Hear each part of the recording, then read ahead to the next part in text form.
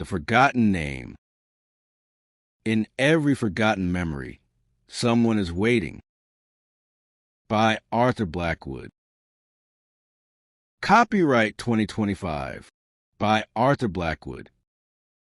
All rights reserved. Prologue. It arrived on a morning when the sea sounded like an animal breathing through its teeth.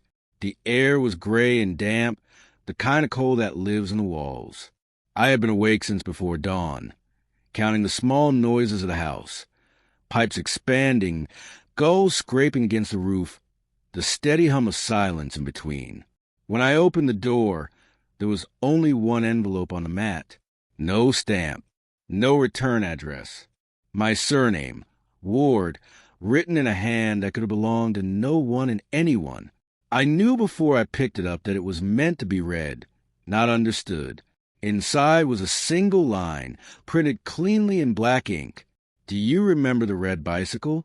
That was all. No signature, no date, nothing else but the soft impression of the letters pressing faintly through the page, as if the question itself wanted to bleed into everything it touched. I read it once, then again. Each time, the words felt heavier, as though they were dragging something out from under the floorboards of my head.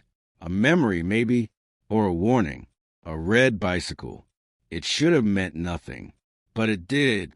The moment I saw those words, I felt it. The tremor behind the eyes, the dull ache in the chest, the strange certainty that someone, somewhere, had been waiting for me to remember. I set the letter down on the counter beside the kettle. The paper looked harmless there, like any other scrap of mail, but I could feel it watching me, waiting, whispering that something had been misplaced long ago, and the time to ignore it had passed. I said my name out loud, a habit my therapist taught me for when the mind begins to slip. Lucas Ward. I said it again, slower, but the sound came back strange, like an echo in another house. Outside, the tide was pulling back from the bay. The horizon was thin and sharp as a blade, and for a moment I had a distinct and terrible thought that somewhere beyond that line, the rest of my life was still waiting to begin. I folded the letter carefully, as if it might tear from sudden movement, and slipped it into my jacket pocket. It was only later that I realized I had no memory of ever owning a red bicycle. Chapter 1. The Red Bicycle. The reception area smelled faintly of lemons and printer toner.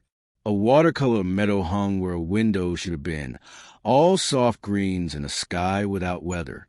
I sat in the blue chair in the corner, the one that wobbles if you breathe too hard, and rehearsed neutrality, calm face, even breath, hands visible, the tricks you learn when you've been, at different times, both the observer and the observed. Lucas. The voice was smooth around the vowels, a surface without ripples. Dr. Iris Lang leaned into the doorway, her silver hair gathered back by a black ribbon as if to apologize for its brightness. Her office is a geometry of quiet. A high, slanted window lets in a measured rectangle of light. A rug with narrow stripe of shadow that never moves. Shelves of books arranged by topic, not color. She does not decorate. She defines. There is always a glass of water on the low table between us that neither of us drinks. On the second shelf to the left, there is a clock that ticks only when you remember to hear it. "Good morning," she said, and not, "Are you all right?" I set the envelope down on the table with the care of a man surrendering a small, loaded device. She did not touch it, not at once. "Would you like to tell me about your morning?" she asked. There was a letter on the mat. I said, no stamp, no return address. And inside, I pushed the envelope forward an inch, permission, not insistence. She slid the paper out with 2 fingers, read the single line, returned it to its sleeve. Nothing in her face changed. If she were an actress, she would be cast as a judge who always knows the verdict. How did it feel to read it? Like someone found an old switch in a wall, I've been painting over for years and flicked it. "Do you associate anything with a red bicycle?" she asked. "Words, images, sensations. There isn't a wrong answer." Summer. "A hill. The sound a bell makes when it doesn't ring," I said, surprising myself. "And a dog. It keeps arriving with the image, like a shadow that belongs to someone else." "A dog," she repeated, as if tasting the word for grit. "What color?" "I don't know." The not knowing had a shape, slick, evasive. "Brown? Black?" The details won't hold. She folded her hands in her lap. "How is your sleep?" "For hours," I said. "Better than last week. No dreams I could keep." She nodded, a small metronome. "And your routines?" "Coffee. Lists." I caught the faintest approval at that. She is a zealot for lists. I said my name out loud. I added, because she would ask. "Twice." "Good." Another small nod. "What did you feel in your body when you read the sentence?" I thought of telling the truth, and then did. "A tightness here." I touched the base of my throat, like a word I'm not allowed to say.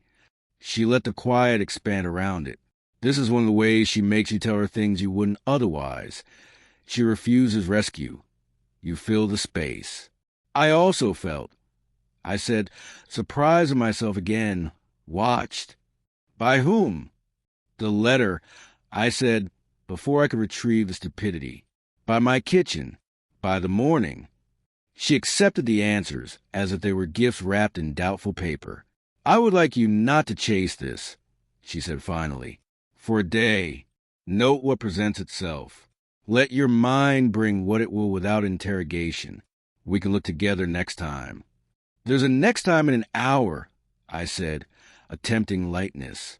"In my head." A sliver of a smile crossed her face and was gone. "Then write to me," she said. "Between sessions, your notebook is a room we can both enter." When it was over, she stood and I did, and we performed the small rite of leaving. The door opened at the precise moment my hand would have touched it, her step to the side that is generous without yielding. Outside, the corridor smelled more strongly of lemons, as if someone were polishing something that could not be made to shine. I sat in the car and put the envelope in the glove compartment, then took it out again and slid it back into my inner pocket. Distrust of my own future self is a habit that never quite feels like paranoia. I started the engine. The radio came on mid-sentence. Coastal fog clearing by. And I turned it off as if words in the air might tangle with the ones in my head and pull them somewhere I couldn't follow. On the way home, at the roundabout by the supermarket, a boy pushed a bicycle across the zebra crossing. Blue frame, not red. The chain had spit grease up the back of his jeans in a neat fishbone of black. He moved with the solemn dignity children have when doing something that costs them effort in public. I watched him pass, and a feeling rose, not memory, exactly, but a pressure, as if the present were leaning on a door that wasn't built to bear weight. I let the engine idle until the car behind me honked. I went left, then right, then followed the road that lipsticked the rim of the bay. The tide was out, the wet sand a dark parenthesis. A lone dog ran crazy arcs at the water's edge, the way joy sometimes does in creatures allowed it. At home, the house had kept its shape. I have learned to be grateful for that on certain days. I stood in the hallway and said my name once, quietly, Lucas Ward, and the space accepted it. In the kitchen, I set the envelope down by the kettle again, as if returning an animal to its bowl. On the table, my notebook, the spiral bent, the cover soft from use. I wrote the sentence as it had appeared, copied exactly. "Do you remember the red bicycle?" And beneath it, the way you break a surface with a blade to see if there is meat beneath the skin, I wrote what came. Hill, dog, bell without sound, heat behind the eyes. The kettle clicked, made small dragon noises. I poured, watch the bloom rise and then sink. The window turned itself into a mirror for a heartbeat. My face, the room around it, the rectangle bay. I looked like a man who had been told a secret in a language he almost understood. There are boxes in my living room that I sometimes mistake for safety. I brought the one labeled family to the rug and opened it. Photographs, certificates, a wooden horse with one wheel missing, the hospital bracelet, plastic, white, printed with my name in an alphabet that has always seemed too simple for the complexity of the person it attempts to describe. Ward Lucas. I set the bracelet on my knee and felt the chill of it through the denim. The photographs are a trick mirror. What you know changes what you see. I peeled apart a small stack of Polaroids that had fused together in a long, glossy marriage. The smell of old sun rose off them like a ghost. In one, a boy me stood on a low wall, arms out, a conviction that balance would follow belief. In another, a girl I could not place held a cat whose eyes had the expression of someone waiting for a bus that will not arrive. A man appeared in several. The jawline that was mine if I made a certain expression I avoid. The eyes I have refused called gentle even when kindness would have cost me less. No bicycle. No red. I told myself the absence meant nothing, and then heard how neat that sounded, how like a sentence a man writes to end a paragraph he does not know how to exit. A text arrived. The sound startled me, how deeply I had fallen into the paper world. Rachel, are you okay? Heard from Iris you moved session earlier. I'm around this afternoon if you need anything. The message was characteristic, direct, offering a shape without presuming a fit. My thumb hovered, and then I did what I have trained myself to do. Answer with a truth I could bear. Fine, we'll call later. I added a full stop, then removed it. I am capable, at least, of not throwing punctuation around like confetti. In the afternoon, the clouds arranged themselves like the backs of whales. I put on my jacket and walked the lane that ducks behind the last row of houses, past the low stone wall where the nettles lie in wait for the unwary. The sea made its patient noises. Somewhere a dog barked once, then again, and then gave up, as if acknowledging the day would not bend to its will. At the end of the lane, the canal that used to feed the old mill shows itself only if you know where to look. The water is thin now, a vein more than a river, but the stones remember weight, and sometimes you can almost hear the old confessing its spin. I stood on the wall there, and found myself looking for a boy's footprint in moss. There was none, of course. Memory is a vandal. It paints what it wants on public property.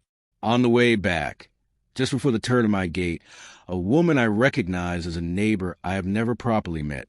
Mid-50s, blue parka, a face someone else might call kind, slowed. "Mr. Ward," she said, the way English people do when they mean Lucas, but are testing the distance. "Post came for you by mistake yesterday. I meant to bring it over." She reached into her bag and produced a manila envelope with my address handwritten, but the number inverted, 69 instead of 96. "Sorry, it's only circulars, I think." "Thank you," I said. The envelope was too light to be interesting, too dull to be ominous.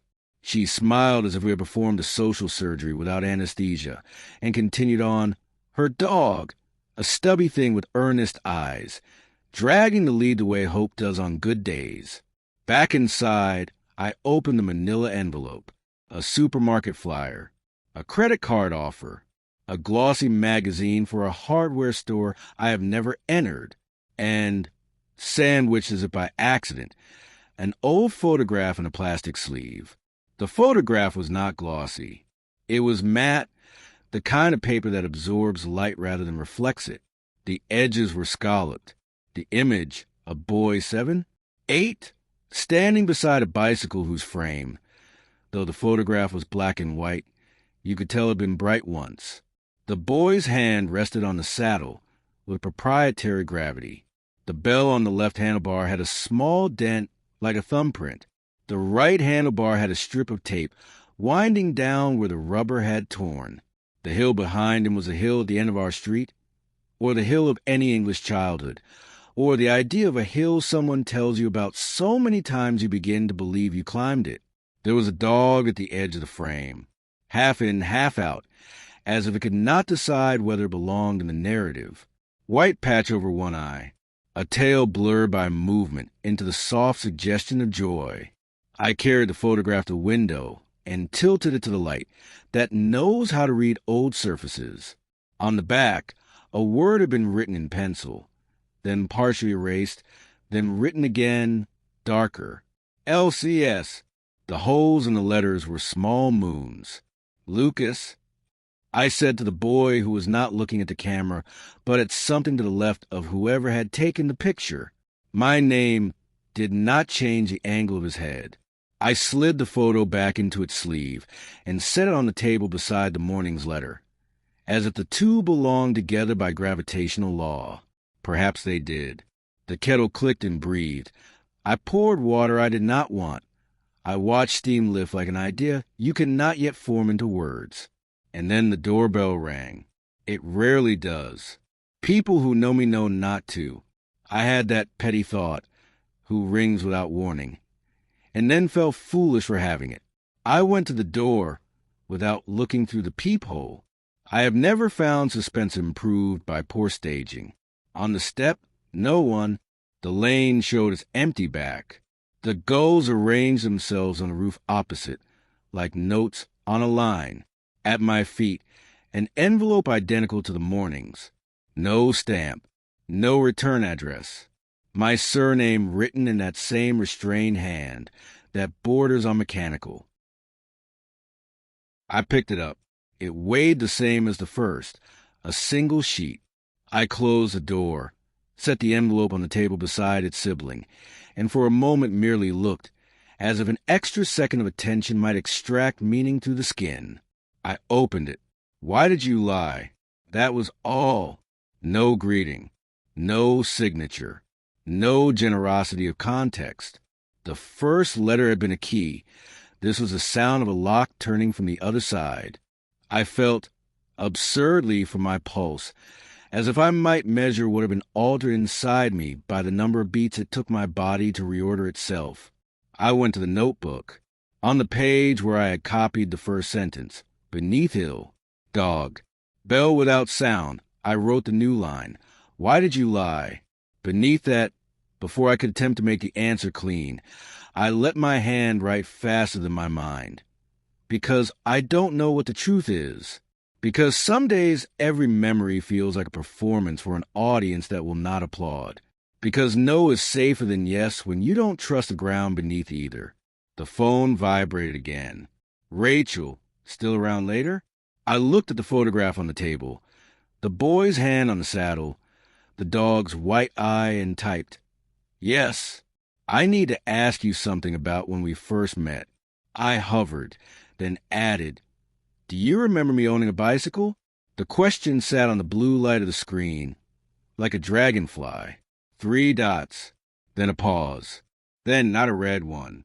"You always said you hated bikes. Said you fell once when you were a kid and never got back on. Why?" I stared at the message until the words unmoored from meaning under the weight of attention. I set the phone down. I picked up the photograph again. The boy's face wasn't mine until it was. His mouth had the same stubborn downturn that has made strangers accuse me of sadness on neutral days. I turned the photograph to the light and saw, faint, the ghost of another image behind it, the way old paper confesses when it has been pressed against a different past too long. It was only the imprint of the scalloped edge, probably, or my mind being generous with its hunger. In the evening, fog came in off the water, the kind that makes the world feel suddenly smaller and more intimate with its own dangers. The house sounded different in fog, with expanding, the electricity whispering in the wires, the small suction of the oven door as the temperature in the kitchen shifted degree by careful degree. I placed both envelopes and the photograph in the top drawer of the dresser in the hallway. The the one with the rubber bands and the keys to locks I no longer own. It felt like hiding a wolf in a linen cupboard and telling yourself it will nap. Then I did the sanest thing I know how to do. I cooked, chopped an onion, burned the first cloves of garlic, and started again. Measured rice, measured water. Let flame do its honest work. The room filled with a smell that belongs to no memory, but the one you make in the moment. The doorbell rang again. This time I looked through the peephole. A shape, slightly hunched, the height of a man who had learned to apologize to ceilings. A hood shadowed the face. It is astonishing how quickly the body writes its own fiction. Predator, courier, stranger, savior. I opened the door only as far as the chain allowed. Mr. Ward? The voice was male, Midlands, or somewhere that has learned to shave its consonants. Sorry to bother. You Lucas Ward? Yes. He held up a plastic wallet the way men on television do when they'd like to be believed. Inside, an ID badge with a logo I couldn't focus on. We're doing some follow-up about a long-ago incident. Local records. Nothing to worry about. He produced a card and slid it through the gap. If you could give me a moment, I'd appreciate it. What incident? Best discuss in person, he said, with a smile he had learned in a mirror. We were told you might have some recollections. Or materials. Behind him, the fog rearranged itself. Somewhere in it, a dog barked, and the sound came in soft, as if through cloth. I'm cooking, I said. It was both true and cowardly. Another time. Of course. He nodded, as if that were the answer he had hoped for. We'll be in touch. He stepped back.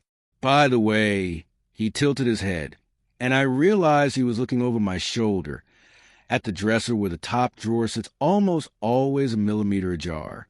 Nice photograph, he said. Takes you back. I closed the door gently. I waited until the hallway clock had counted 13 of its small, precise seconds. Then I slid the chain back, opened the door to fog, and found nothing on the step but the imprint of shoes that could have belonged to any man in any weather. I shut the door. I locked it, a ritual without faith. I walked to the dresser, opened the top drawer, and found the photograph where I had left it. The envelopes behind it, I did not touch them. Instead, I returned to the kitchen and turned off the flame under the pot and stood very still, listening for the new sound in the house that would tell me what story I was in. It did not come. What came, instead, was a memory without date, a wheel turning, spokes catching light, the hollow, bell-like sound a chain makes when it leaps a tooth and slips. And then, floating up as if from a depth I had no right to plumb, a name spoken in a woman's voice. Not mine, not Dr. Lang's, not Rachel's. A name said with gentle correction, as if to teach a child the proper way to answer when the roll is called. Not Lucas, the voice said with infinite patience. And then the silence, as if the air itself were waiting for me to remember the rest. Chapter 2. The Visitor. I sat at the table until the sky began to thin, watching the envelopes in the drawer, like a pair of closed eyes. I had told myself I would throw them away at dawn, but dawn arrived too politely to insist on anything. When the first light touched the window, I opened the drawer again. The envelopes were where I had left them. The photograph, too. I lifted it by the corner. The boy's eyes looked just past me, focused on something invisible but close, like a name being spoken behind a wall. I turned it over. The pencil marks on the back had smudged overnight, softening the letters into fog. Only the L remained sharp. I told myself it was just graphite reacting to air. I told myself a lot of things that morning, most of which sounded like explanations only because I said them out loud. The phone rang at 8. I stared at it until the sound stopped. When it rang again, I answered. Lucas. Rachel's voice. Familiar, careful. You said you wanted to ask me something? The conversation felt like walking into a room where the furniture had been rearranged. "Do you remember me owning a red bicycle?" I asked. A pause. "No," she said slowly. "You always said you hated bikes. Said you fell when you were a kid and never got back on. Did I ever tell you about the fall?" Another pause. "No, but it sounded final. I got a letter," I said. "Two, actually." I could hear her thinking on the other end. "From who?" "No idea. No signature. Just questions." "Lucas, listen," she began, but the call cracked into static and then died. The phone screen read no signal. The silence afterward was complete enough to hear my pulse counting itself. Outside, fog still pressed against the glass. The lane was empty, but the sea was making a low, continuous hum, the sound of distance turning inside out. I went to the hallway mirror. My reflection looked slightly delayed, as if the glass needed time to remember what I looked like. I said my name again, Lucas Ward, and for the first time, it didn't sound like a sentence. It sounded like a question. When I opened the front door, the world felt washed clean. The fog had thinned, and everything shimmered faintly, like a photograph not yet dried. There were footprints on the step, two sets, side by side, one deeper than the other. I bent closer. The lighter pair ended abruptly, as if whoever made them had vanished mid-step. I followed the lane down to water. The tide was out, the sand streaked with foam and shells. Something pale was caught against the rocks near the pier. It looked, for a second, like a scrap of fabric, but when I got closer, I saw it was a page, paper, soap and intact, folded once. I peeled it open. Typed words, blurred but legible. "Do you remember what you did?" The same font, the same alignment, the same mechanical precision. I stood there, the wind tugging at the paper, and felt the ground tilt. Someone was watching me, not from the pier, not from the cliffs. Something subtler, like the air holding its breath. I folded the page, slipped it into my jacket, and turned toward home. Halfway up the lane, a car I didn't recognize was parked by the fence. A black sedan, engine off, windows fogged from the inside. No one in sight. I passed it slowly. The license plate was coated in salt, unreadable. By the time I reached my door, the car was gone. Inside, I made coffee I didn't want and watched the cup tremble slightly in my hand. I opened my notebook and wrote down the new sentence. "Do you remember what you did?" Beneath it, "No." Then, as if someone else were writing through me, "But I'm starting to." The knock at the door came exactly 5 minutes later. 3 short raps. Not hesitant, not polite. I froze. The house, in solidarity, stopped making noise. Another 3 knocks, evenly spaced. I opened the door halfway. The man from the fog stood there, the one with the badge I hadn't read. He wasn't wearing the same coat. Or maybe he was. The fog had changed him, made him less definite. "Mr. Ward," he said, "we didn't finish our conversation. I don't recall starting one. May I come in?" "No." He smiled, and it wasn't a smile. "You received another letter, didn't you?" I didn't answer. "Don't worry," he said. "They always come in threes. What do you want from me?" "Not from you, Mr. Ward. From the one before you." He said it so casually that for a moment I thought I'd misheard. "The one before me?" He looked past me into the house, to the hallway where the dresser sat, to the drawer where the envelopes waited. "You should be careful what you keep," he said. "Some things remember you back." Then he turned and walked away down the lane. No car, no footsteps, just a quiet collapse of distance. I shut the door and leaned against it until the echo of the latch faded. The phrase repeated itself in my head. "They always come in threes." I went to the drawer, opened it. 2 envelopes. 1 photograph. The space beside them was empty, an invitation waiting to be filled. I knew before it happened that there would be another knock. I also knew I would answer it. And somewhere beneath that knowledge, like a current under black water, another certainty began to move. Whatever these letters were, whatever they wanted, they weren't reminders. They were instructions. Chapter 3. The Third Letter.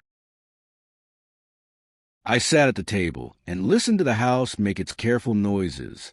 The visitor's words replayed. They always come in threes. The sentence kept its shape, no matter how I tried to bend it. At some point I must have dozed, because I woke to the smell of cooling metal and the low bird throat sounds gulls make before the shout. Light had begun, the thin kind that can't decide if it belongs to the world yet. My mouth tasted like I'd eaten sleep and failed to digest it. I made coffee and watched steam unspool, then picked up the photograph again to test whether it would change under fresh light. It didn't. The boy's gaze still slanted left, away from the camera. The dog's tail still blurred into suggestion. The bell still dented. The back still carried L, C, S in pencil, the holes of the letters like small lunar seas. I told myself again to throw the envelopes away. Then I rehearsed emotions in my head and felt the small, mean relief of not doing them. At 9, the phone found a signal and announced it with a hungry vibration. Rachel, if you want to talk, I can come by at lunch. Neutral ground, Harbor Cafe. The message carried her usual calculation, the right place to be overheard only by cutlery. Harbor Cafe at 1. I wrote back, then deleted the time, then wrote it again. Yes, thank you. I put on my jacket to go out, and then took it off. The house felt like a jar bearing a label I hadn't approved. I needed to change the label, or the contents would curdle. I went to the living room and pulled the box labeled family down to the rug, under the photographs and the hospital bracelet and the school reports. Beneath a heap of receipts that had browned with time like old leaves, there was a thin blue exercise book with my name on the cover in a child's earnest hand. Lucas Ward Diary. The word diary had been underlined, then underlined again with a different pressure and a different pencil, as if the child had learned the seriousness of the word in the interim. Inside, 13 pages of careful script before the handwriting turned chaotic, then vanished. The entries were small, devoted to weather and school lunch and football stickers. On page 7, a smudge that might have been a thumbprint, and the sentence, "Fell off by the canal by the old wheel. Mum says I was showing off. Bell broke. The date was smeared, but the page smelled faintly of the old winter's glue breathes when it remembers being paste." I placed the diary on the table beside the photograph and the envelopes and felt the tug between them as if small magnets had been sewn into their corners. A boy in a picture, a boy on a page, a man in a kitchen, a bell that broke. By 11, the fog had lost its argument with the sun. The bay wore light like a new coin. I left the house with a small stack of objects I had no respectable reason to carry to town. A photocopy of the diary page, the photograph in its sleeve, the first envelope, because I've learned that sometimes the only way to test the reality of a thing is to show it to people who might not believe you. On the path by the seawall, a man I half knew nodded the way men nod when they want to acknowledge existence without encouraging conversation. The grocery delivery van performed its tight, careful ballet into a lane that had not been built for dances. A dog I recognized by its insistence barked at a wave as if it had said something unkind about his mother. At the corner where the old post office had been turned into something with white paint and metal chairs, a woman with a lanyard handed me a leaflet about a community watch scheme. "We're encouraging neighbors to look out for one another," she said. Her teeth were very white and looked like a plan. "Have you noticed anything unusual on your street?" "Only myself," I said. She laughed as if that were the sort of joke daylight allows. "The Harbor Cafe welcomes you in the way a stable door welcomes a horse. Practiced, resigned, warm at the edges.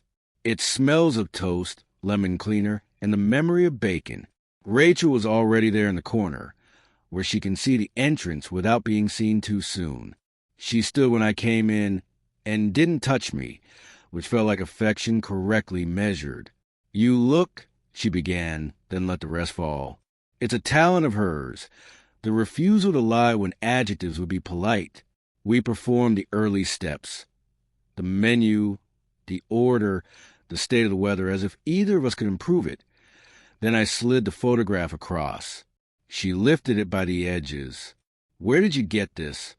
"In a manila envelope misdelivered to me yesterday." I said, "Circulars in this." "Who's the boy?" she asked. "Apparently me," I said, and immediately wished I had chosen a different adverb. "Maybe me?" She examined the dog. "Yours." "I don't remember owning one," I said, "but that has not lately been a reliable measure of reality." She turned the photo over and frowned at the pencil moons. "LCS. Could be Lucas. Could be—" She shook her head. "Do you feel anything when you look at it?" "Like a radio between stations." I said, "Sound there, but no music." "And the letters?" she asked. I took the first envelope out, then changed my mind and pulled the letter free, so the sentence wouldn't shout. She read it, put it down. Her face moved in a small way that only people who have shared apartments notice. "Who sent it?" "If I knew," I said, "I'd know something." "And a visitor?" she asked. Her mouth quirked tight. "You said a man came to the door." A badge I didn't read, a smile he had bought cheaply. He said they always come in threes. "They what?" "The letters." I said. He also said he wanted something from the one before me. Rachel's eyes lifted from the table. "The one before you?" "That's what he said." "The one before you where?" she asked, and I knew the conversation had stepped onto a narrow path over a drop. "I didn't ask," I said, and heard how that sounded. I was busy not inviting him in. She rubbed a fingertip along the scalloped edge of the photograph the way people touch objects that belong to the dead. "Lucas, is there anything you haven't told me?" she said softly. "From before?" "Before what?" She didn't answer. She is good at letting the echo pose a question. When we had eaten the kind of lunch that does its job without auditioning for a better life, she said, "Come with me. 10 minutes. I want to try something." I paid. She let me. We have an economy of small courtesies, and we walked 2 streets over to the library, a building so sure of its function you feel shushed on the steps. Inside, the air had the good dust of paper that has outlived sentences. The librarian, who wore her cardigan like a uniform, nodded at Rachel as if permission to pass between stacks needed co-signing. Rachel led me to the local history room. Glass case, large table, a faint buzz of fluorescent lights that have accepted their fate. "If that photograph was taken here," she said, "if that hill is that hill," she pointed, through the window toward the rise at the end of town, "we might find it in a yearbook or a newspaper. People here put everything in the paper. Lost cats, fates, who baked which cake." We signed a ledger that looked as if it had known many hands. The librarian brought us a box of archives, bound newspapers, the town magazine, the school yearbook with a cover that had faded from blue to a polite indecision. We took a year each. Rachel the year the diary page might have meant me the one before, and began the work of readers pretending to be detectives. The paper made the soft crackling complaint of age. There were photographs of children with scraped knees holding trophies, men with arms around each other in the way men do when they think the world can't see how beloved they are, women in floral dresses, not quite trusting the smile the camera demanded. There were football scores of breathtaking specificity, and a report about how the church roof was grateful for a donation. Half an hour passed like a lesson you're almost interested in. Then, on page 12 of the Midsummer Community News, beneath a headline that couldn't find its verb, "Playground expansion completed," a photograph, a group of children standing with their bicycles, all gleam and grin. At the edge of the frame, a dog half in, half out, white patch over one eye, the bell on one bicycle dented, the right handlebar taped where the rubber had torn. The caption said, "Pupils celebrate new play area at Hill Street."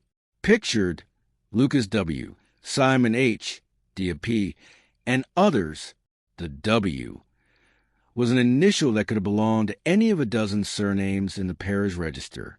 Rachel looked over my shoulder and made a sound low in her throat, the kind people make when they open a door they didn't know was theirs.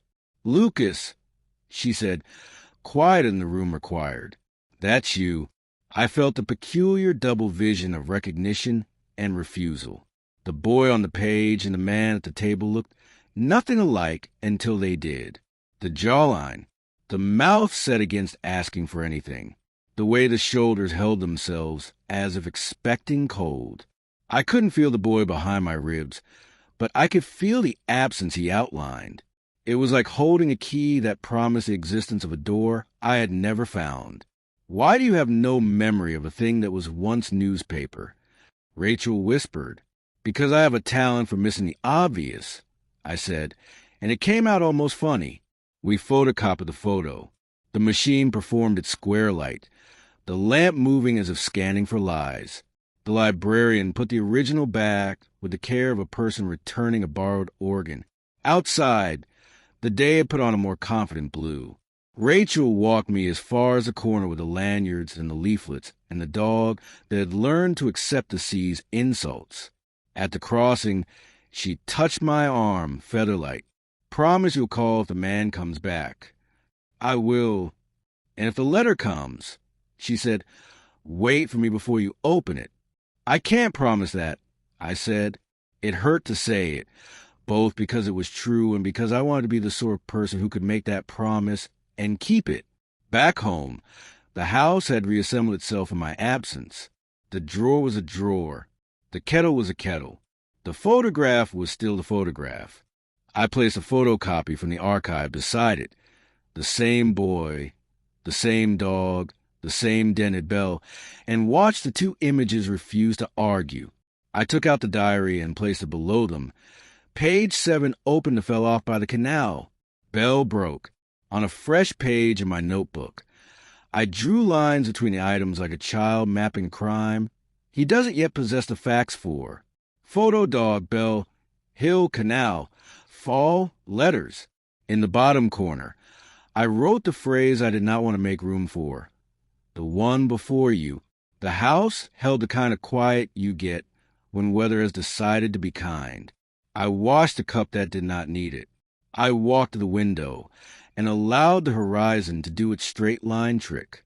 A gull dropped a shell on the road, broke it, ate, and flew away with the unconcern of a creature to whom loss is a method. I went to the hallway mirror again, because sometimes the face knows before the mind agrees. I looked at myself and said gently, as if teaching a child to answer, "Lucas Ward."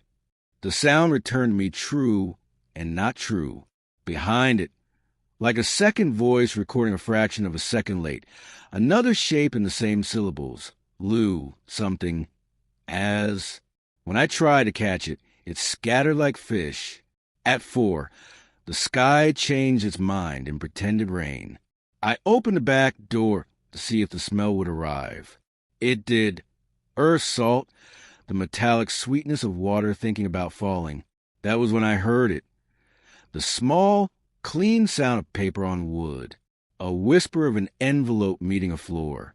I turned so quickly the house blurred. The front door was closed. The chain lay where I had left it. The hallway had acquired no new shadows. But on the mat, white, no stamp, no return address. My surname in that same restrained hand that made courtesy into threat. I stood looking at it as if distance could make the moment into something else. I thought of Rachel and her request to wait. I thought of the man with the badge. I thought of the boy in the picture, and the dog that never quite came all the way in. I picked up the envelope and felt its weight. One sheet, no more. The skin on my forearms rose. The body knows danger without a vocabulary.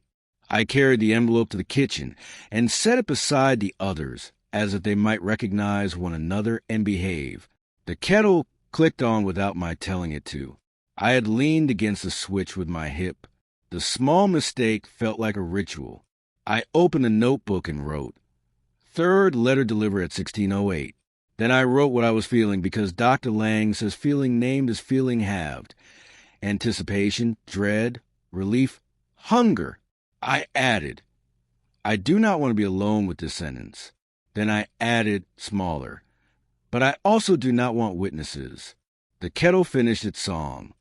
I poured water I would not drink and watched steam become cloud, become nothing. I took the envelope in both hands the way some people take bread. I slid the blade of my thumbnail under the flap and lifted. Inside, a single sheet, centered type, the same unadorned font. I did not look yet. I let the paper touch the air. I thought about the boy's mouth and the way it refused to ask. I thought about the bell's dent and the dog's white eye and the wheel that turned whether or not anyone wanted to go anywhere. I lowered my gaze. I read the sentence. And in the moment between the first word and the last, the weather in my head changed. Sudden front, sharp pressure drop, the clean violence of recognition arriving like rain. Chapter 4. The Sentence. I folded the paper before I could read it again.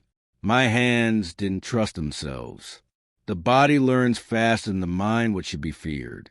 Outside, the light was the color of metal cooled too quickly. I opened the window to let the sea in, the smell of salt and rot, but it didn't help. The letter sat on the table, like a confession that hadn't been made yet. I thought of burning it, tearing it, throwing it into the water, then imagined it washing back up at my door, unchanged. At some point I realized I was whispering the words aloud, though I couldn't remember having said them. My mouth shaped them automatically, my voice coming back to me delayed by a second, as if through glass. I caught my reflection in the window, my lips moving, my eyes somewhere else entirely. The kettle clicked again, unasked. Steam filled the room. I took the letter and slipped it into the notebook, between the last page and the cardboard cover, like hiding a knife in a prayer book. Then I left the house. The road into town felt shorter than usual, or maybe it was me that had thinned. I passed faces that knew my name but not my mind, and they all wore that small provincial smile that says you're still one of us, even when you aren't. I walked straight to the surgery. I hadn't called, but Dr. Lang rarely turned people away. The receptionist gave me that expression reserved for people who appear on days that aren't theirs. The expression that says again, already, but also, of course. Dr. Lang's door opened before I knocked. She had that talent. "Lucas," she said, not surprised. "I was expecting you. I didn't make an appointment." "I know," she said simply. "Come in." Her office was the same. The clean geometry of order, the clock's patient tick, the faint hum of fluorescent light that reminded me of hospitals and unfinished thoughts. She gestured to the chair. I sat. "You've read it," she said, not as a question.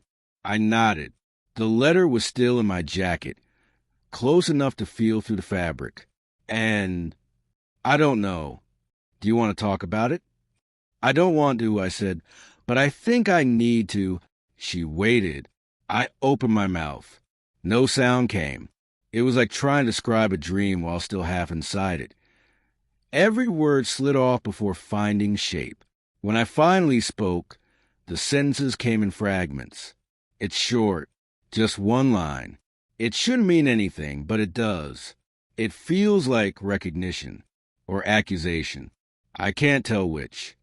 She watched me with that clinical stillness that turns a person into a reflection. "Can you recall the exact wording?" "I can," I said, "but I won't." Because saying it would make it real. She didn't argue. She wrote something on her pad, a small mark that looked more like a drawing than a word. Then she said, "Do you think it was written by the same person as the first two?" Yes. How can you tell? The way it breathes, I said before realizing how strange that sounded. There's a rhythm to the sentences. Whoever's writing them knows the tempo of my thoughts. That's a very specific feeling, she said. Do you think they've read your work? Your old articles? Maybe, I said, or maybe they wrote me instead. She smiled faintly at that. You mean they invented you? I mean they remember me better than I do. The silence that followed wasn't comfortable, but it was necessary. She let it expand, as she always did, until the air grew thick enough for truth to surface. I found an old diary, I said. Mine, from when I was a kid. It mentions a fall. By the canal. Said I broke the bell. She didn't write anything down this time. Do you believe it happened? I don't know what I believe anymore, I said, but I found a photo of me or someone who looks like me on that same hill, with the same bike. Then it's possible it did happen, she said gently. Or it's possible someone wants you to think it did. When I left her office, the day had turned sharp with sunlight, almost too bright to look at. The streets had that washed-out clarity that makes you doubt color entirely. I walked toward the harbor, past a bakery that always smelled better than it tasted. The woman behind the counter nodded to me through the glass, her smile a small mercy I didn't deserve. On the pier, a fisherman was mending his nets, humming tunelessly. I leaned against a railing and watched the sea muscle itself against the rocks. The sound reminded me of breathing through fabric. The letter's words pulsed under my jacket like a second heartbeat. I pulled the notebook out, intending to read them again, but when I opened it, the page was blank. No ink, no indentation, nothing. I flipped through the rest of the notebook. Empty, all of it. Every word I had written, every record, every observation. Gone. I stared at the clean paper and felt the strange vertigo of being erased. I checked the pocket where the other letters had been. Still there, I pulled out the first one. Do you remember the red bicycle? The second. Why did you lie? Both unchanged. Then the third. I hesitated. The paper felt heavier now, almost damp with meaning. I unfolded it. The line was still there, printed in that same calm, mechanical font. Only now, beneath it, faint but visible, there was a second sentence, one that hadn't been there before. Or maybe it had, waiting for light. I turned it toward the sun to read, but the reflection off the water blinded me. I blinked, and when my vision cleared, the extra words were gone. The paper was blank again. I don't remember walking home. I only remember standing in the kitchen again, the same light, the same table, the same chair, everything slightly off, like a set rebuilt after fire. The notebook was still open where I'd left it. I picked up a pen, pressed it to the page, and wrote the first thing that came into my head. I am being rewritten. The phone rang then, a single chime before stopping. I picked it up, no number, no call, just a faint sound of bicycle bell, the broken kind, ringing once, twice, then cutting to silence. I stood there listening, the phone still against my ear, as if the line might reopen. But the only sound left was my own breathing, steady, practiced, not yet my own. Chapter 5. The Stranger Who Knows His Name. I took the road that shoulders the bay, past the iron railings that remember palms, past the shuttered kiosk that sells postcards of summer this place insists it has. The sea was an argument being made by a patient person. At the harbor, gulls perched on the lamp posts like notes waiting to be played. I went the way my feet already knew, toward the bookshop that pretends to be a cafe in the afternoons and a lighthouse for the unmoored at all hours. It used to be a cobbler's. They kept the sign, W. Trelor, boots repaired. Keys cut. Now there are paperbacks where the last once were coffee where polish was, and a bell above the door that has learned the etiquette of small towns. Ring once politely and no more. Inside, the air had the moderated warmth of machines that make consolation. Two students argued softly about whether a poem should be allowed to end on an image. An old man read a fishing magazine with the concentration of a surgeon. No music, only the thin whisper of pages and compulsory hiss of milk becoming something else. I ordered coffee I didn't plan to finish and took the table near the back where the wall is lined with the sort of books that carry more margin notes than plot.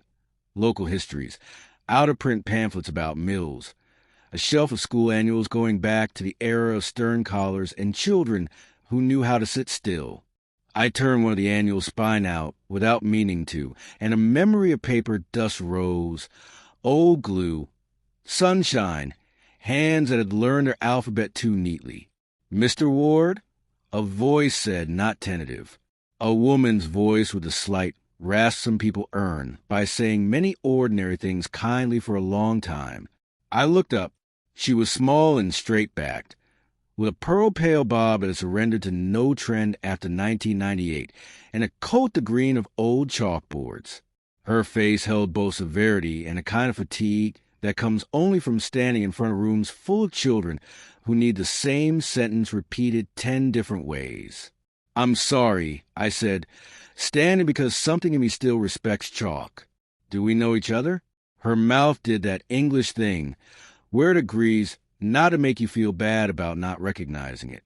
"We did," she said, "once. In another life, I suppose." I had started to dread that phrase. "Forgive me," I said. "I'm not at my cleverest." "You were never at your kindest cleverest," she said without malice. "But you could be kind." She tilted her head, as if to check the light on me. "I'm Margaret Sand. Well, I was Margaret Sanderson, Hill Street Primary. Year 3. Then later, briefly, at the comprehensive when they needed a substitute in English." A small rearrangement occurred behind my ribs. "Miss Sanderson," I said, and watched the name put a different coat on the room. "I remember the name." I lied, and the lie came out with the innocence of a child who's not yet learned how to give a lie a proper spine. She spared me by not calling it out. "May I sit?" she asked, already moving a chair. "Please," I said. "Of course." "Do you still take sugar?" she asked. "I don't know," I said, and she made a sound that might once have been laughter. "Then let's gamble," she said, and went to the counter. Came back with 2 cups and the absolute confidence of people who have spent their lives distributing liquids to the uncertain. She pushed 1 cup toward me. "I'll put half a spoon," she said. "You never wanted more. You said it made your teeth feel furry." Somewhere in the house of me, an internal staircase creaked, but no one came down. I began. "Not yourself?" she said, not unkindly. "None of us are, dear. Not fully. But you're less yourself than you think you are, and more yourself than you're ready to be. It's all right. We survive our thresholds." I looked at her properly then, the way I used to look at faces when I was paid to, and saw how time had written itself into her. The small lines around the mouth where disappointment learns to perch, the eyes that had watched 1,000 small acts of cruelty and a larger number of small acts of grace. She wore no ring.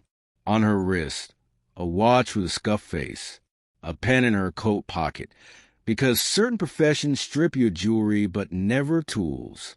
"You called me Mr. Ward," I said, aimless as a kite. "I did," she said, "because that is how the town has decided to keep you. But we both know you were not Mr. Ward when you learned to make your letters join up." The air changed shape around my head. "I'm sorry." She inclined her chin toward the shelf of school annuals. "You're in there, you know.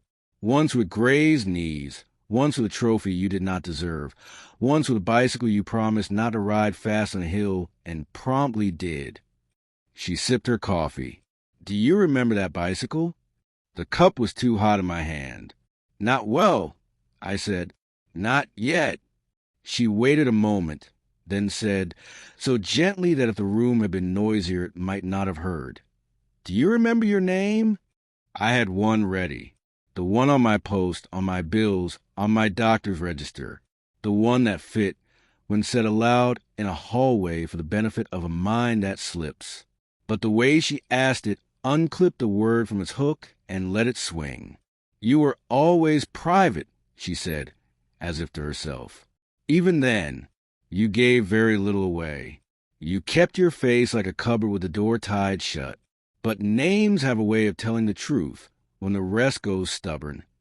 "I'm Lucas," I said, because to say nothing felt like a kind of theft. She smiled with her eyes, not her mouth. "You were," she said, "and you are, but once for a while you were something else too." She reached into her bag, sensible leather, the kind that knows church and market day and staff room, and took out a small, flat parcel wrapped in brown paper and tied with string. She set it on the table like an offering made without religion. "I have been waiting to give you this. I didn't know if you'd come here, but everyone comes here eventually." The string gave with the small sound string makes when it remembers it is made to yield. Inside, a ledger, A4, the blue-gray cover that was already old-fashioned when computers pretended to be the future. On the first page, in her hand, Hill Street Primary School, attendance and conduct, years 2 to 4. Below, columns and lines ruled by someone who believes order is able to answer most questions. "I shouldn't have it," she said. "It should be in the archive, moldering quietly. But I took it when they closed the old building, and I have been absolving myself by telling stories about how it might be useful one day. Lies are less sinful when they carry hope." She flipped to a page 2/3 in. The date in the corner, smudged but legible, lived roughly where the diary page might have positioned itself if calendars had been honest. The names were written in her careful teacher hand, each letter made to stand at attention. Khan Amrita, Hail Simon, Patel Diya, and then a name that turned the air in my lungs into something with edges. Lucas, and then a different surname than the one the town had issued me. For letters, efficient, unapologetic, not Ward. My mouth did what mouths do when the rest of the body refuses action. It said the name. It felt both mine and mispronounced, as if I were attempting a foreign word with my old teeth. She watched the word take its place in the room, and nodded once, as if acknowledging the arrival of a late guest. "Yes," she said, "that is how you were recorded then. That is how your mother wrote it when she signed letters. We never knew why it changed. One summer you came back after being gone some weeks, and your mother brought a note, and the office wrote new forms, and the old files were sent to a room with spiders. Children don't question these things. We learn the new lines and say them." I ran a finger under the name as if it might peel up like the edge of wallpaper and reveal the older room beneath. "You were good with words," she said. "You gave too little of them to people who needed them and too many to paper. You were protective of a girl named Diya, though she did not need your protection. You let the boy who liked to hurt others think you did not notice when he tried with you. You never told me when you bled. You never told anyone very much. You had a dog for a little while, though I suspect it belonged to the street more than to you. It liked you best." She smiled into the ledger. "You once pretended to be ill to avoid reading aloud, because you did not like the book, not because you could not read it. You did a very convincing cough. I sent you out anyway. You forgave me on Tuesdays." "I don't remember forgiving anyone," I said, and heard how that sounded. "Oh, you forgave people all the time," she said. "You just didn't tell them you had. It made you feel safer." Her finger moved down the column. "Here, December. Absent 3 days. Fall at canal. Advised rest. You came back with a scab that looked like a comma and a new caution behind your eyes. You stopped running for a while. You made lists instead." "The bell broke," I said, and we both listened to where the sentence fit into the ledger. like a puzzle piece that had been dropped under a sofa for years and still remembered its shape. She closed the book gently, as if not to wake something. "I kept this longer than is decent," she said. "But there's a thing you learn when the filing cabinets are emptied around you. What you say becomes your small rebellion against forgetting. Did you know my mother well?" I asked, the question arriving like a stone I'd been carrying in my pocket. She considered. "As well as teachers know mothers who are tired," she said. "She loved you in the way people love, with one hand, while the other is trying to hold a life shut. She was proud of you in the quiet way, the kind that does not make a fuss at assemblies but keeps the certificate on top of the wardrobe as if it could guard the house." Do you know, I began and stopped because the end of the question had teeth. "Why the name changed?" she said, saving me again. "No, we assume so many reasons in schools. We invent grown-up explanations to make our disquiet seem sophisticated. But I remember the day. The secretary wrote, Ward, and I practiced saying it, because names should be said right in a place that asks you to answer to them. I wrote it on the board for the register, so I wouldn't forget. I remember you looking at it with a little frown, as if the letters were trying to sit on each other's laps in the wrong order. I looked down at my hands. They are the hands that have always belonged to me in mirrors. A map of veins I recognize, a scar at the heel of my left palm that might be a comma. It is excruciating what you can recognize while refusing to admit what recognition implies. Do you remember me? I asked quietly and hated the need in it. Very much, she said, in ways you would not expect. She smiled. You wrote an essay in year 4 about the sea as if it were a person who had decided to stop trying to impress us. It was a very good essay. You also broke a window that you pretended not to break. You insisted a poem rhymed when it did not, because you wished it to. You were lonely without disliking being alone. You hated your birthday. You did not like being sung to. When you were afraid, you used long words like a long coat. I felt something inside me sit down. It was not comfort. It was simply the relief of hearing a language I can understand. Do you know a man with a badge he holds up without letting you read it? I asked. She looked at me for a long time. When she spoke, the rasp earned an extra grain. There are always men with badges, she said. In some places a badge is a job. In others, it is a habit. Did he ask you for your name? He told me I wasn't the first me. I said, he said letters come in threes. She glanced toward the door the way people do when they estimate the weather. He isn't wrong about the number, she said, and I lost a degree of heat I would have liked to keep. But you already knew that. We sat in the little world the shop had drawn for us, while outside some other scene played itself. The one with gulls and wind and men lifting crates with the grace their bodies earned on other days. She slid the ledger toward me. I want you to take this, she said. For now, I know it doesn't belong to me entirely, but it doesn't belong to a cabinet entirely either. I shouldn't, I said, reaching for it. You shouldn't, she agreed and smiled. Break one rule that makes a kinder truth, and you'll find it punishes no one who matters. I placed the ledger in my bag as if it might bruise. Miss Sanderson, I said, then felt foolish of formality and tried again. Margaret. She waved the correction away. Keep it, she said. Names matter when there's power in the room. Here, we can be what the coffee allows. Did I ever... The question arrived late, shy of itself. Did I ever have a friend called Simon? Simon Hale? Her eyes did a small remembering. Yes, she said. The boy who liked to hurt others sometimes, but not you. You knew how to talk to him without letting him practice. He moved away before the end of year 5. His mother got a job somewhere that needed money more than she needed him to finish friendships. And a girl called Diya? A different light. Oh, yes, she said. Diya Patel.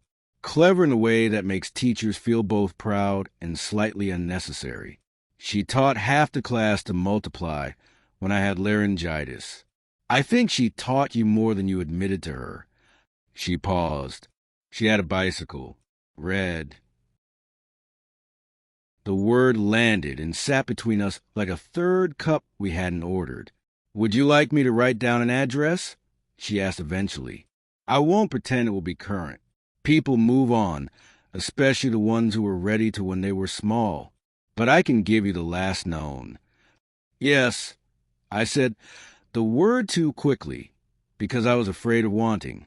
She took the pen from her pocket and wrote on the back of a receipt. Curly letters that had bullied sloppier letters into straightness for decades. An address, a telephone number with a line through it, and beneath, as if she couldn't help herself, a note in the margin. Ask about the mill day. She pushed it toward me, then put her hand on it for a second, as if blessing paper were part of her job. You might also try the parish office for old electoral registers, she said. They are nosy in useful ways. I slid the receipt into my notebook, where sentences go to become less frightened. May I ask you something? She said, with the humility of a person who has earned the right to ask more than one thing. Do you trust a woman who asks you to name your feelings? Dr. Lang, I said, not surprised that the town had told her. I trust her to be precise. Precision is a kind of kindness in the right hands, she said. Be careful with people who prefer only warmth. They will keep you comfortable while you sink. I nodded, grateful for a sentence that sounded like instruction. I began and she rescued me again. If you remember something that hurts, she said, do not be alone with it if you can help it. But if you are alone, write it down before you decide whether it's real. Writing makes a corridor. You can walk down it and back. We stood. The bell did its civility.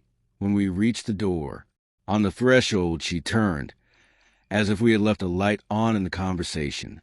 One more thing, she said, and her face did the old teacher trick of becoming entirely itself.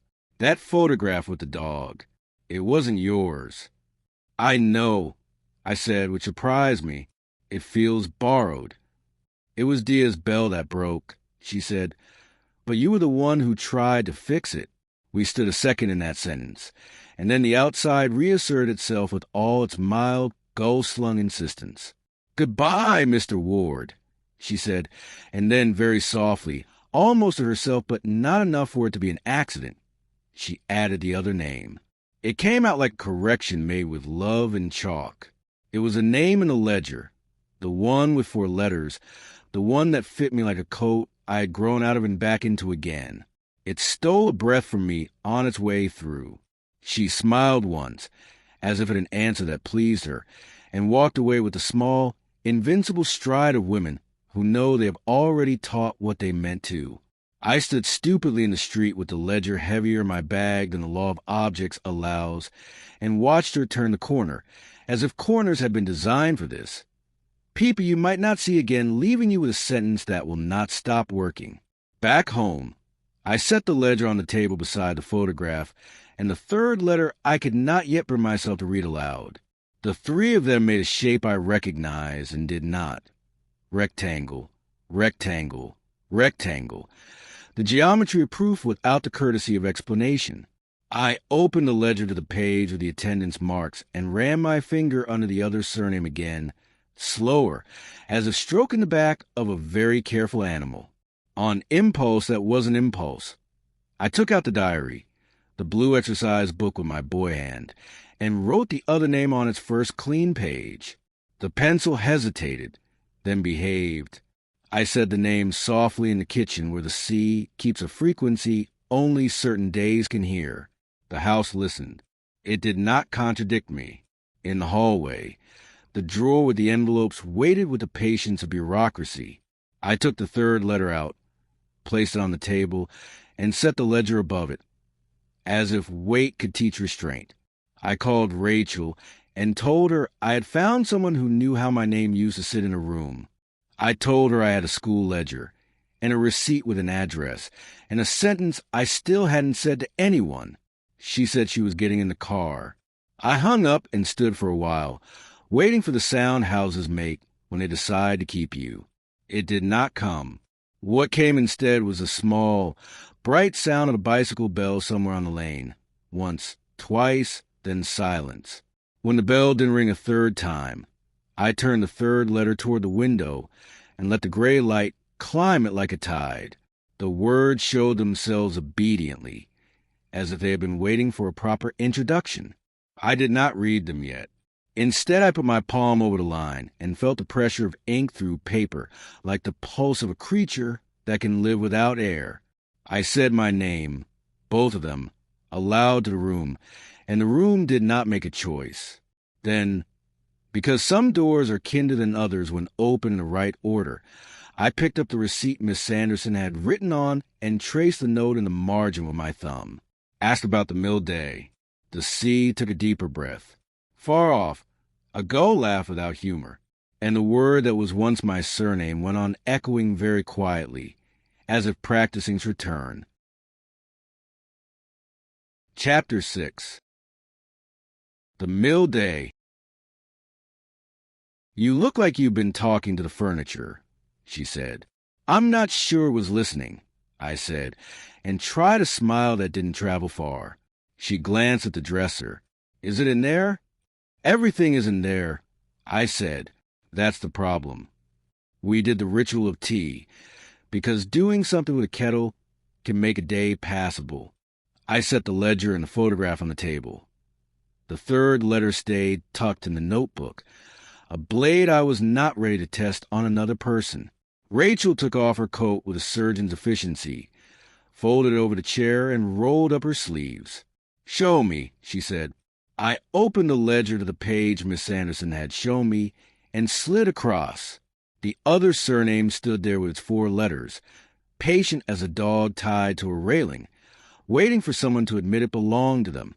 Rachel read the column like medication instructions, slowly, with the corners of her mouth doing small accounting. They really wrote it this way, she murmured. And then, one day, Ward.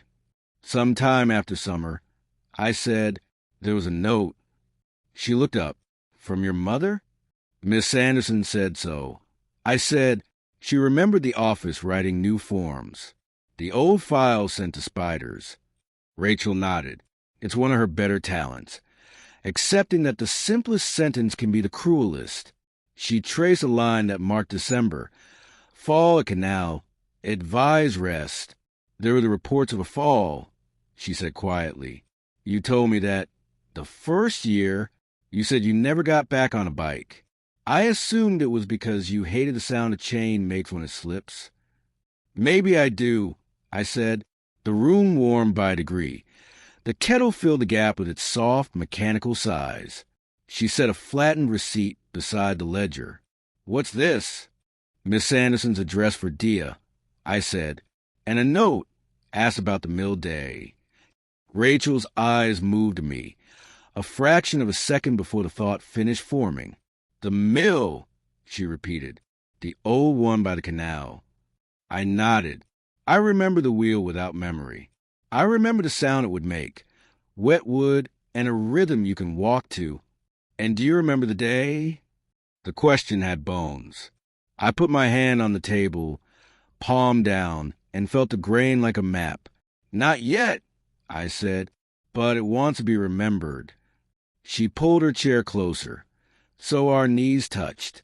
All right, she said softly. We'll find it sideways. Tell me what you know. Only edges, I said. The wheel, the canal, a dog, always at the edge of frames. The hill, a bell that broke. A boy, me or someone I'm pretending to be, pushing a bicycle and choosing not to ride. Why? Punishment, I said, before I could tidy the thought. Gravity is penance. For what? I looked at the notebook as if it might volunteer. That's the part that keeps changing its clothes. She nodded once, as if to say, yes, sentences can be like that. Let's make a map, she said, stepping into her old habit. moving information around until it became something else. She took my notebook and drew a circle. House. Then another, canal/mill, and a third, school.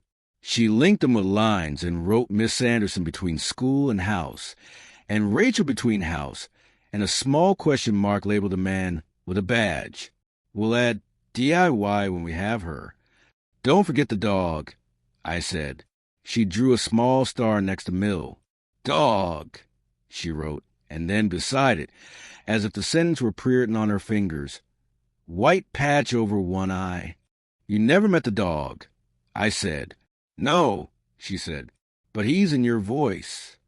We went to the living room. I took the blue diary out and showed her page 7. The smudge of thumb, the line about the fall and the bell. She read it without touching the page. The way people view the belongings of the dead. Respectful of the fact that paper is a kind of skin. You know what worries me? She said, closing the book with care. The list is long, I said. That your notebook went blank, she said. That's not a mind trick. That's an object doing something it shouldn't. I thought I'd imagined it, I said, but it happened at the pier. The third letter, it looked like it had an extra line for a second. Then nothing. She sat back. You think someone is interfering. Physically, I think reality is letting itself be edited. She laughed once, a single note without humor. You used to say that about governments, she said, about how people in power doctored public memory with language. I suppose I did, I said. I didn't expect to find footnotes in my kitchen. We stood at the window. The sea had chosen its gray again. The sky did its polite work of being there. Rachel slid her hand into mine and squeezed the way you squeeze a rope before a climb. What if the mill day is the key? She said. What if everything rides back to on the chain? Then we go there, I said. She glanced at the clock. Now! Before it decides to be somewhere else, I said. We took the path that threads the back of the last houses like a needle through cloth. The lane smelled of wet stone and cold metal. Nettles leaned into us with the entitlement of natives. At the end, the landscape changed shape, the ground turning wick-soft, the air thickening with a sweetness that is only pleasant if you're not responsible for its source. The canal was a long, low seam sewn into the earth. Reed beds leaned in, their brown heads talking to themselves. The mill had known better days and made no secret of the fact. Its stone belly sagged. The wooden wheel, a skeletal circle with teeth missing, leaned at an angle that would have worried a sentimental engineer. Someone had fenced the place off with optimism and wire a decade ago. Time had been disagreeing with that decision ever since. We stopped at the gate. The sign danger, keep out, had lost its most persuasive letters. Rachel looked at me. Can you see it? I can hear it, I said. What? The wheel, I said, though it wasn't turning. When it moved, the sound it made when it caught. We went along the fence until a section someone had loved less provided a choice. Rachel held it up, and I went through, checked the ground for the kind of treachery that likes to leave stories in hospital corridors, and pulled the fence back for her. Inside the perimeter, the air felt close, as if it remembered too many days at once. We circled the wheel. Close up, it was a cathedral of practical carpentry. Moss had found its church there. A plaque at the base, installed by some committee that believed memory could be attached with bolts, offered a paragraph about history. My eyes slid off it. Rachel read it aloud, the way one reads a name to honor a grave. First recorded mention, 1791, converted, 1932 educational visits, Mill Day demonstrations for local schools. She stopped and looked at me. There, Mill Day, I said. The words had waited. She found a date in the rust. June 14th, the last digit effaced by whether the plaque had not bargained for. Could be 30, could be 80, she said. Could be your year. We went to the door. It was locked, of course. That didn't matter. The boards had shrunk and bent and separated in a way that made privacy seem like a joke played on the building. I put my eye to the gap and saw a dust holding light, and, strangely, color, a circle of something red, low to the ground, faded but definite as an idea that refuses to be talked out of itself. Red, I said, inside. Rachel squinted. Could be a barrel, she said. Could be a bucket. Could be a lie the light is telling us. Could be, I said. The wheel loomed above us like a memory determined to be exact. What happened here? You fell, she said. At least once. And before I fell, she placed her fingers on the door, as if asking it to agree to something. You were a child, she said, and then you weren't. We stood a while, each listening for a noise we would know if we heard it. I was the first to speak. Do you smell that? Oil, she said. Yes, I said. Fresh. We looked at each other. Someone's been here, she said, recently. We left the canal with the feeling you get after stepping away from a photograph that might one day prove to be evidence. As we climbed back to the lane, Rachel stopped and crouched. Lucas. She pointed to the ground. In the mud by the fence. A shoe print not ours. Small, narrow, a tread that made a crescent like a smile. Beside it, a shallow paw mark, the sort of smear a small dog makes. Not recent enough to be confident of, not old enough to dismiss. White-eye patch, I said, and had the childish urge call out a name I didn't know. Back at the house, the rooms felt slightly rearranged. Not the furniture. You learn to notice what you can screw to floor, but the weight of the air, the way the hall held cold, the angle at which a book leans when someone has put it back without understanding what angle means to books. Rachel felt it too. She stood just inside the kitchen, hand on the doorframe, and said, Something's been here. I went to the dresser. The top drawer was a millimeter more open than I wished for.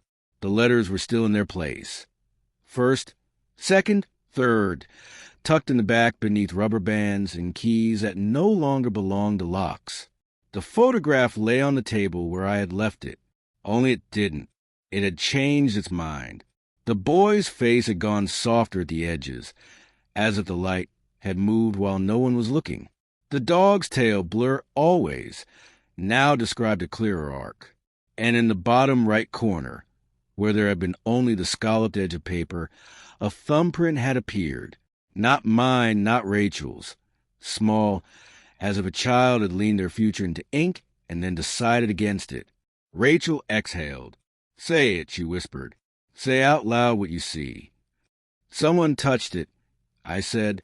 Someone touched it here, she corrected, and pointed to the exact curve of print. And not recently. It sunk in like old breath in wool. Either it was always there, and you couldn't see it, or something decided today was a day for thumbprints. I said. She looked at me. Lucas, she said, with a new kind of warning. This is not just your head. I know, I said. The knowledge made my palms feel clean in the worst way. We sat. She took the ledger again. Tell me the name, she said. Suddenly, the old one. Say it. Let's sit in this room. I said it. It felt like stepping onto an old step that remembers your weight. The sound didn't contradict me. The house accepted it without ceremony. Again, she said, and I said it again and again until the sensation of theft softened. We are made by the words we repeat. Perhaps a self can be coaxed back with insistence. Good, she said. She reached across and put her hand over mine. Now tell me about the sentence you won't read to me. I looked at the notebook where the third letter lived. My body did the thing it does when a threshold asks for a fee. It braced. Not yet, I said. I know what will do to the air. She nodded. Then we'll come at it another way. She touched the receipt with ask about the mill day written in Miss Sanderson's tidy hand. What if we found the program? Towns love programs. Some brochure from whichever committee insisted children should be taught that flour is not magic. The library, I said. Tomorrow, she said. Tonight, we don't leave this room to the dark. She stood. Let's make the house name its objects. We did the strange inventory of people who have run out of ways to be normal. Rachel named what she saw. Table, 2 chairs, ledger, photograph, blue diary, notebook, kettle, window, see. I followed her voice, and after a while the noun steadied the blood. We are animals we can be calmed by naming. Halfway through performance, the power flickered. Not out, not down. A stutter, the kind of voice makes when it remembers it is being recorded. The light regained its sentence and carried on. The radio off. Breathed a half word into the room and then recovered its silence. We waited. The house waited back. Do you hear that? Rachel whispered. At first I could make it into anything. Wind, a pipe complaining, a piece of the day still deciding who it belonged to. Then inside it a rhythm, a turn, a catch, a turn, with underwater, the gentle insistence of a wheel learning to push again. The mill, I said. In your house, she said. No, I said. In my head, which is worse. She walked to the hallway, slow, because panic is the fastest animal and you have to sneak past it. She looked at the dresser. From where I sat, I could see only the top edge of the drawer. I heard the small wooden sound of it opening, the scuff of paper being touched. Her breath. Lucas, she said. Come. I did. The drawer was open. On top of the letters. First, second, third. Someone laid a small object the drawer did not own this morning. A bell, chromed once, dented in the dome, a small puncture near the rim. It looked like the bell from the photograph had climbed out of ink to live a life. Neither of us moved. Don't touch it, she said. I wasn't going to, I said. We watched it like people watch the first animal that has walked into a city from the old woods. The silence in the hallway gathered, a fabric being cut from its roll. Somewhere outside, a dog barked, the one with the rhythm I recognized. Once, twice, then silence. What if this is kindness? Rachel said suddenly. What if all of this is someone trying to return you to yourself? And what if it is punishment? I said. What if returning to myself is the punishment? We stood there another long, useless half-minute, composing futures. Then she took a breath and said, I'm going to take a photograph. She pulled out her phone and did the careful theater of documenting. For us, she said. Not for anyone else. I want to know tomorrow that today was not a story we agreed to tell. She stepped back into the kitchen, needlessly checked the photo, then placed the phone face down, as if the lens might let something out. I closed the drawer to a respectful distance. The air took a small step away from us. We tried again to behave like a day had a shape. We ate because people in houses eat. We spoke because silence is teeth. Rachel told me a story about a client who had 2 sets of calendars, one she showed to supervisors and one that told the truth, and about how both sets exhausted her. I told Rachel about the man with the badge and the way he looked at the drawer, as if compartments existed to be suspected. Night came up the lane and sat on the roof. We turned on the lamp because we have not yet evolved past symbols. Rachel stretched on the sofa and closed her eyes the way certain people sleep. Fast, convincingly, between heartbeats. I cleaned up, a man pretending to be a person, and then let myself stand in the hall again, because some currents drag you in pretending you are walking as kinder. I opened the drawer. The bell was where we had left it. The letters, too. Only, the third had changed clothes. I touched nothing. I looked harder, through the paper. Under the top layer of white, like a word under skin, a line waited, as if something had bled confession, and then thought better of it and turned the paper back over. I closed the drawer and went to the kitchen. The ledger lay open to the page with the other surname. I said the name under my breath. The room made the polite sound of accepting this true for now. Behind me, quietly from the hall, the bell rang. Once, not the bright, clean sound of a bell that wants children to know it exists, but the broken note, the hollow pain of a struck thing refusing to behave. My spine did the small, stupid dance spines do at first contact with the inexplicable. I went to the door, took the handle. Rachel sat up on the sofa, eyes already knowing something had happened. I lifted the drawer. The bell was still. The letters waited in their uniform.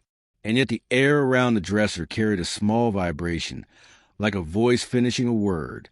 "Lucas," Rachel said, careful. "It rang," I said. She came to stand beside me. "Open the third." "I thought you didn't want to know." "I do," she said. "And I don't. But I want not to be afraid more than I want not to know." I took the blade of my thumbnail and unsealed what was sealed. The third letter slid into my hand like a decision. I lifted it halfway, enough to know it could be lifted further, not enough to test the future. I looked at her. She nodded. I was about to read when the doorbell rang. Not the inside bell, the doorbell, the good, ordinary chime attached by a wire to a visitor. Rachel's face emptied a little.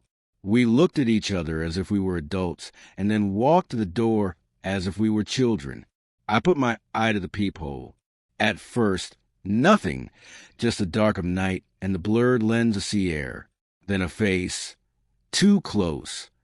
The small, invincible lines of a woman who has spent her life teaching sentences to behave. The green of an old chalkboard coat. Miss Sanderson, on my step, with the weather in her hair. I opened the door and the night breathed into the hall. She stood with the dignity of people who refuse to apologize for being necessary. "I'm sorry to come so late," she said, not sounding sorry at all. "But I thought you should have this." She held out a folded paper. A4, tri-folded the proper way, the way offices teach. I took it. It had the polite weight of bureaucracy and the casual cruelty of printing ink. At the top, Hill Street Primary Mill Day Program. A date, a list of activities, demonstration of grinding, safety talk. Lunch at 12, bicycle safety with Officer Briggs at 1.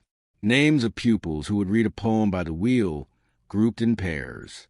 Under my thumb, my old name, the 4-letter 1, next to Diya Patel. "Where did you get this?" I whispered. "Out of a box I should have returned 20 years ago," she said. "I saw your face when I left you today, and decided rules would forgive us." I stepped aside. Rachel greeted her with a gratitude that did not bother with politeness. We three watched the paper as if it might trick us. The program was both nothing and everything, just a schedule, just a day, just a map of a morning. And yet it opened a door down a corridor we had not yet dared to check for light. Miss Sanderson touched the page with her teacher finger. "Note the last line," she said. It read, "Children will return in pairs via Hill Lane. No cycling." Rachel read it. I read it. The mill day made a small sound, like a chain lifting onto the right tooth. "Do you remember it?" Miss Sanderson asked, and her voice, for the first time, held a tremor, as if she were afraid her belief would not be rewarded. I opened my mouth and found that the answer had taken the long way around. "Not yet," I said, "but it is remembering me." The house listened with a new kind of attention. "Then let it," Miss Sanderson said. She closed her coat. "And don't open letters alone." She left us with the program in the night and the consent of the sea. Rachel leaned against the wall, and the wall accepted her. I set the program beside the ledger, the photograph, the bell. We stood around them as if warming our hands. "Tomorrow," Rachel said, "we go to the library. We look for Officer Briggs. We find Diya." "Tomorrow," I said, "we turned off lights we did not need. We ignored the way the drawer breathed. In the quiet just before sleep, The house made a new sound, would rearranging itself at a very old frequency, and then the easy noise of tide. I placed a third letter under the program as if paper could keep paper safe, and closed my eyes with both names in my mouth, one on each side like coins for a ferryman who has a habit of counting twice. When I woke at 3, the door of the dresser was open. The bell was gone. Chapter 7. The Archive. The dresser drawer was open. I hadn't left it that way. I could feel the fact as surely as the cold on my forearms. The hallway was a corridor of mild dark, the kind that pretends. I stood and listened. Because sometimes the thing you need to know will tell you, if you let your body be a question. The bell was gone. "Rachel," I said low. She was already half upright on the sofa, eyes open in the way people's eyes open when news has learned to live in the bones. She came to stand beside me. We didn't touch the drawer. We looked into it like a well. "Do you hear anything?" she whispered. "Only the house being a house." We searched because there was nothing else to do. Under the table, behind the kettle, on the sill where the window remembers palms. Nothing. In the hallway, the air held a small metallic sweetness, as if the bell had wrung itself into vapor. "Sleep," Rachel said finally, in the voice she uses on children and men who think they are not. The sun may know more words than we do. I closed the drawer at a respectful distance, and we negotiated with pillows and cloth and the idea of rest. When sleep came, it came in the shape of the mill wheel, turning without water, catching on teeth that shifted to keep me obedient. I woke at 6 with both names in my mouth and the taste of iron. The bell was on the kitchen table. It sat there with the innocence of objects, the dent of a bruised moon, the skin of it fogged with someone else's fingers, and the old polish of hands that believed it obedient. "I didn't put it there," Rachel said, before I could decide to lie to her. "I didn't either." We stared at it as if it might confess. It did not. Rachel took out her phone and opened a photo she'd taken the night before. The bell lay in the drawer in the image, the light of the lamp crowding the frame. She tapped for details, the reflex of a person who knows that time tells stories even when people won't. "Look," she said. The time stamp did not belong to the night.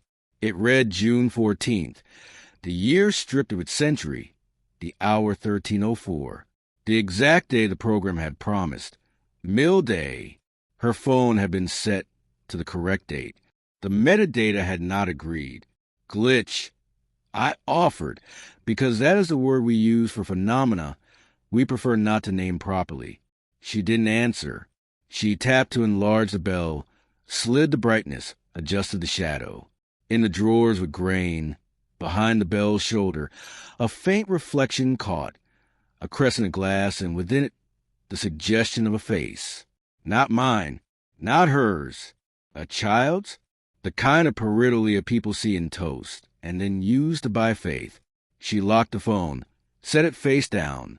"Breakfast," she said, and made it sound like a solution. We ate bread that behaved, eggs that set, tea that made the air smell like gentleness. The bell watched us without eyes. At 9, we took the program and the ledger and the photocopied photograph and walked to the library because the day required a room that believes in paragraphs. The librarian, cardigan like credential, greeted us with the indulgence reserved for regulars who have learned to whisper correctly. "Back so soon?" she said. "Back with a purpose," Rachel said, and slid the program across the desk. "We're looking for anything you have on Mill Day, June 14th. Year may be variable." The librarian's mouth made the small smile of a person who recognizes a useful kind of madness. Local papers and school newsletters are in the archive room. Microfilm for the Bay Chronicle. The school has bound annuals for most years if the mice haven't protested. We signed a ledger that already knew our names. The archive room hummed with fluorescent patients. The microfilm machine sat like a domesticated animal that resents its leash. Rachel fed the reel, the thin ribbon of other people's days, while I took the bound volumes from the shelf labeled with a hand that had learned italics properly. We triangulated.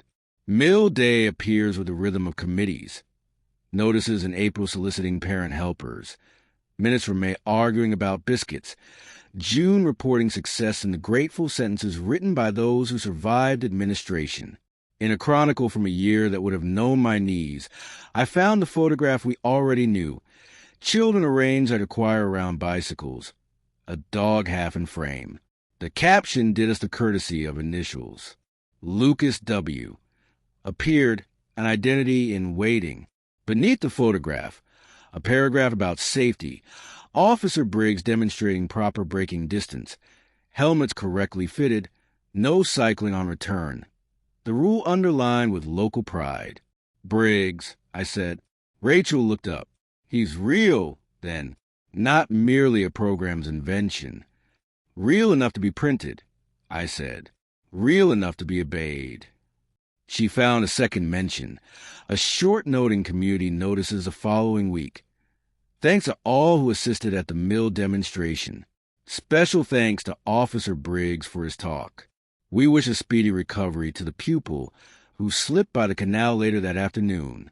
No name. As if children are entitled to privacy, even when the town knows them intimately. Slipped, I said, and felt something in my chest lean left. Slipped, Rachel repeated, though her mouth made a different shape around the word. A shape that wanted to be fell. We built a small paper city on the table.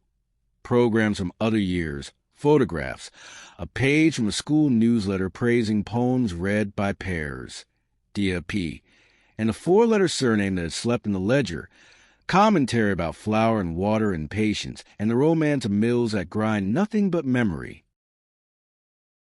Look at this, Rachel said, and handed me a typed list from the school's archive.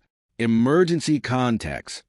Summer term, a document that should have been shredded when the century changed. Names of parents, numbers that had no mobile's logic. Next to mine, an address we did not recognize. The surname was the 4-letter one. The emergency contact, a Briggs in neat caps. Officer Briggs? I said. Unclear, Rachel said. But someone wrote it in the same hand that typed the rest. It wasn't added later. Her finger tapped a note in the margin. Mill Day returns at 15:30 via Hill Lane. Pairs. Diya, I said. Me. Officer Briggs at 1, Rachel said. Poem by the wheel at 12:45. Return in pairs, no cycling.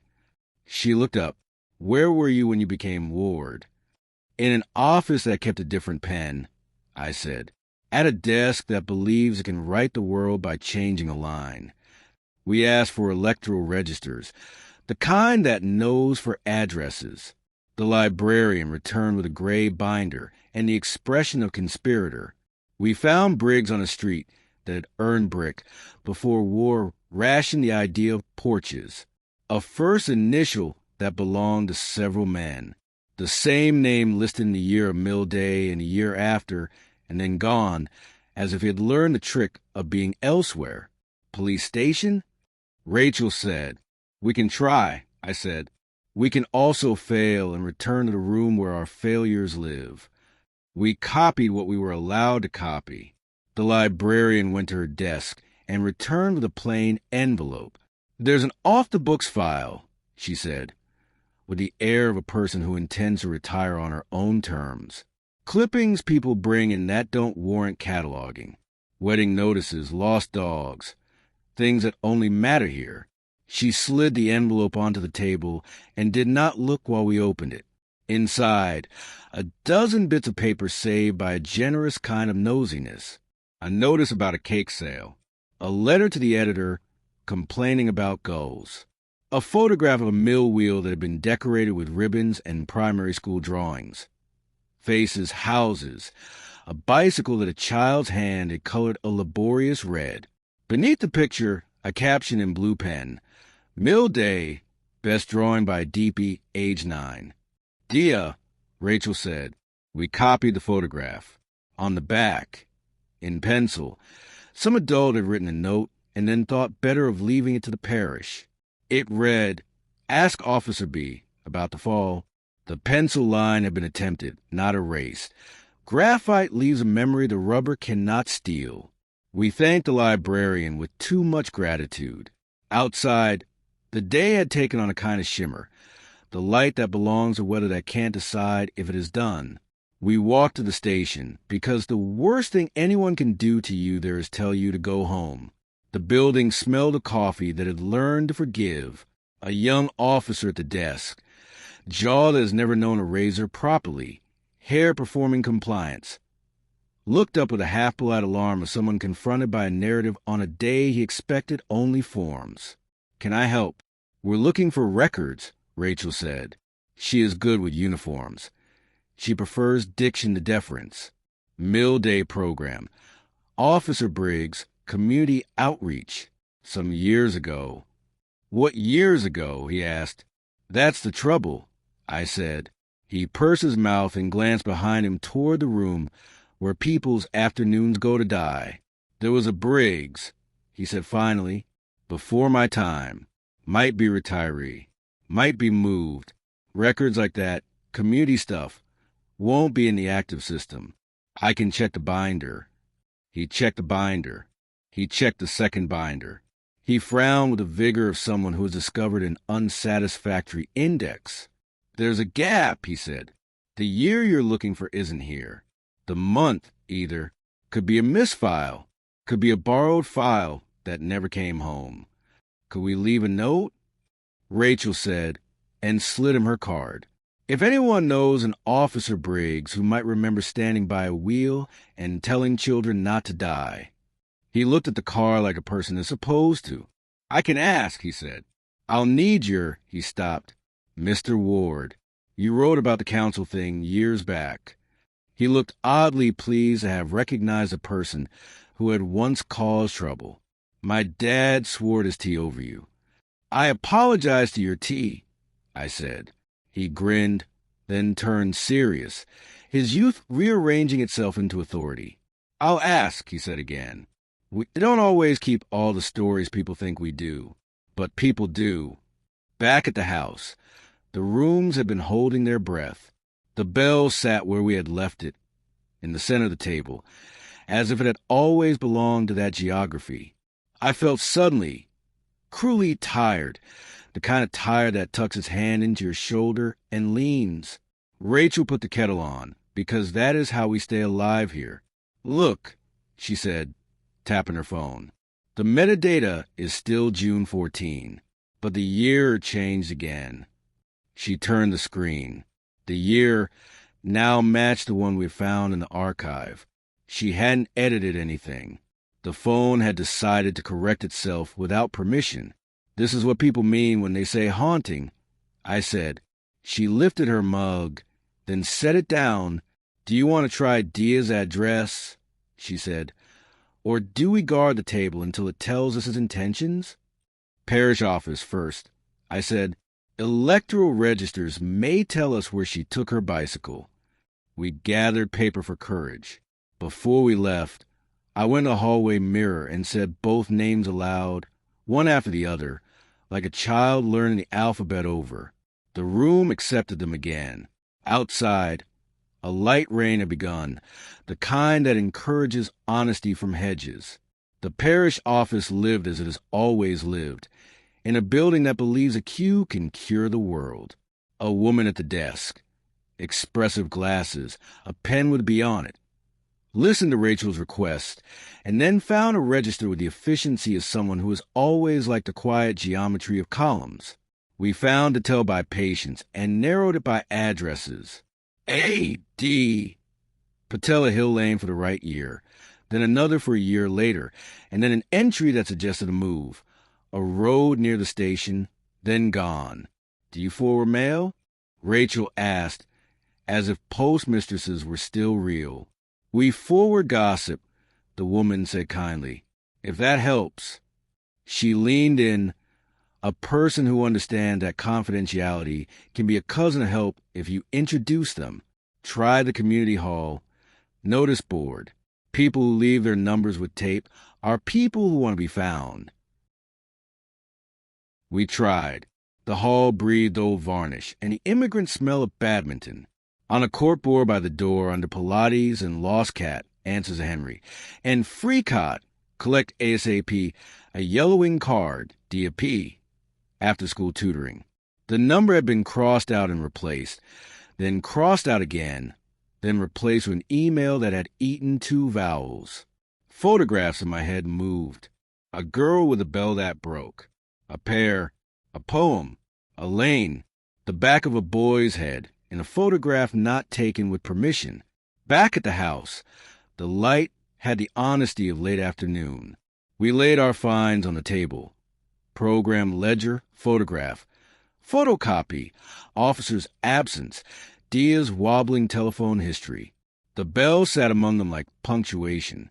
Rachel stood at the sink, hands braced, posture that means she is tempering fear into use. Say it to me, she said. Say what the 3rd letter says. I shook my head. Not yet. What are you protecting? She asked. Me? Yourself? The house. The version of me that can still breathe while the sentence is in the room. I said. She didn't argue. She reached for the bell and then didn't touch it. What if we tested it? She said. Not with superstition. With the kind of test that would pass in a lab with an underpaid intern. What does that look like? We photograph the table from above, she said. We go into the next room for 2 minutes. We come back. If anything has moved, we will know it moved without our hands. This is unwise, I said, a sentence I've always liked when it is other people's turn to ignore it. We did it anyway. The photograph was crisp, overhead, program in the top left, ledger right, photograph bottom left, bell center, notebook bottom right. We set a timer. We left the room. We stood in the hallway. 2 adults checking their breath. 2 minutes performed their labor. We returned. The table was as the photograph had left it, except for one detail the photograph had not allowed for. The bell had turned. Only a degree, 20, perhaps 30. The dent facing not the ledger but the photograph. A courtesy offered to a different past. I didn't touch it, I said. I didn't either, Rachel said. She took a second photograph. The metadata blinked once, then obeyed the present. We set the 2 images side by side. The bell looked like a compass deciding which north. Outside, a bicycle passed a house. Blue frame. Not red, the small, careful labor of a child late for nothing. The sound of the chain was correct. I waited for the slip, the temp, the catch. It did not come. It was almost evening when the phone rang. Not mine. Rachel's. The number came up as a shape rather than a name. Unknown, with the long patience of a landline. She answered with her professional neutrality. A woman's voice, middle pitch, careful vowels. Is this Rachel? Yes. You're with him. The voice said, not accusatory, simply observant. Tell him not to open alone. Rachel went cold in the way you can feel through the floorboards of a person. Who is this? A pause long enough to allow a choice to be made. Then, you read a poem with me, the voice said, softer. By the wheel. A breath. And it wasn't your bell. Rachel looked at me the way you look at maps when the road you are on is not marked. Diya, she said, voice small, brave. The line clicked off. We stared at the phone as if it could be made to confess by kindness. Rachel dialed back into absence. No message. No person. Tomorrow, she said, because someone had to pretend the world had a schedule. We call every number until someone admits to knowing her. I nodded. The light was leaving the table. The objects looked more certain in the dusk. Shadows are a kind of answer. Lucas, Rachel said. We should read it. The 3rd letter. Not because it will be kind, but because it will be less unkind if it is spoken where we can both hear it. I took the envelope in both hands. The paper had softened like fruit. I slid the letter free, and let it lie face down on the table for a count of 5 breaths. Then I turned it over. The words were there, printed with the same clerical calm. My eyes found the first and carried on because reading is a habit that does not check the heart before beginning. I read the sentence. Rachel did not ask what it said. She watched my face and knew. The room's air changed weight. The house leaned a degree toward the table. I folded the letter closed, carefully, the way you fold a shirt for a suitcase when you know you will have to wear in a city that expects you to be someone. I put it back in the envelope. I closed the envelope. I put it in the drawer and shut the drawer and placed my palm on the wood, as if to keep the words from leaving. Tomorrow, I said, library, parish office. We find Diya. We ask about the mill day. And tonight, Rachel asked. Tonight, I forget how to say it. She nodded, the way people nod when given a task that does not require their hands. We moved around each other in the kitchen, like people who have practiced in smaller spaces. We turned off the lamp. We let the house believe in itself. In the hour before midnight, the sea found a deeper sound. Somewhere beyond the bay, a ship made the noise of metal surviving. I lay on the sofa and held the ledger like a book you read to children when the world misbehaves. I might have slept. I might have only closed my eyes and told my body to pretend. I woke to the soft percussion of something small falling in the hallway, like a coin deciding the argument of which face belongs to it. The dresser drawer was open again. On the floor, between the drawer and the skirting board, a paper had fallen, folded, tri-folded, the way offices teach. Not the program, not the letter. A photocopy of a photograph we had not made. 2 children by the mill wheel, a girl with a braid, a boy with a mouth that did not yet know how to ask. The bicycle lives between them, the bell intact, the tape on the right handlebar clean, white, new. At the edge of the frame, a dog with a white patch over one eye, deciding whether to belong to the moment. On the back, in the graphite that knows how to say only what it means, a single line. Ask Officer Briggs why he changed your name. Chapter 8. Officer Briggs. At 9:14 the station called. The young officer with the obedient hair. We found a contact for a retired Sergeant Briggs, he said. Community liaison back in the day. He's at the marina most mornings. The cafe near the fuel dock. He said he could spare you half an hour. Did he ask who was coming? I said. He said, I'll know. The officer answered, as if reporting a weather condition no one had asked for. Take care, sir. We took the program, the ledger page in a plastic sleeve, a clean copy of the photograph, and left the bell where it had chosen to sleep. The road to the marina runs along the water like a vein. Boats doze against their ropes. The cafe windows wore salt. Inside, a bell that had never rung for me before made its civil noise and limited itself to that. He was at the corner table with his back to the wall, which is a habit that survives retirement. Early 70s, I guessed. The sort of face the wind has learned and the sun has forgiven.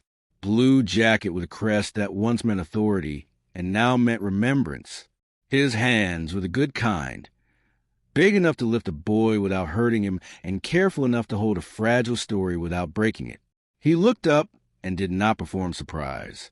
You took your time, he said, as if I had been late to a standing appointment. His eyes moved from me to Rachel and back. You brought a witness. Sensible. Sergeant Briggs? Rachel said. Once, he said, and nodded at the seat opposite. Now I'm just Bernard. Sit. We sat. The waitress put down cups we hadn't ordered.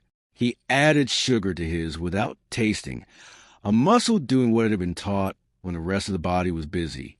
He kept his right hand near the saucer, palm flat, the way men do when they're deciding how to say a difficult sentence. You remember me, I said, and heard how childish I sounded. He regarded me, the way you regard a house you once slept in. I remember 2 boys, he said, one with a mouth set on saving face, one with a knack for falling in the most instructive way possible. He let the words settle. I remember a red bicycle that looked better in photographs than under a child. Why does your name belong on the back of a copy in my drawer? I asked. Because this is a small town and we file our consciences as if they're minutes from a meeting, he said. Show me what you brought. I laid the program on the table. He put one finger on Officer Briggs, bicycle safety, as if to anchor the page. First year I did that was because a boy from a junior school ran into a parked car and broke his arm. The last year I did it was because a committee discovered money and decided parents prefer brochures. His mouth made a shape that did not want to be a smile. This program's mine.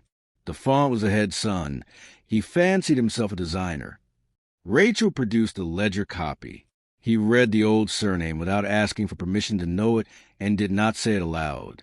The movement his face made around it was not surprise. It was maintenance. Yes, he said, simply. There it is. Why did you change it? I asked. He kept his eyes on the page. You're asking the wrong man. I held the pen. I didn't own the order. But you wrote it, I said. I wrote what the office put in front of me, he said, and finally looked up. Because your mother asked me to.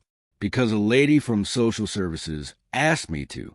Because I was the only one in the room who knew how to spell ward in both senses, and they thought that would make it neater. Both senses, Rachel repeated very quietly. He tapped the table.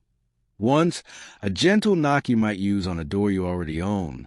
Ward, child under protection of a court. Ward, a name a town will accept without questions because it sounds like it belongs. The trick was that both could be true and neither kind. A gull at the window with its voice, and moved on. I tried to keep my breathing ordinary. Why? I asked, why was any of that necessary? He sat back and rubbed at a place on his thumb where a ring had once lived. You want the story with all the nouns, he said. You want dates and forms and a string you can pull to unravel the knot. I can give you shapes. I can give you the way the room smelled when the decision was made. I cannot give you certainty without lying. Give us the room, Rachel said, because she knows I will accept scenes when denied facts. He nodded, grateful that someone else had allowed him his method. The room was the head's office. June, too warm for the old windows to behave. The program had already been printed. Your mother came in with her bag, clutched the way people clutch bags when they have learned to hold more than money. She had the long tiredness you see in people who've been standing in doorways, deciding whether to leave. A lady from social services with hair like a helmet. A man from county with a smile designed to discourage questions. Me. Because they wanted someone in uniform, so the decision would feel official. The head, who would have preferred it if we had all turned to paper and filed ourselves. What decision? I said that you would go home by a different route that did not use the old name to call you to tea, he said. That your file would say what it needed to say to make certain doors open and certain doors shut. That it would be easy to be believed that the name matched a category rather than a history. Because of something I did? I asked. Because of something that was done, he said, and the way he said it put weight on the past without naming the culprit. He looked at me as if checking that the seat could take what he was about to place on it. There was a fall, he said. You know that. There was a wheel and a canal, and a rule you were good at obeying until it was most important that you obey it. There was a dog. There was a girl who did not need your protection and received it anyway. There was a mother who learned what women learn when towns decide to have opinions. And there was me with a pen. The cafe inhaled and exhaled around us. Cutlery, steam, a radio in the kitchen trying to find an old song. Why me? I said, why was I the one whose name changed? You were the one we could change without the town noticing it had been done. he said. The other name was too particular. Too many people were on first-name terms with it. Ward was safer. War belonged everywhere and nowhere. Did you know me? I asked before. I knew the boy who would become both of you, he said. I stood by a wheel and told 100 children that safety is less a rule than a habit. I watched you listen, as if you were planning to keep my sentences in a pocket until you needed them. Did I need them? I asked. He did not answer that directly. You came to the station later, he said. Not that day. A week after. Your mother brought you in. I made weak tea because that's what men of my type do when they don't know what else can save a person. You told me that the sound a chain makes when it slips is the worst sound in the world because it warns you after it's already happened. I said that was a good sentence and that you might be a writer if you didn't decide to be something more stubborn. Did I tell you about the name? I said, you told me nothing about anything that hurt, he said. You only talked about the grammar bicycles. Rachel placed a photocopy on the table, the children, the wheel, the dog, and slid it toward him. Do you recognize this? She asked. He looked for a long moment. His fingers did not touch it. I recognize the day, he said. Whoever took that was standing where teachers stand when they pretend not to keep count. That's the girl, Diya. The boy is you before somebody decided a doctrine would be easier to carry than a life. He reached into his jacket and brought out a small notebook the color of wet tarmac. On the inside cover, in a hand that has never been decorative, a date, 14/6, and the year we had found in the archive, a list of minor triumphs, no injuries during safety talk, lost property, red mitten, dog-friendly, returned to man with cap, and then, in the same hand, a line that had been crossed out with such care that you could still read it if you wanted. Name amended per instruction. Per whose instruction? Rachel asked. He looked at her and decided she was not an enemy. County, he said, and someone from a unit we didn't say aloud because it made parents nervous. I was told the less I remembered, the better I would sleep. Do you? I said. Like a man who believes he did his best the way good men do, he said, which is to say, sometimes better with age. Why does a note in my house say you changed it? I asked, why does a photocopy I don't remember owning address you as if you were the point of the knife? Because pens are blamed for what they write, he said. Because a man in uniform is a symbol, and symbols are easier to hate than systems. Because someone wants you to knock on a door with my name on it first. Who? I asked. Ask the girl in the photograph, he said. She knows what you were carrying the way children do when they stand at the edge of water and listen for their names in the part that drags. He tapped the program. You read a poem together, you and she. Do you know which one? I shook my head. He recited, haltingly, the way a man recites when he is not sure whether memory belongs to him. The millers will remember / what the river chooses to forget. Something like that. The kind of poem a teacher puts into small mouths because it looks safe and turns out not to be. You said it wasn't my bell that broke. I said, no, he said, but you tried to fix it. We let that sit. It felt heavy enough to bruise the table. Why did I lie? I asked, because the second letter had refused to leave my bones. You didn't lie, he said. You practiced survival. You told a version of the truth that kept rooms calm. He sipped his coffee. The town applauds that kind. We clap quietly so the neighbors won't complain. I put my hand flat on the program to stop it from moving in a draft that did not exist. Did you ever receive letters, I asked, about boys who were not who they said? I received letters about boys who were exactly who they said and towns that preferred them otherwise, he said. And once I received a letter with no stamp that asked me whether I remembered a bell. I did. I chose not to answer because I didn't like the handwriting. Something rearranged itself behind my ribs in a way that made breathing a task. Who sent it? He smiled without his mouth. Someone who never learned to put their name to sentences. Rachel leaned forward. Are you in danger if you tell us more? She asked. Not at my age, he said. Danger is for men who can still be moved from rooms. He closed the notebook and put it away. Ask Diya, he repeated, and took a card from his pocket. On the back, he wrote a name and a number, each letter careful, as if he were inscribing a uniform back onto himself. And if you see the woman from social services with the helmet hair, tell her I still disagree about what kindness looks like. He pushed the card toward me. The name did not belong to him. Evelyn C. Beneath it, a dead address for county and a mobile number that could easily belong to someone who had learned to be elsewhere. He added, in smaller letters, if no answer, try the parish list for volunteers at the youth club. She hides in helpfulness. He stood, old joints complaining politely. One more thing, he said, and his voice went formal in the way voices do when they are about to volunteer something they weren't asked for. On the day your mother signed the form, she used your old name to say goodbye and your new one to call you back into the room. She did both like a woman paying a tax. He put a note on the table to cover the bill we hadn't offered to pay and looked out at the boats as if checking that the weather had agreed to behave. If you want absolution, you can have mine, he said.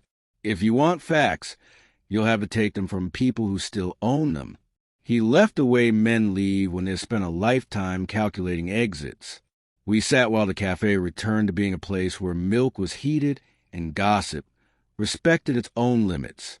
Rachel picked up the card. Evelyn C., she said. Helmet hair. County, I said. Helpful, she said. Hiding. We walked along the fuel dock because movement sometimes gives thought a path. On the second bench, under a goal that had decided we weren't worth the trouble, Rachel touched my arm. Look, she said, nodding down. On the bench slat, carve in the amateur patience of a penknife. L+D and a date. The month and day matched mill day. Year smudged by salt and time. Between the letters, a circle like a wheel, and inside it, the simple child's drawing of a bell. Coincidence, I said, because that word is a fence you can put up when you need a temporary yard. Sure, Rachel said.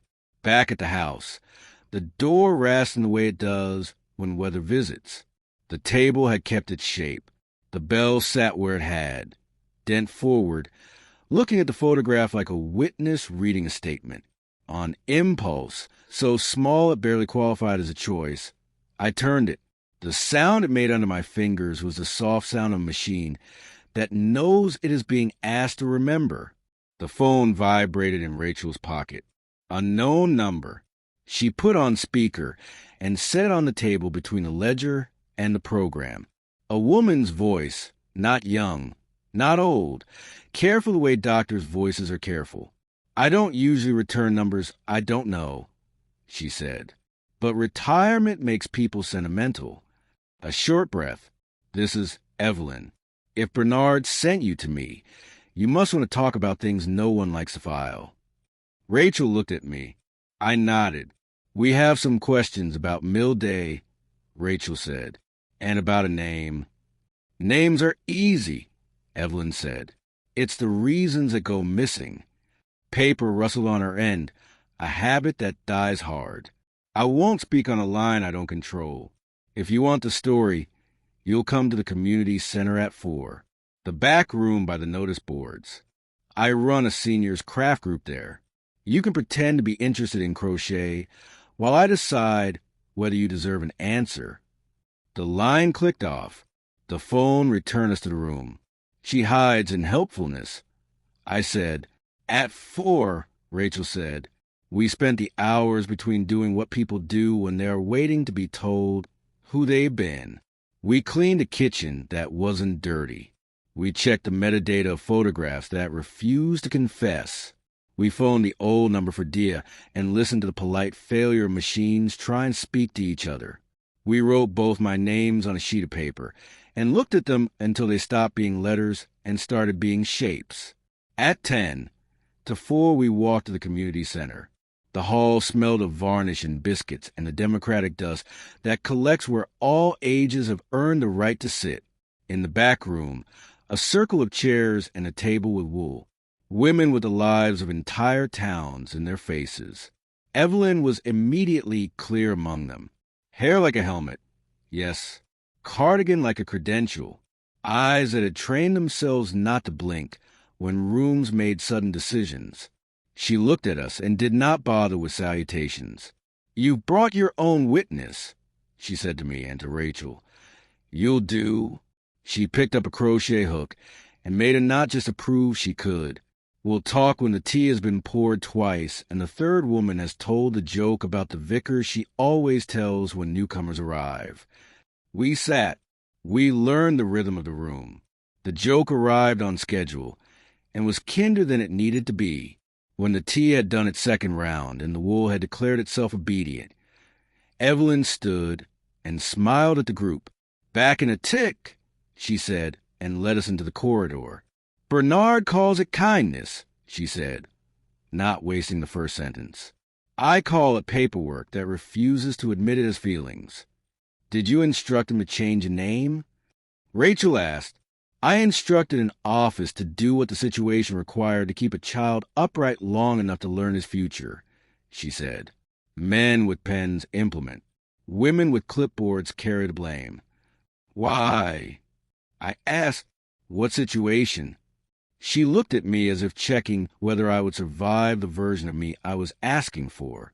"A fall by canal," she said. "A mother who needed a door to open. A town that had learned to see only what it could digest. A girl who would not be forgiven for not needing saving. And a boy who understood that the only way to live here was to become general." "General?" I said.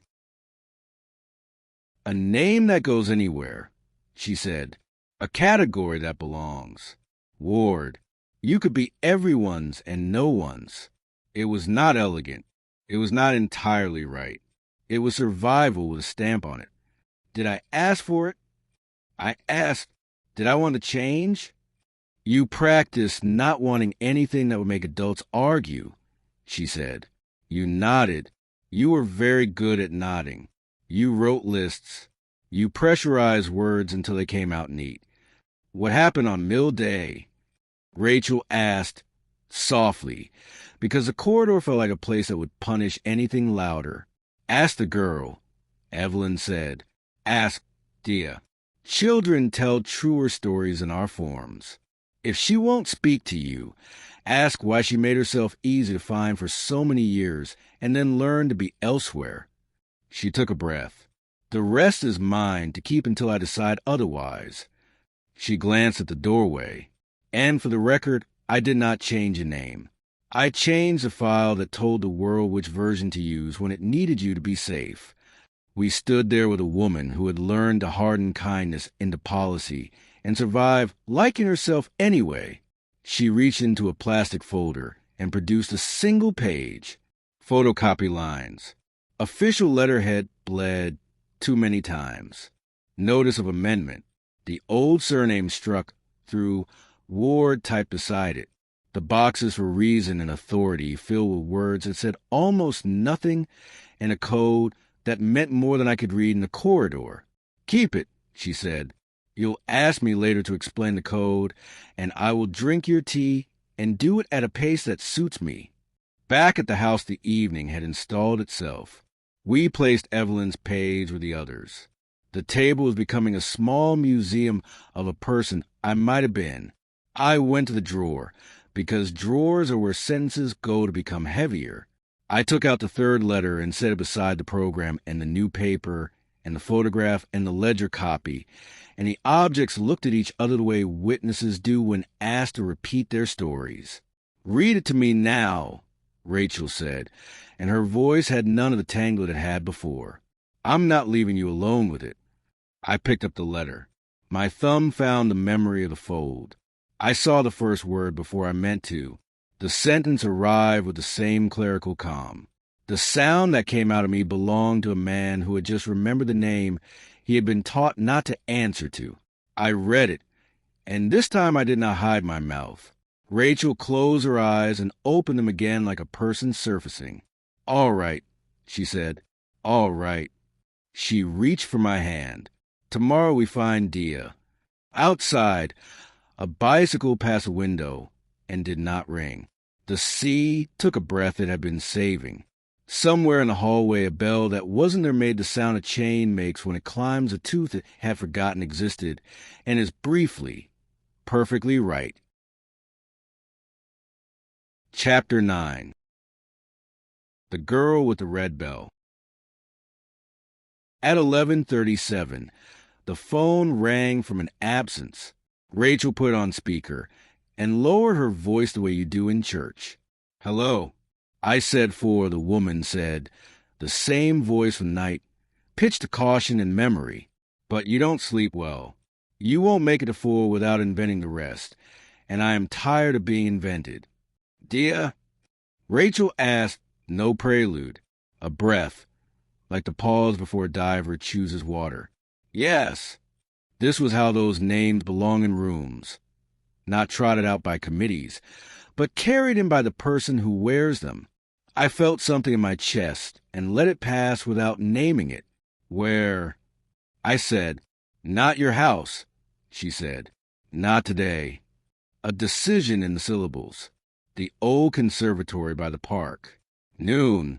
Sit at the table beneath the lemon tree and keep your hands where I can see them." A beat. That last bit is a joke, but not entirely. The line went dead in the manner of people who have already told you everything they intend to tell you for now. We walked because driving would have made the world feel smaller. The day was clear in that deceitful way coastal days are, light working over everything like a quiet thief. The conservatory has survived town council's budget cuts and a century of people thinking they could make palms behave at this latitude. Glass, iron, a long spine of green. The smell is the smell of cultivated jungles. Damp, citrus, the soft bribery of compost. She was there before us, which fit, tall in the way certainty is tall. Dark hair pulled back the way girls pull it back when they mean to work. A red scarf, not theatrical, functional in a room that decides its own seasons. When she stood, the air noticed. "Lucas," she said, using my name the way you test a bridge you once trusted, and then, with a gentleness that could have ruined me if she wanted it to, the other name, the four-letter one clean, unimpressed with time. It landed between us like a coin placed on a table, to decide what the next sentence would cost. "Diya," I said, and it felt like the right way to say something precious in a room that had grown things for a living. Rachel sat opposite her, hands open the way doctors open their hands when they want fear to walk toward them. "Thank you for agreeing to meet us," she said. "I didn't," Diya said. "I agreed to meet him." Then softer, "But you can sit too." We sat. The lemon tree wore its fruit, like small suns that did not intend to rise. A child pressed his face to the glass on the far side, then vanished into a parent's schedule. A gardener pretended not to be a guard and trimmed something that did not need trimming. "You remember," I said, choosing to carry the least useful verb first. "I remember many things," she said, "but not all of them are about you." She placed a small tin on the table, the sort of tin that used to hold mints and now holds evidence. She opened it. Inside, 2 objects wrapped in tissue. She unfolded one. A bell, red painted, worn, unmarred by dents. She placed it down the way people put down vases in houses where movement is discouraged. The other bundle she kept near her palm, as if it had not yet earned the air. "Yours," I said, or meant to. What I said was nothing, because my mouth had noticed my throat was a different country. "It was," she said. "The bell that broke wasn't this one. This was a replacement." She lifted it by the throat and let it catch the light. "Do you remember the sound?" "Not clearly," I said. "Only the sound it made when it should have rung and didn't." "That was the old one," she said. The crack made it ring like a decision it didn't want to keep. She set the unbroken bell down with the poise of a witness. Mrs. Winstanley ran practicalities back then, remember? Strings, kettles, punishments that looked like mending. She kept a box of odd parts for bicycles and prams and lives. She gave me this the week after the mill day and said I was to swap it and ride more carefully for a while to make the world feel better about itself. Rachel leaned in without touching anything. You kept it, she said. I keep what the town would prefer to forget, Diya said, but I show it only when the day deserves it. She nodded at the tin. You came with a note. Her gaze on me, sure, steady. Show me what you read without speaking aloud. I reached into my jacket and felt paper behave like paper under my fingers. The third envelope had learned to be an organ. I set it on the table. She didn't touch it, which made me trust her more. Who is sending them? I asked. Depends what you mean by who, she said. The pen or the hand? The hand, or the person who told it to write. The person or the story that decided it needed to live in a room again. She tilted her head. You think it's one person because you like to interview a single culprit. You're always good at that. Find the face, misplace the crowd. You're angry, I said, because I wanted a simpler sentence.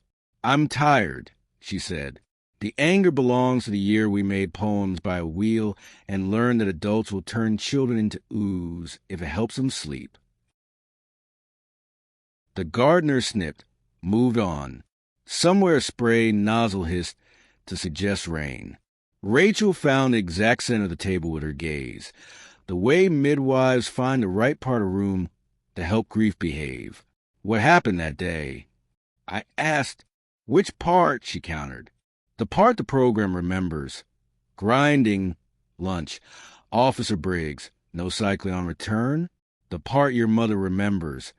Signatures, doors, the worst kind of kindness. The part the wheel remembers. The sound a foot makes when it chooses the wrong stone, and the river says mine. The part you carry, Rachel said. Diya's mouth did a small thing at that. A micro laugh, quickly forgiven. You're good, she said. I liked you on the phone. You didn't apologize for wanting to know. Women who apologize for wanting will drown you. The day, I said, please. She watched my hands, which were behaving. We read the poem, she said. We did well. You want to hold the paper, and I pretended I didn't notice. Briggs did his safety talk, and we all nodded with the seriousness of people who had invented breaks. We ate lunch that tasted like paper. At 1:30, the head counted us, the way men count sheep to forgive sleep. At 1:35, we left in pairs. She paused and pulled the second wrapped object from the tin, unfolded it. A small rectangle of card, laminated by a slow hand. Pairing card, mill day return. On one side, a list of names in 2 columns, lines drawing children into couples like fate with a ruler. There we were, my 4-letter name, Diya Patel. The ink had faded but not surrendered. You kept that too, Rachel said, almost admiring. I like receipts, Diya said. They make polite lies work harder. Something like gratitude flicked in my chest and fell back where it could not be seen. We walked up Hill Lane, she went on. You walked on the inside and let me have the roadside because you thought that was kindness. You didn't like the grade. People could see your face when your lungs went brittle. You looked down every few steps the way your kind of boys do, as if expecting your socks to betray you. The dog, I asked, already waiting at the corner, she said. He belonged to no one and everyone. White-eye patched like a wink. He liked me because I gave my sandwiches to creatures who understand hunger. You liked him because he knew how to appear and vanish like a sentence you did not want to say. Her hands tightened around the card and softened. At the bend by the canal, the 4th rail slants. You know the place. The nettles conspire. The path pretends to be wider than it is. A car came the way cars come on lanes that don't deserve them. Too wide, too fast. Somebody late for a life that needed a different driver. I tugged you toward the wall. You tugged me toward the fence. Someone tugged the bicycle toward a decision it wasn't ready to make. You fell. I said, because the town had given me that verb. I tripped, she corrected, on the bit of God the council forgot to file. The chain slipped and left its fishbone up my calf. The scar's still there if you need proof. The bell rang once and then broke its voice, so it wouldn't have to narrate the rest. You try to hold the bike, which is a mistake children make when they think objects owe them loyalty. The dog made his useless hero sound and then tried to belong to a moment that did not want him. I felt the world tilt the way it had wanted to at the wheel. And then, you made a decision you were not old enough to make, she said. You put your hand through the wheel of the bicycle to keep it from crushing my leg, and the spoke bit you until the world agreed to slow down.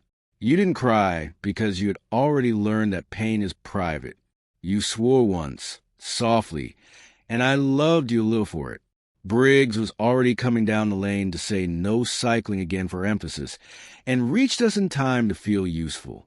He lifted the bike and lifted you by the underarms in that way men think is gentle when they're trying not to drown you in their help. The lemon tree breathed its greenhouse breath. The gardener found a new leaf that did not require him. You went pale, she said.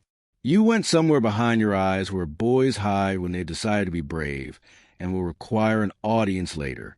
Briggs took the bell in his big hand and told me he'd sort it. He told you to sit. You refused because sitting looked like losing. Then you fainted because bodies are not on contract to pride. I let out air I had been saving for a different day. And at the station? That was after, she said. The mothers arrived as if they had rehearsed it. Your mother used her old name to tell you everything was all right, and used a new one to fill in the form, because she had learned by then what names do in rooms. The woman from County in the helmet hair said a set of sentences that made reason obedient. The head said you would write a reflection for assembly. I was told to take a week off cycling and learn to recite more slowly. Briggs drove me home in a car that smelled like men who take care of dogs.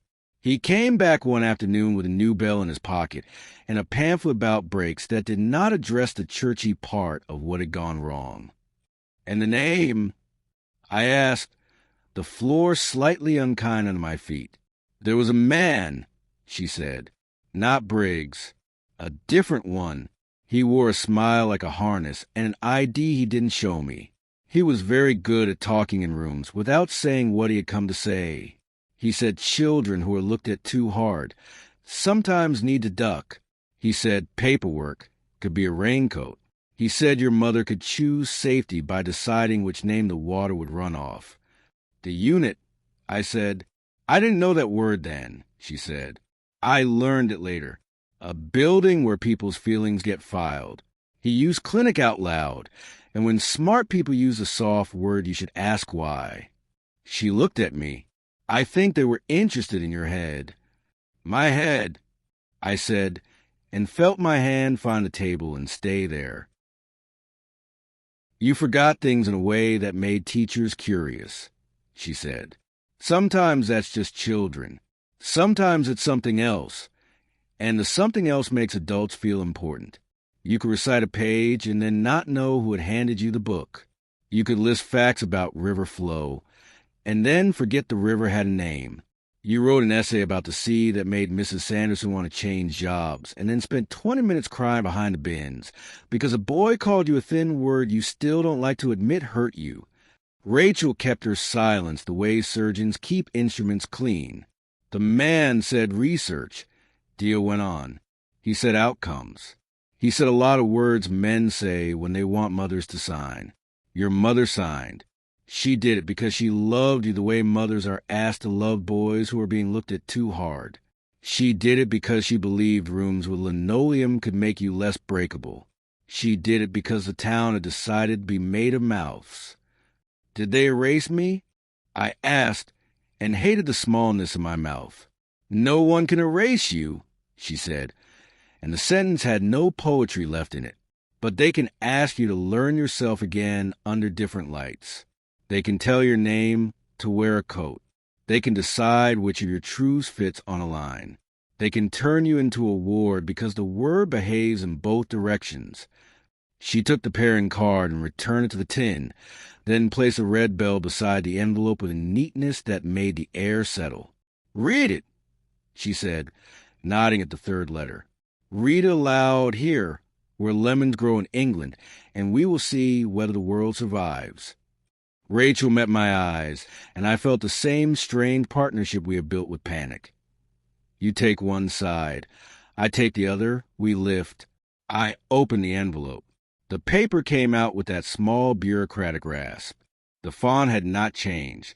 The sentence lay there with its clerical calm, and I spoke it into the wet green of the room. Diya did not flinch. Rachel did not close her eyes. The gardener did not suddenly find reason for alarm. The lemon tree did not drop fruit.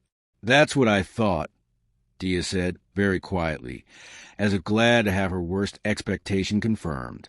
"You knew," I said. "I knew the shape," she said. "I wrote the poem with you. I was there when the wheel was asked to be literature." "What does it mean?" Rachel asked, the only crack she allowed herself. "It means the person sending these knows which rooms you were made in," Diya said, "and wants you to travel back along the corridor they walked you down." She reached into the tin again and brought out a photograph, so thin with years it might have been a leaf. 2 children at a table with paper. Mrs. Anderson at the edge of the frame, the patience of saints and poor pay. In my small hand, a pencil. In Diya's, a bell drawn in red. Between us, a poem titled The Camera had cut in half. "The Wheel Rem. We wrote it that week," she said. "We read it on Mill Day. And after you fell, after the name change, you stopped liking poems because they felt like fingers." "How do I find the rest?" I asked, because the question had sharpened to a point that wanted to surface. "You don't," she said, and there was no cruelty in it. "You let the rest find you. You go to the place where the wheel remembers. You let the dog decide whether you have earned his company. You take someone who will make you say your names out loud until one of them stops pretending. You do not go with men who think badges are the same as being right. And you," I asked, "will you come?"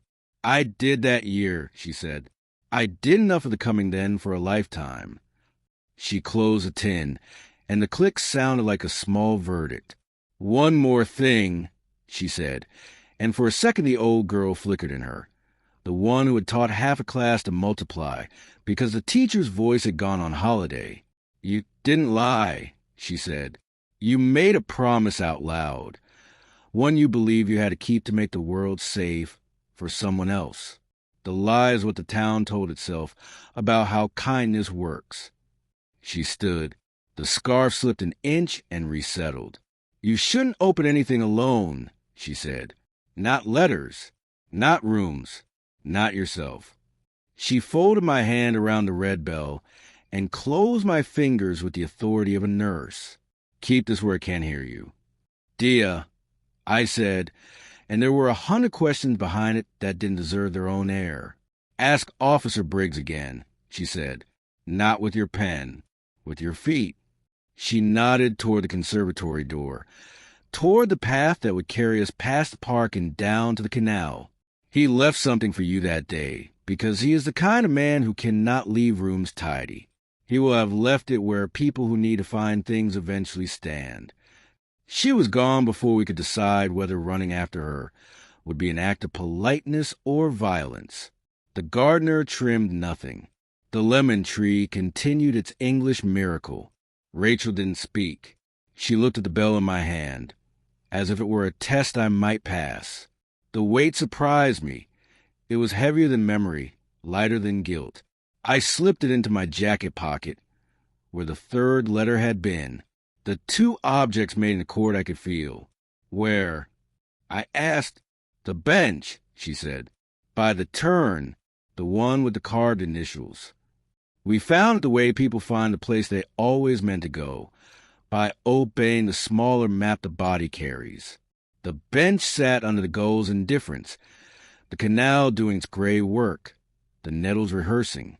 L+D carved with a patience that might have belonged to children, might have belonged to someone who wanted to give children a gift they didn't know they'd ask for. Under the bench slat, where iron meets wood, a small cylinder had been greased and wrapped against the idea of time. Bernard's habit. Rachel worked it free with the sort of fingers that have delivered babies and verdicts. Inside, a roll of paper, tight as a secret. She uncurled it with the respect of someone who has handled lungs. A photograph, real, not photocopied, of the wheel from the roadside. A figure at the edge, boy size, posture like mine when I'm pretending to be casual to make a decision feel less like a decision. A dog.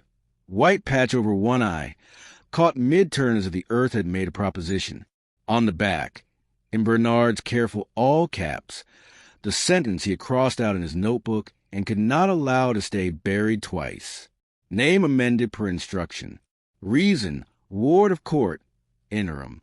And beneath it, smaller, without rank, I would have kept yours if the room had allowed it. Rachel put the photograph in my hand, without saying anything kind. Kindness would have been a misdiagnosis. We sat on the bench with the canal's discipline behaving beside us. After a while, a bicycle went by and did not ring. Tomorrow, Rachel said, because she is made of tomorrow and I am made of what the day misplaces. We see Dr. Lang, and we go back to the mill. And tonight, I asked. She looked at my pocket, where the bell had taken the shape of my chest. Tonight we let the wheel remember first, she said, and we don't force the river. We walked back the slow way. The house pretended it had not been listening. I put the red bell on the table beside its dented brother, and for a second the room seemed to turn by itself. The clean click a chain makes when it finds the right tooth without being taught. Chapter 10. The River Chooses. I'll ask her about the unit, I said, and you'll watch what her face does before she finds a word, Rachel said. At the surgery, the same polite geometry of quiet. The receptionist applied lemon to her tone and asked for nothing we hadn't brought. Dr. Lang opened her door at the precise second my hand would have touched it. She carried the morning with a smoothness that made me suspicious of gravity. Lucas, she said, and then to Rachel, good to see you. Rachel sat by the window with her back to the light, which is a trick people learn when they want someone else's expressions to be easier to read. I took my chair. The table between us had acquired a new box of tissues I did not intend to need. You want to bring something into the room, Dr. Lang said. Several things, I think. I placed the program in front of her. The ledger copy. The photograph. I did not place the bells. I had the third letter in my pocket, and it behaved like a creature that prefers darkness. She looked through the papers one by one. No flinch. No eyebrow deciding to betray her. The stillness of someone who can perform composure even when the room introduces itself unkindly. Mill day, she said. You were in town then. I said. I was, she said, not as your clinician. Not yet. I was finishing a placement. She set the program down and folded her hands. What are you asking me? Who changed my name? I said. Why anyone decided I could be classified like a drawer. The notice says ward of court, interim, she said without looking at it again. That would have been an arrangement to ensure certain decisions were made at speed and with oversight. She paused. You were a child, Lucas. People make mistakes trying to keep children safe. People also make choices that are merely choices, dressed as safety. Were you one of the people? I asked. She exhaled. Not a sigh in accounting. I was in rooms where your name was mentioned, she said. Not the room where it was amended. My notes would show contact with the family in the months after. Your notes, Rachel said gently, and the word had a weight like wet wool. Dr. Lang opened a drawer I had not noticed. She lifted out a thin folder with my name on it in 2 hands, as if she were placing an animal on a table. These are mine, she said, not the hospital's. I kept them because I am the sort of person who believes paper can right a wrong if you give a good pen. She slid a page forward. Dates that matched the year the program had acquired its optimism. Observation, summer term, episodic dissociation, remarkable verbal recall, gaps around autobiographical anchors. A line in her careful clinician hand. Mother reports approach from County Re. Study declined. Another line later.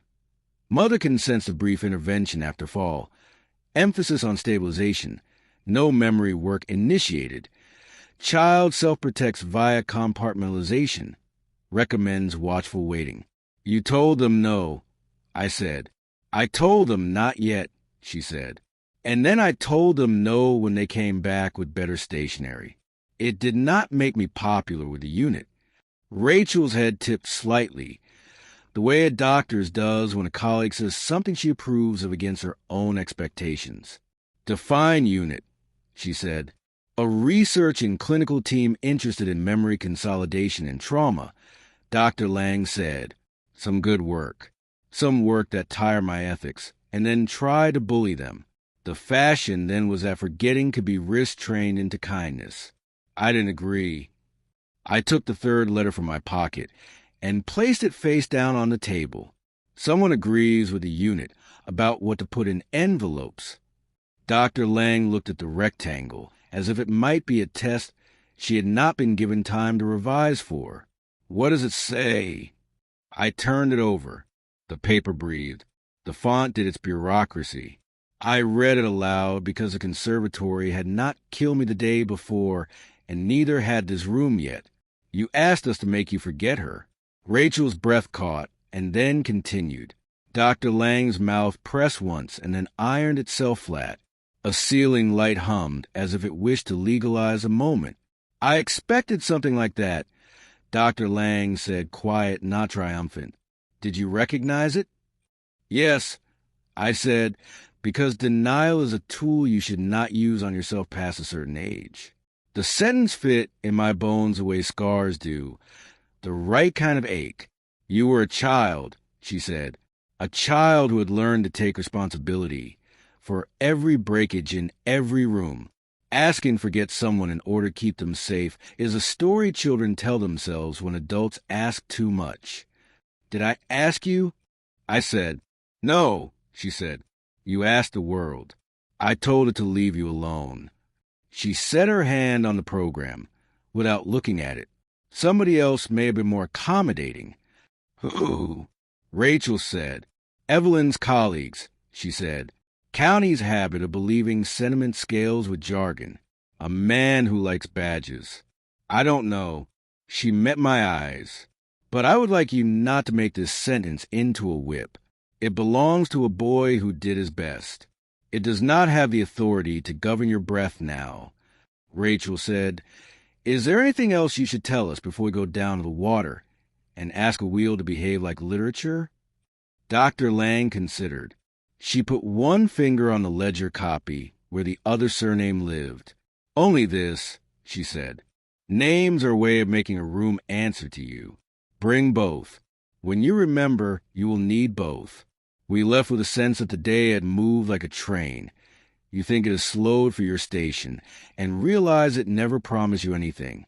On the path to the canal, I said both my names under my breath until they stopped sounding like choices.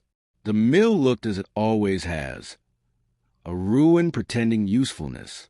The air had taken on a dampness that belonged to old stories. Rachel held the fence up, and I went through. The wheel waited. The plaque offered its abbreviated truths. The red bell in my pocket grew warmer, which is not science but is true. We stood where children had stood and counted ourselves for a teacher who is no longer paid be patient. The dog was not there, which felt correct, There are days animals leave you to your own devices. I want to try something, Rachel said. Is it unwise? Yes. She took my hand and placed a red bell in it, then positioned the dented one beside it on the stone ledge like an altar improvised by people who cannot quite say what they believe. She nodded toward the wheel. Say the sentence, she said, not as penance, as witness. I closed my eyes because that has never helped and did it anyway. I said, You asked us to make you forget her. The air did not split. The wheel did not turn. But something behind my eyes took a step. The corridor opened, the narrow one from the first letter, dust and light, the door at the end swinging on its hinge. I smelled oil and wet wood and the hard iron of a bicycle chain. The dog's bark arrived like punctuation. A girl's braid at my left shoulder. A car too wide for the lane. A slip, a jerk, the high metallic cry of a bell that has decided to change careers. I opened my eyes with both names in my mouth. The world had the same colors.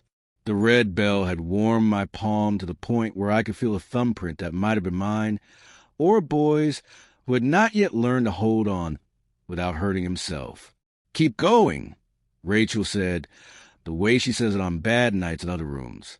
I spoke to the wheel as if it were a person who had refused to talk to me for years out of a principle I could not respect. I asked you to take it, I said. I asked a room with a badge and a dictionary to take it. I asked because I thought it would make her safer. I asked because I thought my head was a door strangers could walk through and break her things. The corridor widened. The door gave. I saw my mother's hands, a pen, the way she held a form when she wanted to be brave. Evelyn's clipboard. Bernard's jaw set against the indictment of his own pen. Miss Sanderson writing my new name on a board to teach her mouth what to do. Diya holding her breath so the page wouldn't blur while she read our poem. The miller's wheel remember / what the river chooses to forget. I didn't forget you, I said to the memory with a clarity that surprised me. I asked to be allowed to keep you in a room that didn't have visitors. I'm sorry I mistook urgency for love. The wheel gave a small counter-melody. A creak, a sift, the sound it makes when it acknowledges humidity. Rachel squeezed my hand once and let go. What do you see? She asked. Me, I said, small and terrified and trying to look like a citizen. Her, not needing me to save her. And a man who believed paperwork could be a raincoat. We circled to the back of the building because Rachel believes in literal views of metaphors. Near the base of the wheel, under the lip where the water was scrolled, something had been scratched into the stone with patient vandalism.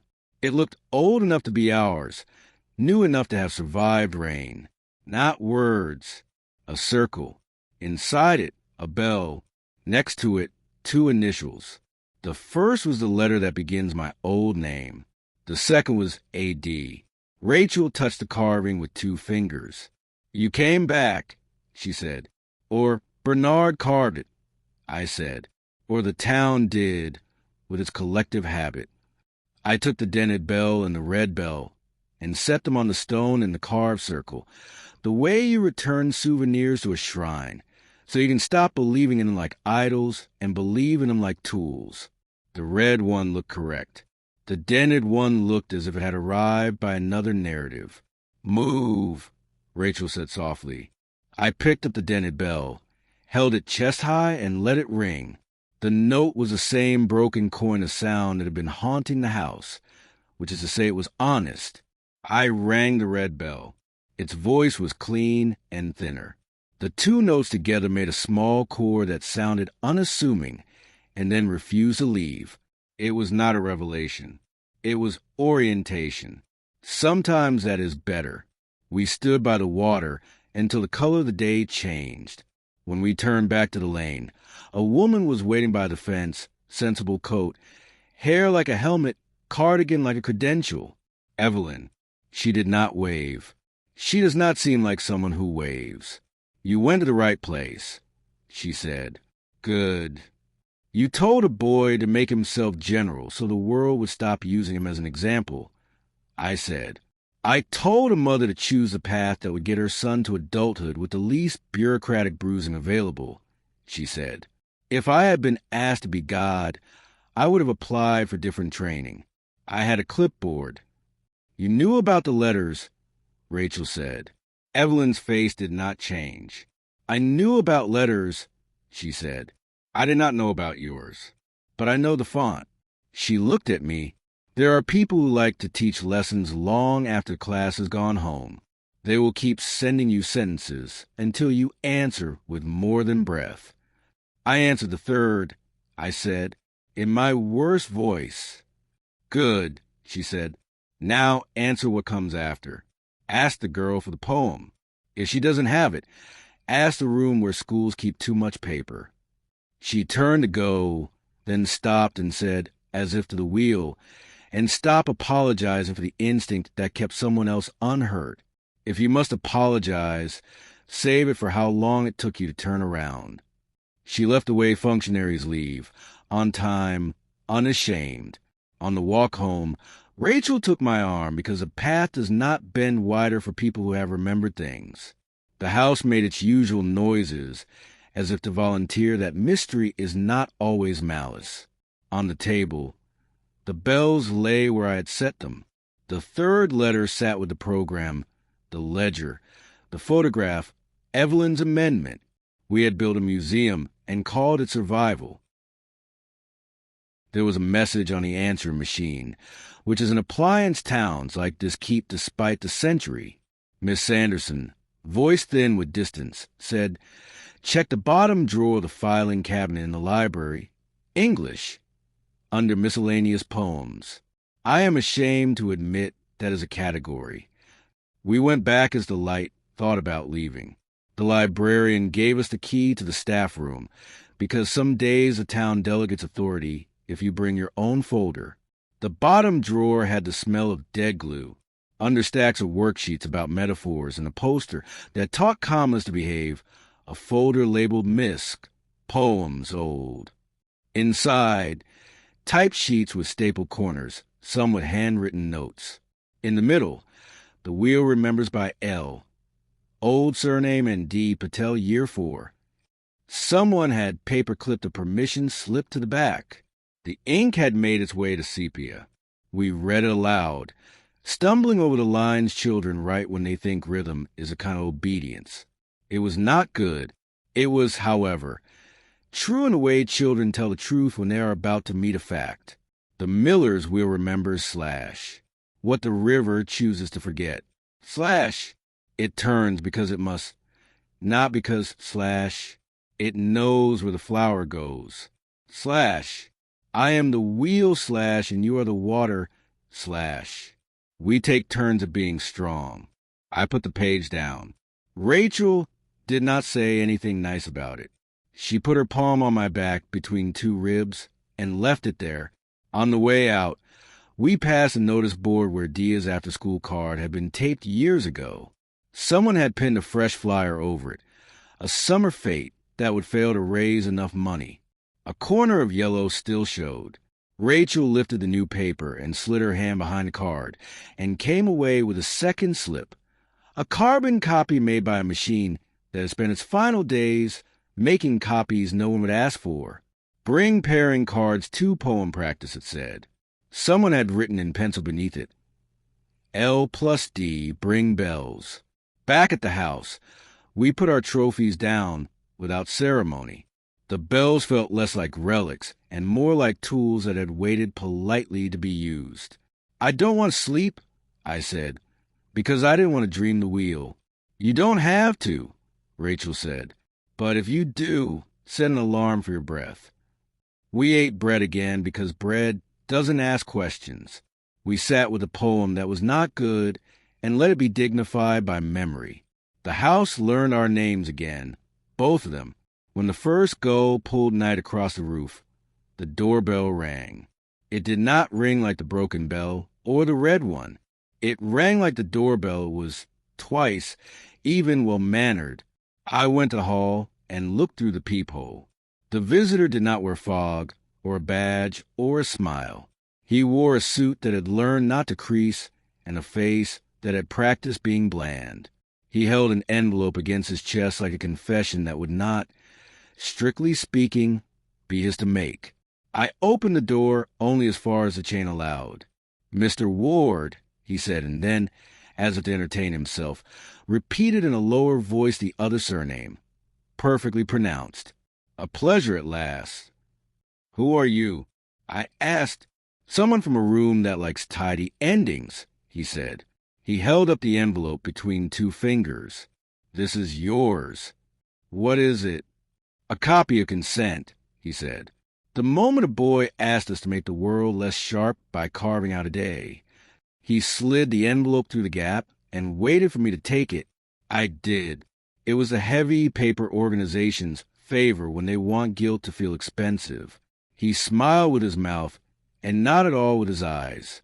"Don't open it alone," he said, and turned and went down the lane as if the lane belonged to him, which is a thing lanes forgive for a little while. Rachel stood behind me, her breath close. "Now?" she asked. "Now," I said. We took the envelope to the table where the museum lay. The bells watched the way bells watch. I broke the seal with the letter opener my mother must have bought when she believed letters were sent by relatives. Inside, a photocopy of form with lines that favored boxes over air. Consent for memory intervention. Stabilization protocol. It said at the top, interim ward in the margin, the rest of it in architecture disclaimers. My name in a boy's hand. My mother's name. Hers, not neat, not shaken, just needed. A date that matched the week after Mill Day. In the section marked subject request, optional. If able, a sentence that had come from a child trying to be a better adult than the adults were managing. Please make me forget her, if it keeps her safe. I did not look at Rachel. I did not exhale. I read my own small handwriting 3 times, then reached for the pen by the phone, turned the paper over, and wrote on the back in letters that belonged to a man. I would like to remember her now. When I looked up, the house had turned a fraction of a degree toward the table, as if listening for chains. Outside, a bicycle passed without ringing. The sea took the long breath it takes when it decides a night belongs to it. And somewhere across town, a dog with a white patch over one, I considered his route and decided, for a night, to keep it to himself. Chapter 11. The Boxes We Tick. Rachel didn't touch me. She touched the table instead, 2 fingers flat, like a pulse. "This goes with Evelyn," she said. "The code on the margin."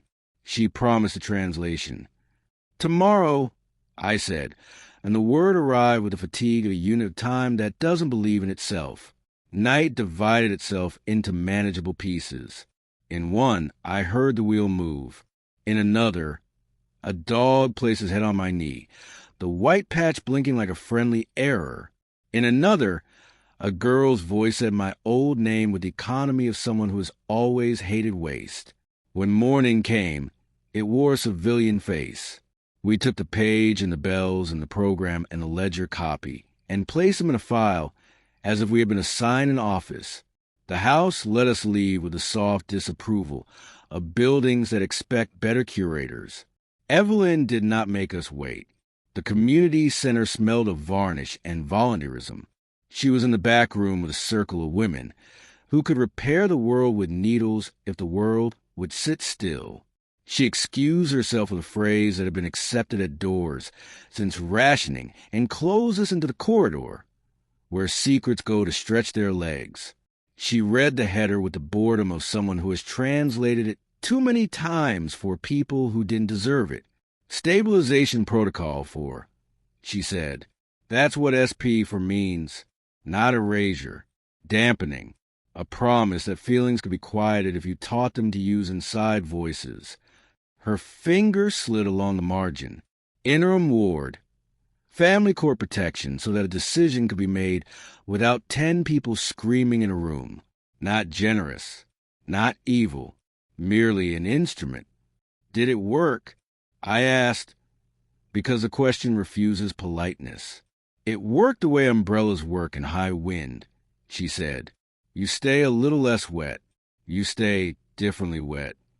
She turned the page. The code at the bottom. This is the unit's file number. They will have recorded it. They recorded everything then. Rooms like that worship sound. Recorded?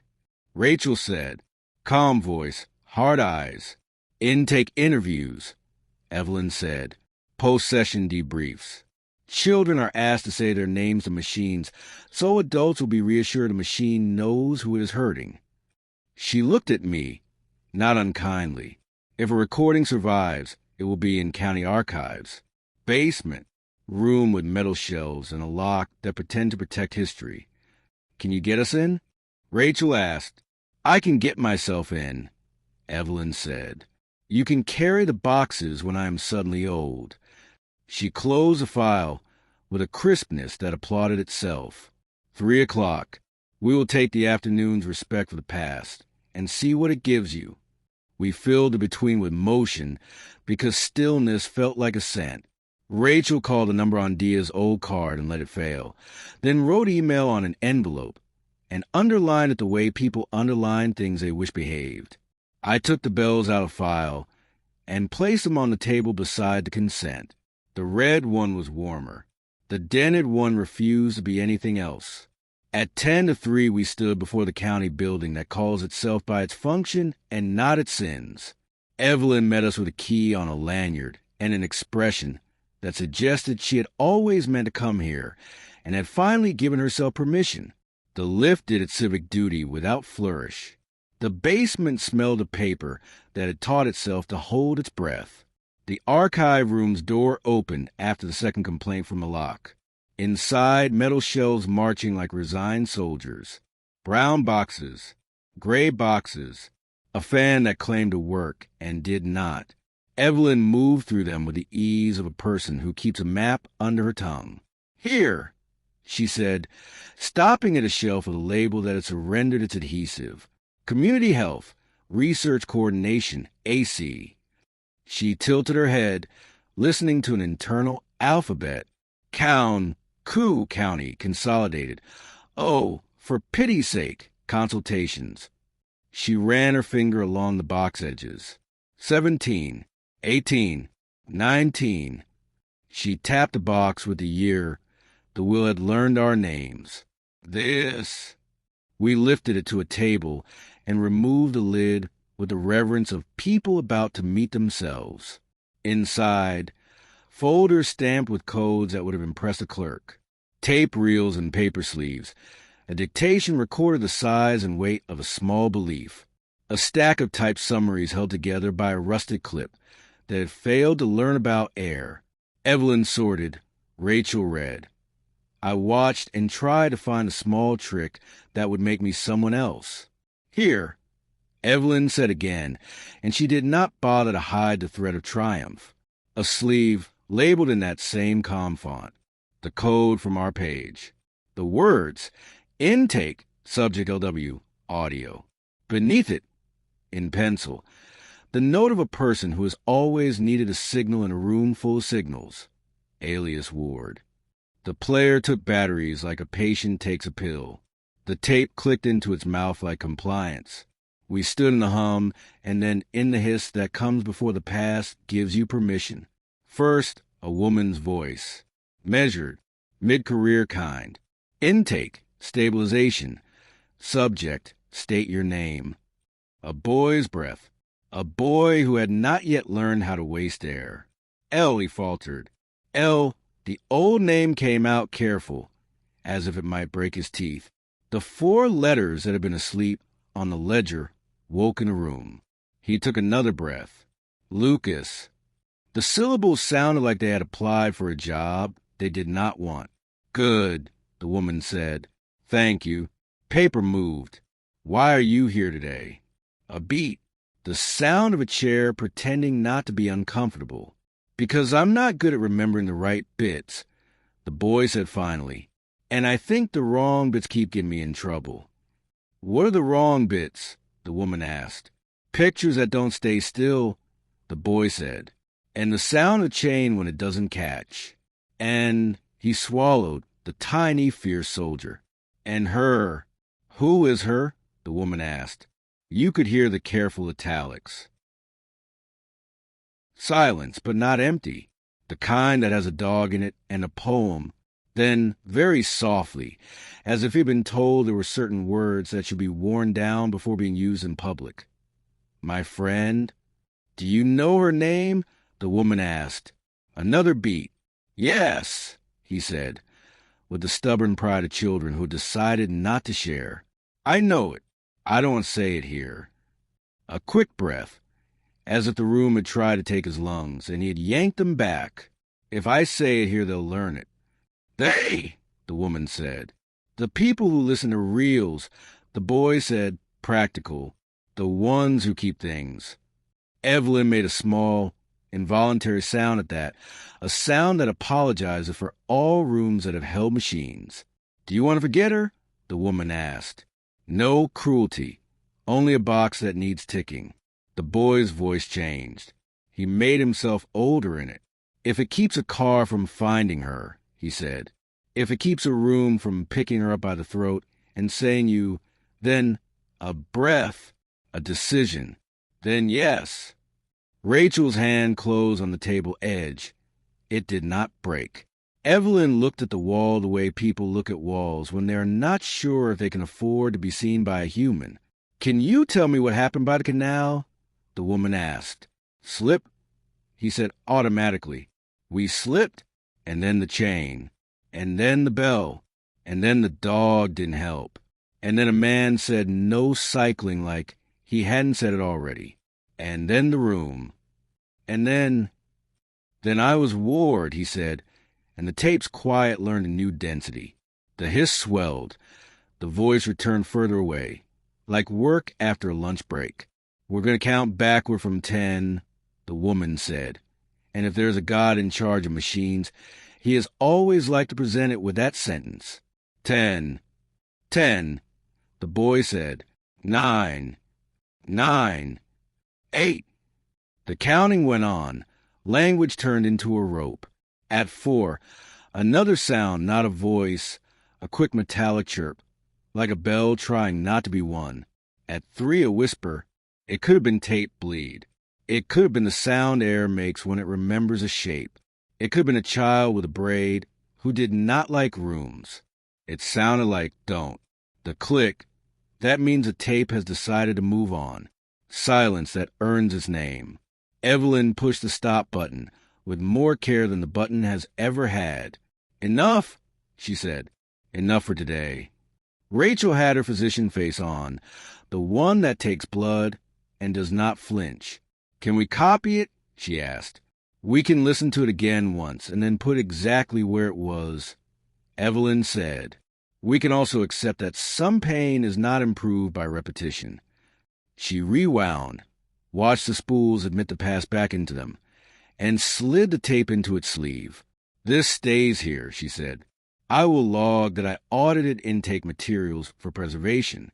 If anyone asks why you were with me, I will say the word training and look tired until they allow me to leave the room. She replaced the box with the finicky precision of people who have learned to be blamed by categories. We left the archive the way divers leave water, reluctant to rediscover weight. In the car park, the man with a suit that has never learned to crease waited by a lamppost that no longer believed in light. He did not approach. He made approach inevitable. Afternoon, he said. No badge today, Rachel observed. No weather for it, he said, as if the sky had voted. His eyes moved to the file in my hand and applauded themselves. I hope the past was to your satisfaction. It usually isn't, I said. Then perhaps you allow it to remain curated, he said. There are reasons protocols exist. They are not always good, but they are not always yours to mend. Why the letters? I asked, why 3 and then consent? Because 3s make people feel held, he said. Because religion taught us to respect the shape. Because you had stopped reading your own notes. He smiled without conviction. Because endings require invitations. I don't want your invitations. I said. Then take your own, he said, and turned his face briefly to the wind the way men do when they practice patience. Ask the girl to finish the poem with you. Then decide whether you would rather be general or particular. He pushed off from the lamppost and left with the careful energy of men who never run in public.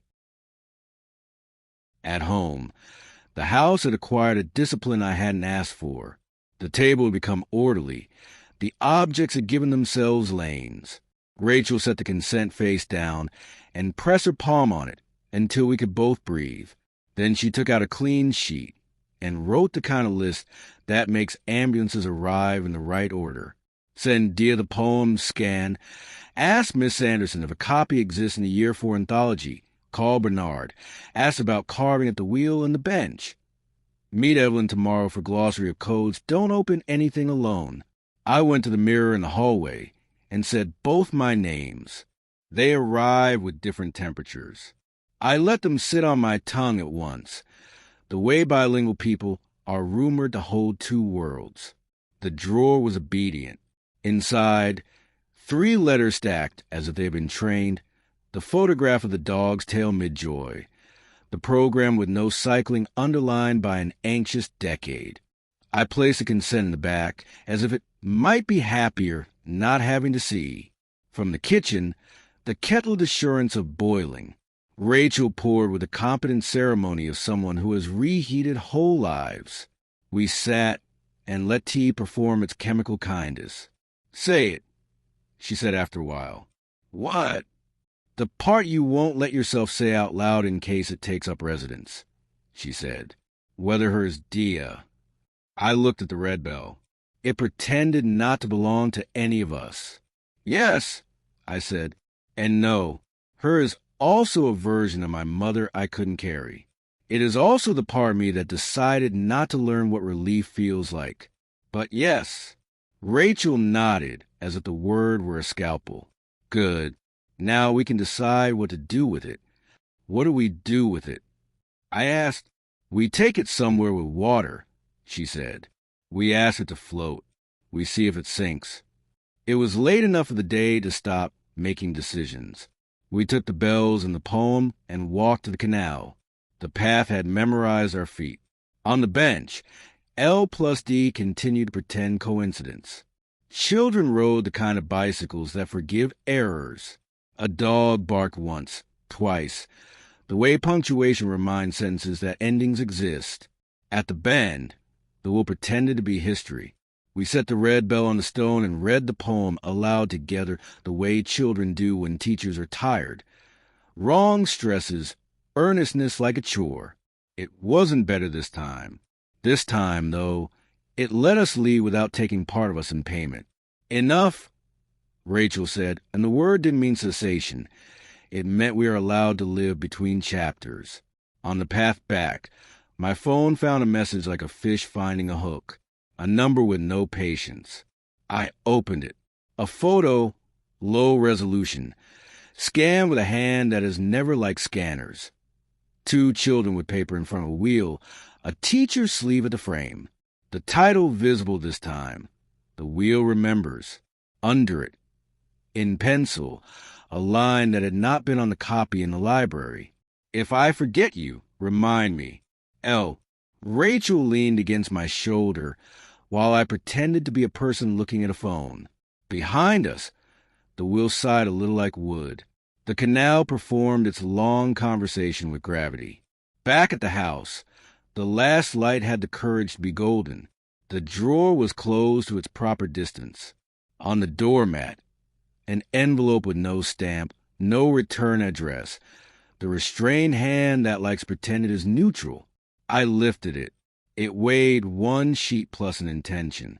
Do we open now? Rachel asked. We don't open alone, I said. We sat at the table where the Museum of U.S. had extended visiting hours. I slid my thumb under the flap and lifted the paper. The font was the same, unadorned, as if the writer did not wish to be accused of art. The sentence was shorter than the others, and had decided to be kind to no one. Bring her to the mill at dusk. Rachel didn't say which her. She didn't need to. The light Leaving the window knew what the letter meant. The bell on the table learned a new temperature. We don't go because a letter tells us to, she said finally. We go because we were going anyway, I said, and because dusk was always the hour. We let the day empty. We let ourselves believe we could do this on purpose. When the shadows started to agree with each other, we put the bells in my pocket and the poem in hers and left the house to keep our breathing while we were elsewhere. The path took our feet where it always has. The bench with the initials pretended to be furniture. The mill leaned into the water with its familiar refusal to perform miracles. Dusk is conspirator. It dulls edges and invites decisions. Rachel stood with her back to me and counted my breaths without telling me she was doing it. I stood with my face toward the wheel and said both my names once, like a ticket handed to a gatekeeper. Footsteps came down the lane. One set, then a second set half a beat behind, like a harmony out of practice. I didn't turn until I heard the small sound a bell makes in a girl's hand when she decides to let it speak. Then I did. She was exactly the age she is now and exactly the age she was then, which is what good faces do. Contain their own weather. Diya stepped into the space the wheel accepts. She held no tin. She wore no scarf. She had brought nothing but a decision. Don't mistake me for a miracle, she said. I won't, I said. Good, she said, because this is only remembering. And that is worse and better. Chapter 12. Dusk at the Wheel. Remembering isn't a seance, she said. If something comes, it comes because it wants to be named. I brought the bells, I said. Both. Good, she said. We'll let the room choose. Wind slid along the canal with the stealth of a practiced thief. Far off, a dog barked once and then seemed to reconsider language. Rachel lifted the program from her pocket as if paper could anchor air. Say your names, she said, not to be ceremonial, but because some doors still respect etiquette. I said the one the town prefers. I said the four-letter one that fits like an old shirt. The wheel did nothing. That was a kind of permission. Diya took the red bell and placed it on the stone lip beneath the carved circle. She didn't touch the dented one. You do it, she said to me. Whichever hand you use then, use now. I took the dented bell in my left hand and felt the familiar bruise of its weight. I rang it once. The sound refused to be pretty. It was honest, which is worse. Read the title, Rachel said, holding the poem, just the title. The wheel remembers. I said. The corridor opened. Not a flood. A door on a latch. A boy's shoulder against mine. The lanes tilt. The long patience of nettles. The car too wide for the road. The quick catch of a chain choosing the wrong tooth. The dog's high, helpless syllable. My hand through the spokes. Pain like a white room with no furniture. Keep going, Rachel said, but gently, as if asking a river to admit its course. I tried to find her face in the memory, and failed in the way you fail to see your own eyes without a mirror. I found my mother's hands instead, the pen's small authority under her thumb. I found a man with a badge he didn't enjoy, and another with a smile that never made it to his eyes. I found Miss Sanderson's board in the chalk that turned my old name into a word the room could pass around without cutting itself. I found a boy in a chair being taught how to count backward, as if numbers could make a place clean. It wasn't the fall, I said, surprised by the sentence as it left me. That wasn't why I asked. Diya did not look at me. She looked at the water, as if it might give her back a minute she hadn't finished with. I know, she said. I thought the room would come for you. I said, if I made you a detail on a form, they would measure you. They would decide you were interesting. I thought if I asked to forget you, I could pull the string out of the picture. I could leave them an empty shape where you had been. That's the most you think I've heard in years, she said, and there was no flattery in it. You made yourself smaller, so a room wouldn't have enough paper for me. It was a child's idea of power, I said. It was love and the only grammar you had, Rachel said. Footsteps came down the lane with the deliberation of someone rehearsing how to be witnessed. The man with the suit stepped into the clearing of dusk and took off his hat, as if this were a church he didn't believe in but respected. "You came," he said, and sounded disappointed to be right. "You sent a letter," I said. "Letters," he corrected. 3 makes a door. You don't get to build doors in places that existed before you were hired to have opinions, Diya said, and if he registered a hit, he kept it private. "I'm not here to harm anyone," he said. "That's the sentence people say when they're about to ask for obedience," Rachel answered. He took a small recorder from his coat and did not turn it on. It lay in his palm like an apology he couldn't afford. "You asked us to make you forget her," he said to me. "You wrote it down. We honored the request as far as the protocol allowed. You had what you wanted." "I had what a child wanted," I said. "Now I want what the man wants." "Memory work has risks," he said, already halfway into a pamphlet. "Existing has risks," Diya said. "So does leaving children in rooms with machines." He looked at her with a curiosity that hadn't yet learned humility. "You kept the bell," he said, noticing the red, finally. "I keep the receipts," she said. "They make polite lies sweat." Wind tightened, then slackened. The wheel creaked in the way old would admit weather. The man turned the recorder over once and then, to his credit, put it back in his pocket. "What do you want from me?" I asked. "Besides consent you didn't earn." "Closure," he said, and hurt himself. "No, not that. The assurance that the story resolves into a shape that won't embarrass anyone." "Embarrassment is not our problem," Rachel said. He glanced at the carved circle on the stone and the 2 bells and gave a small, reluctant nod, the way a bureaucrat nods at beauty he disapproves of. "There is a 4th letter," he said. "There always is, though we don't always deliver it. It belongs to the person the first 3 tried to curate." "Me," Diya said. He hesitated. "It depends who wrote them."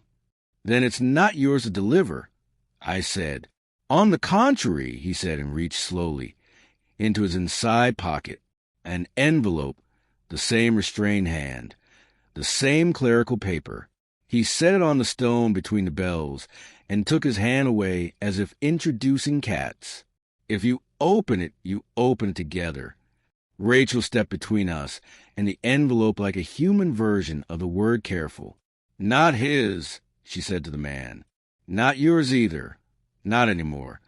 I'm only the courier this time," he said, and for the first time he looked like a man who had aged today. No one moved. A bicycle hissed by on the lane above the mill, chain behaving, rider invisible. The sound lifted and fell like a breath belonging to something larger than us. The dog's bark came closer, once, twice, then the soft footpad sound of a creature deciding to be present. White patch over one eye, tail making punctuation out of happiness. He looked at us the way dogs look when they are not sentimental, only accurate. He sat by Diya's left shoe and made himself ready for whatever people mistake for ceremony. "Open it," she said to me, and when I didn't move, she added, "with both of your names." I slid my thumb under the flap the way I had the others and lifted the paper. The font knew what it was doing. The sentence was only a little longer than the last, and gave no one the satisfaction of metaphor. "If you remember her, remember yourself as the boy who didn't let go." I read it aloud because dust deserves sentences, not secrets. The man closed his eyes for a second, the way people close their eyes in churches they hate. Rachel's hand found the back of my shoulder and stayed there. Diya looked at the dog, and then at the water, and then at me. "You didn't," she said. "Let go." I tried to turn for getting into shelter. I said. "You did," she said. "For a while. It kept us dry enough to get here." The wheel gave a small, precise sound like a tooth finding a chain. The red bell warmed the air by a degree that couldn't be measured. The dented one cooled, as if relieved to be done acting as a sign. The man cleared his throat.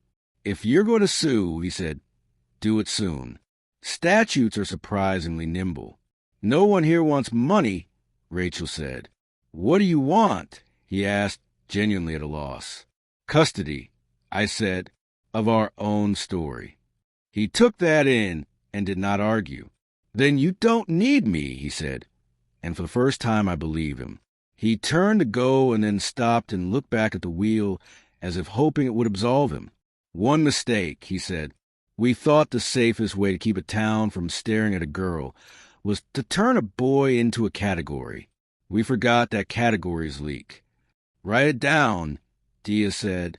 "Make your rooms read out loud to each other." He left with the careful speed of men who understand they have overstayed their usefulness and have chosen late to be grateful. Dusk kept lowering itself like a stage light. Rachel held the poem at her side, folded, as if to avoid giving the wheel the impression it was being asked to perform.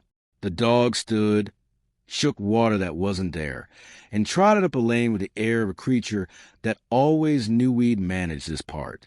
"What now?" I asked. "Now we practice," Rachel said. "We practice not handing our breath to furniture." "Now you take the boy home," Diya said to me, and there was no pity in it. "He has been waiting in a drawer a very long time." We walked back the slow way. The house reopened without theatrics. I put the fourth letter in the drawer with its siblings, and then took them all out again and placed them on the table because hiding had done its job already. The bell sat in the center like punctuation that had decided to live as nouns. I wrote on a clean page in my notebook, and the ink stayed. I wrote both names at the top, and none of the letters disappeared. I wrote a sentence I had not been able to own until now. I did not let go. Rachel read it and did not edit. Diya read it and put the red bell on top of the page, gentle as a hand over a small animal's ribs when it sleeps. "Tomorrow," Rachel said. "We'll ask for the rest of the poem," Diya said. "Not from a drawer, from us." The night came without tricks. The sea took its long breath. The house sounded like a house. I said both names in the hallway, and both came back to me unbroken. Somewhere in the lane, a bicycle passed without choosing to be a symbol, and far off a wheel turned in a building that had learned to endure. I slept. Chapter 13. The Room with Machines. "Evelyn at 11, she said. "Basement, metal shelves, keys that resent their jobs." Diya's message came just after 9. A single line, no greeting. "I won't go into a room with a recorder. Bring back only what you can carry without apologizing." "I'll try," I wrote. "Don't try," she answered. "Decide." Evelyn met us at the county entrance with a lanyard that had bullied more than one door. She walked like people who've learned to conserve outrage. The lift's mirror gave us back 3 faces that looked acquainted with decision. In the basement, the air had that sweet, tired smell of paper that has agreed to be responsible for everyone. The archive room waited, as if it had been told to be neutral. Evelyn's key turned with the small victory of old brass. We stepped into a narrow geography of boxes and labels, the shelves marching as if discipline could be taught to steal. A fan in the corner pretended to work. "We won't be here long," Evelyn said. "Long is where mistakes live." She took us directly to a unit of shelves that even the dust had learned to respect. The box from yesterday sat where we had reshelved it, behaving as if it had never been disturbed. She eased it onto the table with a tenderness that would have embarrassed anyone else. The lid came off. Inside, the square sleeves of tapes, the clipped packets of typed notes, the fat envelopes that make administrators feel powerful. Rachel put on cotton gloves because some deliveries you give your hands deserve better skin. The sleeves had codes that had once impressed me. Now they felt like men in suits who could be told to wait in the corridor. I found the intake tape again and set it aside. Evelyn sifted the typed pages. Rachel scanned for something that could teach us the shape of the room we had been in without knowing. "Here," Rachel said, and her voice dropped a degree. A summary sheet, carbon copy thin, the blotted blue of old decisions. Stabilization protocol for session log excerpt. Subject LW lines of neat type. Then the bleed of a ballpoint that had added during a meeting with coffee stains. Post-intake. Subject exhibit protective ideation. Recommendation from unit. Proceed to dampen specific index linked to DP guardianship. Interim ward approved. Consent obtained from guardian. Subject wrote adjunct request. Another line. In that careful, officious hand. Reversal dampening not advised without evaluation of risk to DP. Adjunct request, I said. Your sentence, Rachel said. Evelyn's mouth tightened. It was a prayer they turned into a checkbox. She found another envelope and laid it beside the sheet. Audio post-session debrief. The sleeve crackled like an old coat. The tape was labeled in the same calm font, then annotated in pencil with a date and a time. Evelyn loaded it into the player with the respect you give to something that could decide your next hour. The hiss rose, a tide under electricity. A woman's voice, older than the intake voice, or simply later in the day. Debrief, stabilization. Subject LW present for initial counting. Guardian present. Observers. EC Cage. The room on the tape sounded like every room with linoleum. You could hear the light. Then my mother's voice, soft at the edges even when she tried to make it strong. He'll be all right if you don't make him guess what you want from him. He's very good at guessing. He shouldn't be. The clinician will aim for low arousal. Consolidate safety. No memory extraction today. Footsteps. Paper. The small metallic chirp that comes from a bell when it's not being a bell at all. Just history scratching the air. The clinician again. Subject is asked. A pause that had learned to be theatrical.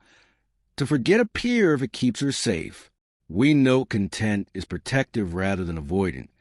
My mother, he doesn't forget. He files. He'll pretend for you. He won't let go. The tape made a swallowing sound, as if the machine had taken its own breath.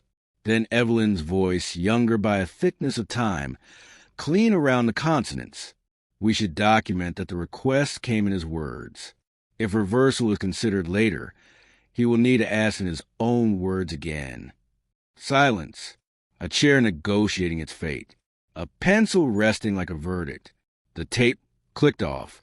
No one in the basement had been prepared for my mother to arrive at the table like that.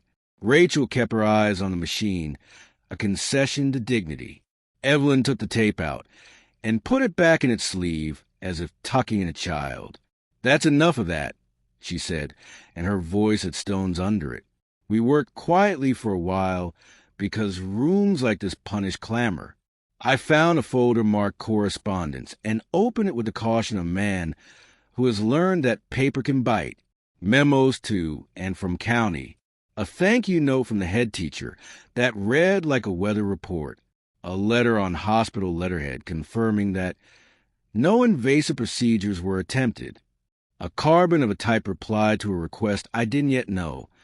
Reversal denied for now given potential for destabilization. Review in 12 months. Rachel found a second tape. Ancillary witness statement, peer. The handwriting beneath the printed code was almost shy. A date 2 days after Mill Day. A line in pencil that someone had meant to erase. Only if she consents. We stood around the machine the way people stand around a patient who may not recover.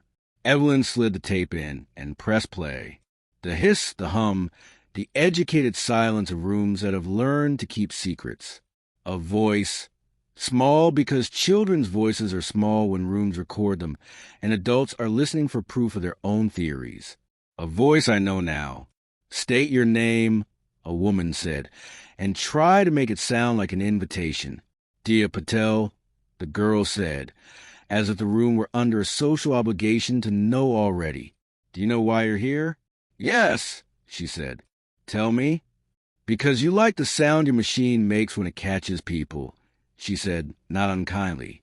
And because I can say this faster than you. A pause. Paper deciding whether to make a noise.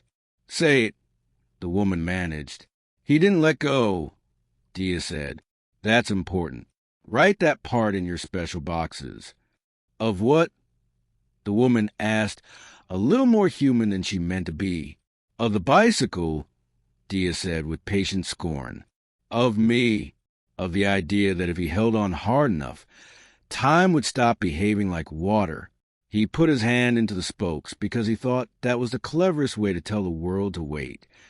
And then, the woman asked, a small surrender in the question. Then you all did what you do, Diya said. You made a story out of it. You used big words to keep the town comfortable. You changed the name so the bad bit would have nowhere to send its letters. You could hear her lean toward the machine. You can write your reports, she said. But write that bit, too. The tape hissed, satisfied with itself, and clicked to a stop before anyone could pretend the conversation had gone another way. We did not speak right away. The basement made the sound basements make when they have overheard something they wish they hadn't. Rachel pinched the bridge of her nose, then let it go, granted herself the indulgence of 2 seconds of unprofessional breathing. Evelyn put the tape back in its sleeve with an economy that had learned from sorrow. Copies? Rachel asked. No, Evelyn said, and forestalled the argument with a small, tired smile. I know, but there's a difference between retrieving history and stealing it. The words will travel without the plastic. You carry enough. I put the sleeves carefully where they had slept. I returned the typed pages to the envelope that had presented them. I memorized the labels in the unrewarding way of people cataloging their own past. On the way out, near the end of the shelves, a box with no label leaned, as if not quite decided about its shelf life. Evelyn tapped it with the back of her fingers. Strays, she said. Files that lost their names. We let them stay, because someday someone will come for them. The lift reintroduced us to the afternoon. The county lobby performed respectability. We stepped into a wind that had remembered purpose. Rachel didn't take my arm, and didn't need to. We walked to the car without deciding to. At the door, she stopped and looked at me full in the face. Say it, she said. I didn't let go, I said. No, she said. You didn't. We drove home the long way, because the road closer to the bay seemed to want witnesses today. The house accepted us without comment. I placed nothing on the table for a minute, which felt like progress. Then I took the 4th letter out and set it beside the first 3, as if arranging chairs for a jury. The bell sat in the middle like punctuation rendered into hardware. Diya called for movement. I could hear shoes on stone. Well, she said, you told a room the truth. I said, someone had to. She said, do you have to forgive the room? No, I said, but I probably have to forgive the way the room made me behave. Good, she said. Keep both names in your mouth until your tongue stops choosing favorites. I'll meet you at the bench at 5. At 5, the bench wore the initials with a little more pride. The canal held itself together. The dog did not come, which felt like a vote of confidence. Diya sat with her back to the carved slat and her eyes on the corner, where the lane considers being honest. You found what you needed, she said. Enough, I said. What's left? The bit you kept from the room, I said. She thought as if she were fitting a piece of wood into a tool she respected. The poem wasn't good, she said, but we meant the last line more than we knew. I read it again, I said. She smiled sideways at the water. Of course you did. I asked Evelyn for the code book. She's going to translate the margin for me tomorrow. She'll translate it for herself and then tell you what you can carry, Diya said. That's what women with clipboards do when they've decided not to be cruel. We sat. The world did the decent thing and let us. Back at the house, shadows behaved like furniture. I wrote in my notebook, and the ink remained as if it had been given citizenship. I wrote the sentence from the tape, not because I needed to remember it, but because I needed it to look back at me. He didn't let go. Rachel read it without commenting on handwriting or style or the apology my pen always wants to include. She placed the red bell on top of the page the way she had before, and then lifted it again and rang it once, a sound like a clear instruction. "Tomorrow," she said. "We go to the mill again," I said. "We do," she said. "And then we go wherever the boy wants to go next." Night arrived without drawing attention to itself. The sea took its large breath and let it out. I said my names in the hallway and didn't listen for the echo because I wanted the echo to learn how to live without me. In the quiet, a thought arrived without the help of letters. It was not lovely. It was true. If I ask to forget to keep her safe, I can ask to remember to keep us honest. I slept with both bells on the table and the letters in a row like a sentence that knew how to end. Chapter 14. Practicalities. Rachel watched me from the doorway, a cup warming both her hands as if heat could be borrowed. "Before the mill," she said. "One stop." "Practicalities," I said, and the word landed with the exact weight of string and screws and punishment disguised as mending. The shop opened at 10 because shops like that refuse to learn the internet's manners. The windows still wore the faded hand-painted signs, letters done with a brush that had taught itself patience. Inside, the aisles kept their discipline. Hooks of belts and buckles, jars of washers, a small cathedral of rubber stoppers. The bell on the door was not sentimental about its job. It rang to record the fact of our entering and then retired. Mrs. Winstanley came up from behind a counter that had known many hands. She was the sort of older woman English towns produce when they need someone to remember who owns which screwdriver. Her apron had outlived 3 fashions and 1 recession. She looked at me the way a cupboard looks at a family, kindly, unimpressed. "You've grown into your face," she said. "I should apologize," I said, "because a habit is hard to quit." "Don't," she said.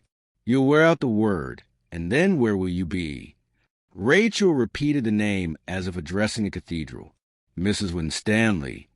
The woman's mouth softened. "I always liked your mother," she said to me, businesslike. She kept her bag on her lap, as if the world were full of people who needed coins more than she did. "Tell me what you've come to steal." "Borrow," I said, "a memory that belongs to you." She glanced at the bells in my pocket, without needing to be told they were there. "I thought as much." "Come on, then." She led us through a narrow gap to a back room that smelled of paraffin and old cardboard. On a shelf sat the boxes that make towns possible, miscellaneous parts rescued from defeated machines. She took one down. Inside lay a tangle of small bells, none of them new, each with its own exhausted history. "I keep things," she said simply. "Someone has to." I brought out the red bell and the dented one and set them on the table. She did not touch either, the way people don't touch a photograph of the dead until they know who invited it. She looked at the dent, the small puncture near the rim, the ghost of grease where fingers had learned to find a voice. "That," she said, nodding at the dented one, "came through here. Not first, not last. Brought by the policeman with the careful hands the week after the children played at the mill. He asked if I could fix what didn't want to be fixed. I told him the throat was cracked and the sound would always be wrong. He said that was what was supposed to be for a while." "Bernard," I said. "He paid twice," she said. And when I must have looked surprised, she added, "Once with money he could spare and once with a promise to bring me a dog who had decided to be nobody's." He kept the first promise. As for the second, dogs keep themselves. She reached into a drawer and produced a small receipt book. The paper had the crispness of the old cheap kind. She turned to a page, ran her finger down columns of small hand, and tapped. Bicycle bell, Ari throat, no charge. Under it, in Bernard's block letters, for L and D, he didn't let G.O. My body recognized the sentence before my eyes did. It put a hand on my ribs and reminded them of breath. You wrote it down. I said, I wrote what mattered, she said, because men with boxes always want to see a receipt before they admit you were there. Rachel leaned closer, elbows off the counter, every inch of her performing respect. Did anyone else come asking? Mrs. Winstanley nodded, not pleased to remember. Years later, a man with a smile that wouldn't sit, wanted to buy the old broken one, offered far too much for rubbish. I told him it wasn't rubbish, and it wasn't for sale. He left with his manners folded small enough to fit a pocket. The suit, I said. If that's what you call him, she said. He wanted to own proof. That's usually what men like that want. She went to another shelf and brought down a biscuit tin that might once have been full of Christmas. Inside, a handful of cards and scraps and paper clips that had been out of shape under the pressure of years. She fished out a laminated rectangle and held it up, pairing card, mill day return. The ink had gone to the edges of itself. L and D. The line drew two names together, as if a grown hand could bless children's decisions. You kept this, too, I said. I told the head I'd laminate them so they'd last, she said. Then the year ended, and my good intentions wandered off. They do that, good intentions. I found this behind the kettle after the school closed. It came home with me because the office was tired, and I was not. She placed a card next to the bells. Rachel took a long breath and let it out in a useful way. Do you remember the day? I asked. As more than an errand? Mrs. Winstanley considered. I remember the sound of it. I remember a girl with a braid who spoke to things as if they were already listening. I remember a boy who held tools like someone who wanted to know what they did before using them. I remember thinking that the bell that broke did not break because the world was cruel, but because the world is the kind of place where metal tires, like the rest of us. She chose a small screwdriver from the city of tools and turned the red bell in her hands to check the screw, not because it needed checking, but because the hands that had fixed things for 50 years needed to be allowed to practice. Then she set the bells back and shut the tin and looked at me as though the real work had not been the metal at all. Don't let them make you into paperwork, she said. Paper is for shelves. You are for rooms. I wrote it down, I said, in my notebook that I didn't let go. Good, she said. Write it again when you forget. Remembering is a habit. It lives in the muscles if you ask it to. We paid for a packet of screws we didn't need because commerce soothes towns. At the door, the bell rang its small civic noise and then kept itself to itself again, on the pavement. Rachel looped her arm through mine and didn't comment on the way the bells in my pocket. I didn't comment on the way the town had started to hold itself differently around me, as if a chair had been put back in its proper place. We walked to the mill the way people walk to a place they have learned will tell the truth if they let it. Afternoon had decided on a color and stuck with it. The water kept to its old arithmetic. No sign of the suit. No sign of Bernard. No sign of the dog, which is a kind of blessing. A dog's absence can mean he trusts you to manage. At the stone lip beneath the wheel, I set the red bell inside the circle we found scratched there. I held the dented one in my left hand, because some fidelities don't ask permission.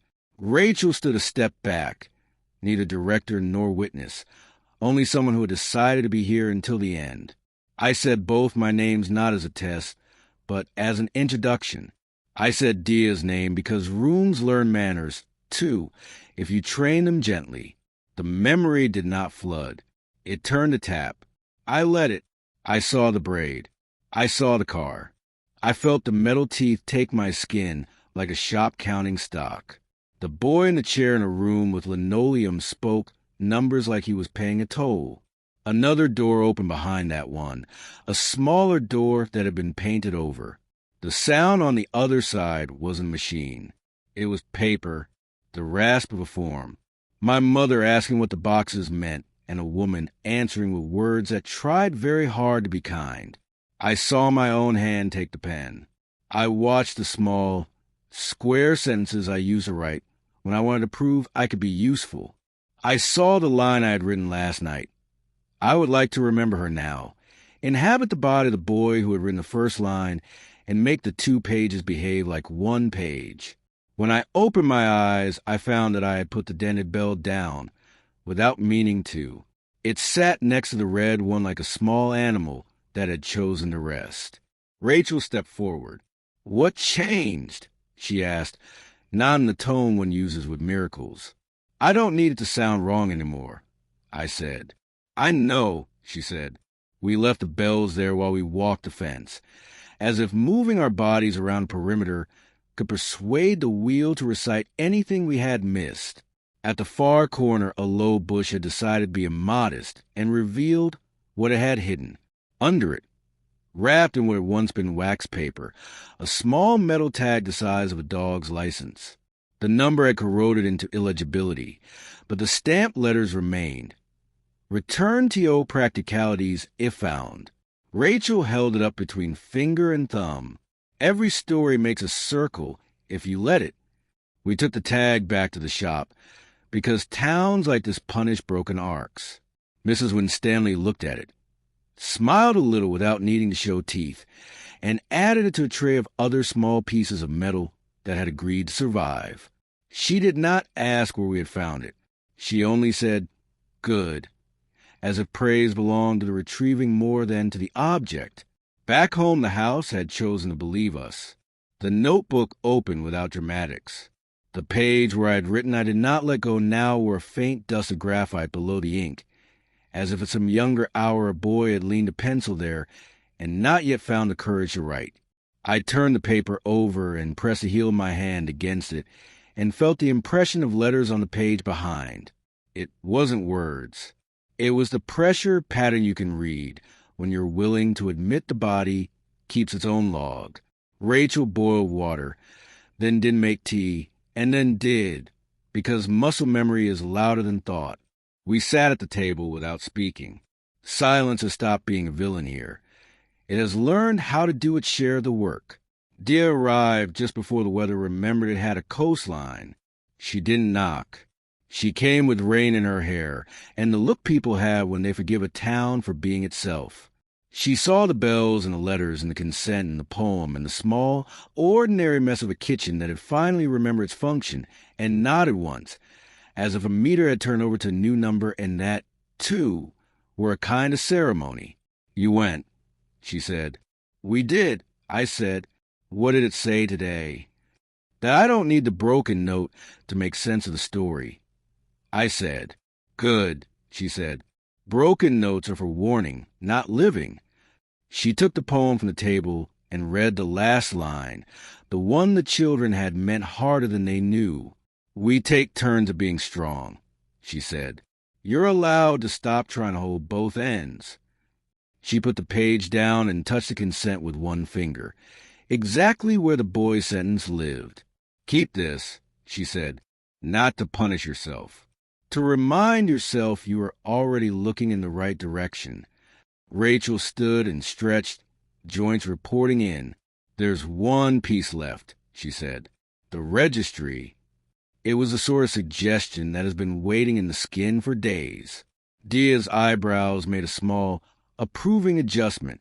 "Names are tools," she said. "Use both until one stops pretending it needs to be alone." We walked to the registry, because offices forgive you faster if you arrive on foot and a little damp. The clerk at the counter had the unimpressed grace of people who have seen every version of human hope attached to forms. Rachel introduced us with the economy of a person who bills by the quarter hour even when she isn't billing. I produced what paperwork we had, and what we didn't. The clerk took it all in, stamped the thing that needed stamping, and slid a form through the slot with the ceremony of a priest sliding a sacrament to a layperson who has earned it. This begins a discussion, she said. Discussions have their own calendars. I'm patient, I said, and she gave me the smile civil servants give when they want to make it clear that they have met patience and prefer punctuality. We came away with nothing tangible beyond a reference number and the feeling that a small door had opened somewhere in a building I would never see. It was enough. By the time we reached the house, the rain had remembered itself properly and was explaining that memory to the roof. We spread our damp selves around the kitchen and let Heat apologize. I placed the registry form under the bell with the dent and, on impulse I couldn't have explained to anyone, hung the red bell on the nail near the back door, where a calendar had once tried and failed to make us better organized people. It looked correct there, not as a shrine, just as a thing that had a job again. The doorbell rang, not the broken sound, not the polite chime of neighbors. The doorbell that belongs to whoever has decided they are already inside any room they choose. The man in the suit stood on the step, rain behaving as if he were not worth wetting. He had left the hat at home. He had not brought a recorder. He held nothing, and that seemed deliberate. I wanted to see whether you would do it without being asked, he said. We did, I said. I can close a file now, he said, and somehow made it sound both like a kindness and a loss. Close yours, Rachel said. Leave ours open. He nodded in the way men nod when a negotiation has ended before they were ready. You'll hear from my office, he said, and I looked at his empty hands and understood he meant no letter this time. He meant the ordinary way, the one with stamps and envelopes and signatures and carbon copies filed where dust learns to speak. He turned, then paused, and let the rain remember it was falling. The boy you were would have liked us to be better, he said to the bricks. I would, too. He didn't ask to be forgiven. He wasn't entitled. He walked away with the practiced humility of men who have had to learn it late. Diya watched him go and didn't waste a word on him. She touched the red bell as she passed it and smiled at the plain sound it made. Tomorrow the wheel won't need us, she said. Does that mean we won't need it? I asked. No, she said. It means we can choose to go when the day is good rather than when we are. There's a difference. That night, I wrote in my notebook until the body of the pen reminded me we are not built for endless insistence. I wrote the boy's line and the man's line, and then, without having planned to, I wrote a third, smaller, in the corner like a door kept just barely ajar. If I forget again, return me to practicalities. When I closed the book, the page did not drain itself of ink. The words stayed. I left the notebook open anyway and went to the hallway mirror. I said both names. I said hers.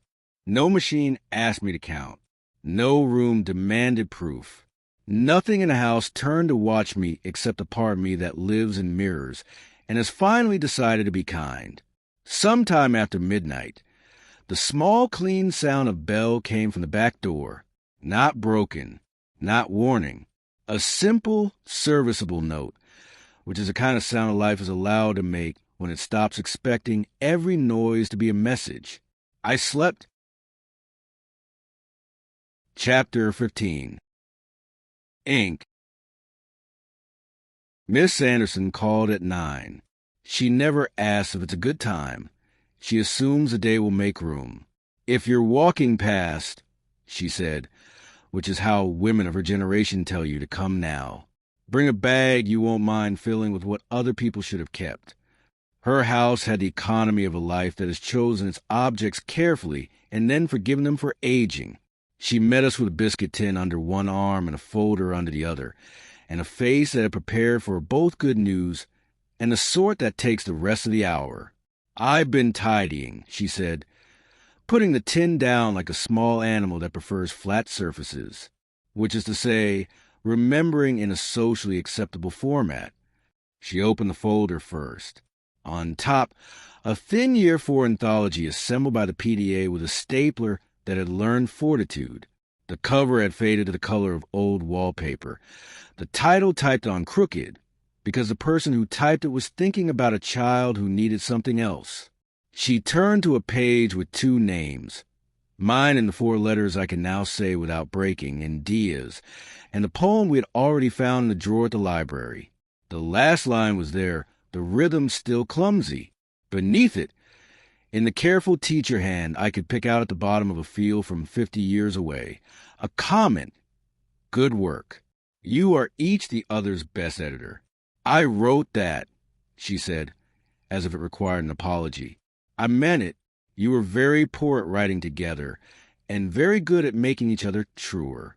She slid the anthology aside and lifted out a single sheet of lined paper. The school letterhead had smudged where rain once met a satchel. The date sat in the corner, like a teenager in detention. The handwriting wasn't hers. It was my mother's, and the minute it stood up in a room, my body remembered everything it had tried not to need. To whom it concerns, she had written, a phrase that sounds brave in some mouths and tired in others. Please change my son's surname on your registered award, as per the attached notice. He will answer to both names at home. He is a good boy and will do as he is told. Please do not ask him to explain. I am trying to keep him from carrying more than he can hold. Thank you for understanding. There was no flourish, no story pinned to a form to make it easier to read.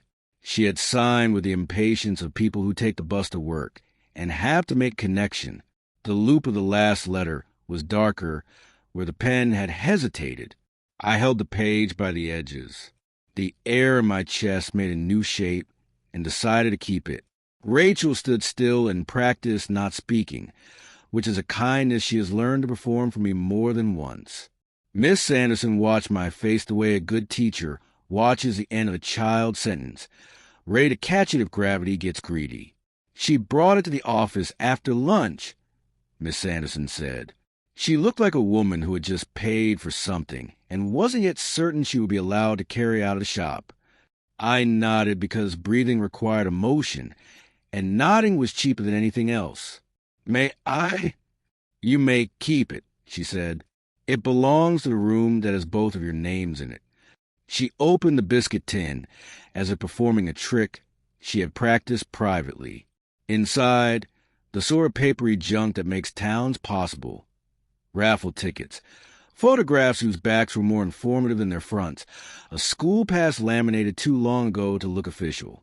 On the bottom, hiding like a shy truth, a small envelope. She didn't need to read the writing on it to know where it wanted to go. She handed it to me with 2 fingers, the old teacher way of making sure an object reaches a destination without argument.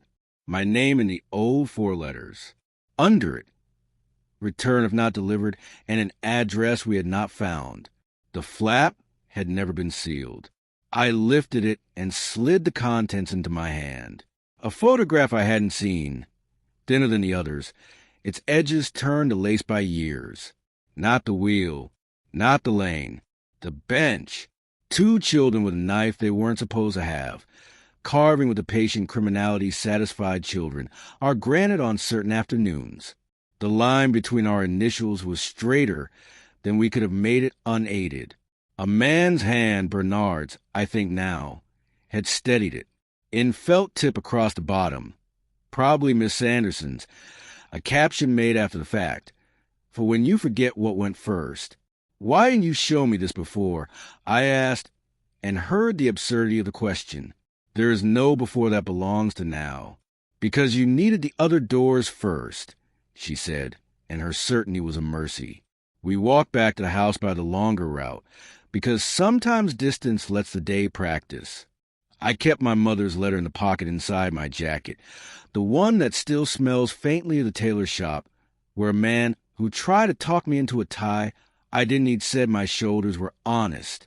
I thought about the sentence he will answer to both names at home, and how sometimes love is a matter of offering small, private rooms to the versions of people who have to wear uniforms in public. At the house, the afternoon worked itself open. The red bell watched the weather. Without comment, I took the dented one down from the table and held it without the fear of omens. Rachel made tea and didn't watch me not drink it. Diya arrived at the kitchen door the way rain arrives on good days, invited by everything that happened to the air. "What did you find?" she said, and I gave her the photograph of the bench. She looked at it, and something in her face took a step toward ease. "We had help," she said. "We always did." "From Bernard," I said. "From a town that sometimes pretends not to care and then remembers itself," she said. I put my mother's letter on the table and didn't try to tidy my hands. Diya read it as if the paper might resist. She touched the bottom edge the way someone touches a gravestone, not because the stone can feel it, but because touch can make living people behave. She nodded once, hard enough to make her braids shift as if it remembered having been shorter. She was brave, she said. She was tired, I said. There are kinds of tired that count as bravery, Rachel said. We didn't talk about the man in the suit or his files. We didn't talk about the unit or its tidy word for weather. We talked about biscuits because the tin was still open and because sometimes towns get their dignity from knowing which biscuits people prefer when they are bravely tired. Miss Sanderson had sent shortbread because she remembers. Later, I took the anthology and the bench photograph to the library because I wanted the public room to know what private hands had kept safe. The librarian looked at the picture and then at me and did the small nod of custodians who understand that custody is sometimes made of gestures. She offered to skim both, and I agreed. On the way out, by the notice board where Diya's old card had been buried, a new flyer had appeared for a summer reading event at the conservatory. A child had drawn a wheel in green crayon, and a bell that looked very little like a bell and very much like a sun. Evelyn called in the late afternoon to say the margin on my consent translated to nothing more dramatic than a review date and a code that meant no further action without guardian request. She sounded as if the sentence still irritated her after all these years.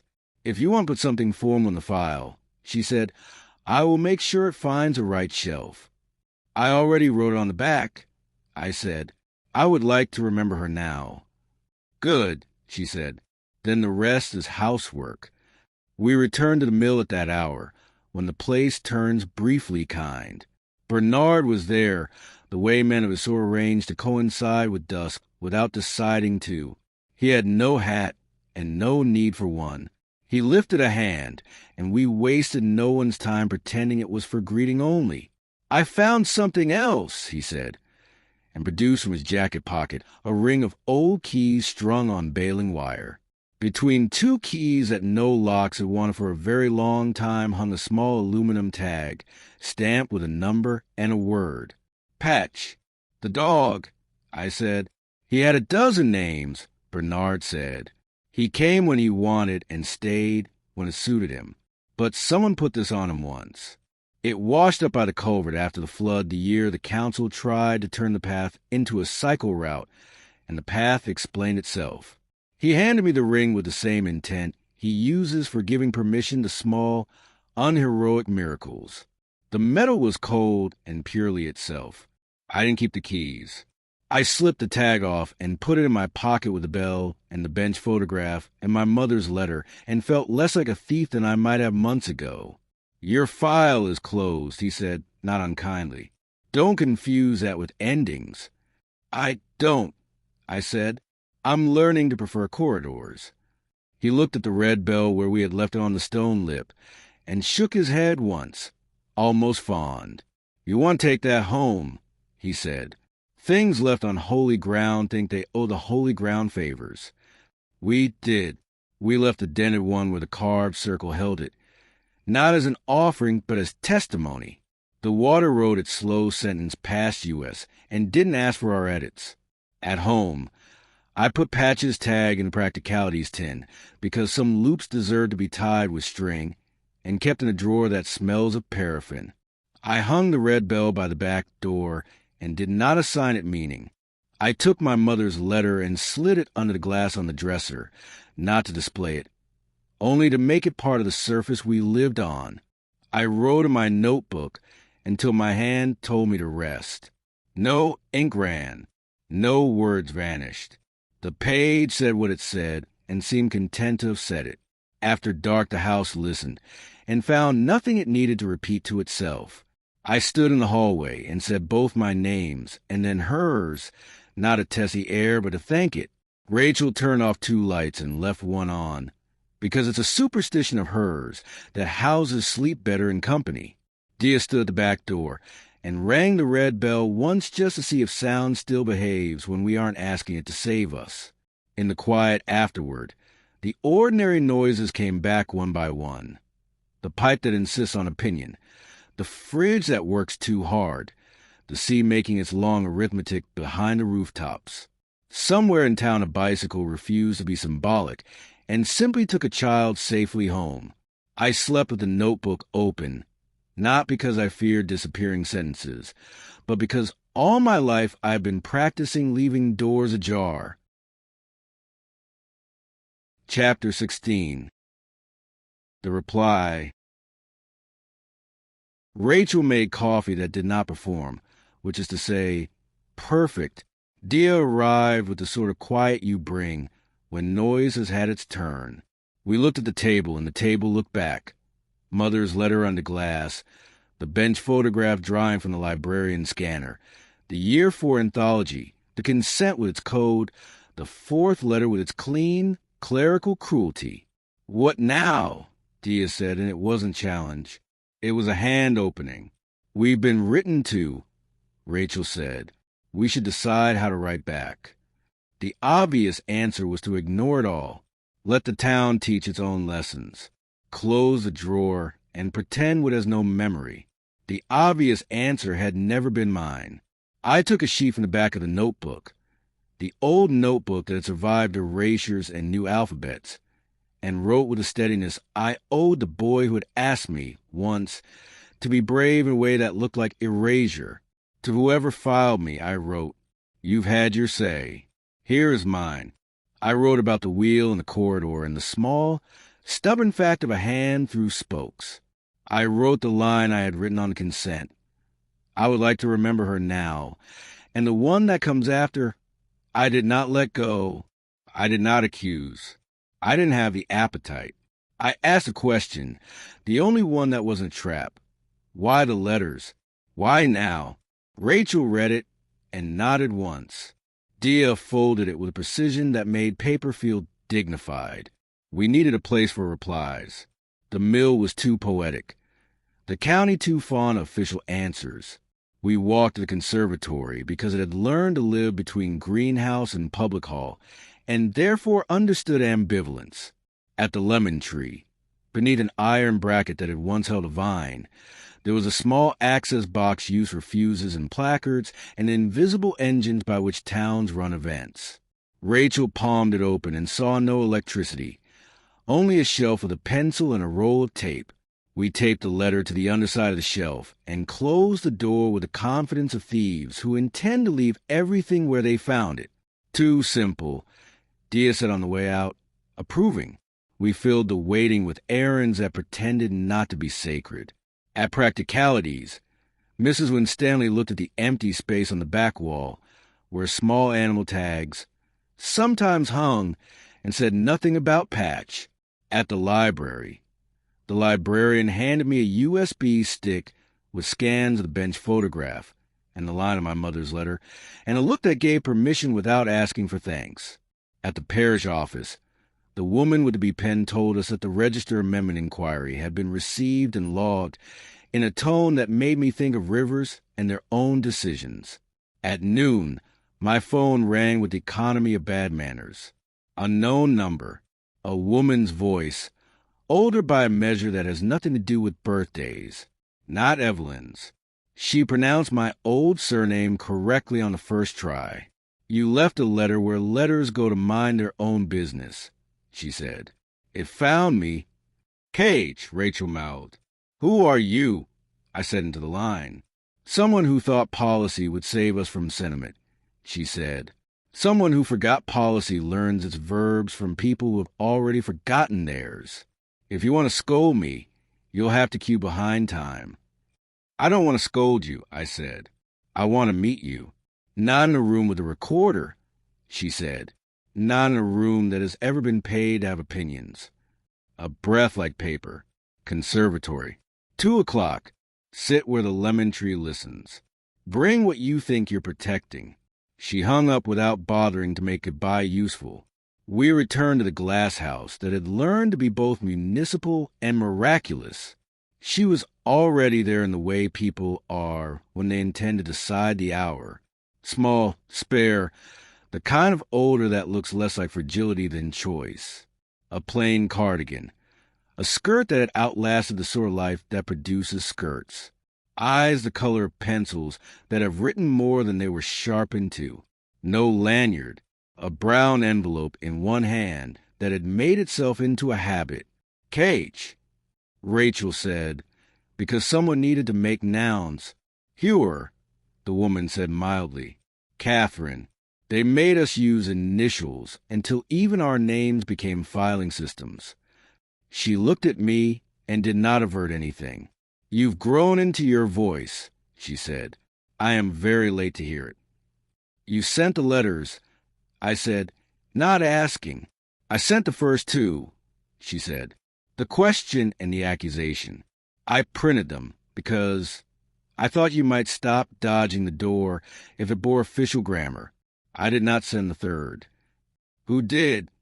Diya asked. The mill, she said, and for a second I disliked her for the answer. Then I realized she was not being whimsical. She was trying to translate. You worked on my case, I said. I worked in the room, she said. I believed in small, controlled kindnesses. I believed we could take the heat out of memory and leave the shape. I believe that children do better when fewer adults have opinions. Some of that is still true. None of it excused what we were tempted to do when we fell in love with our own procedures.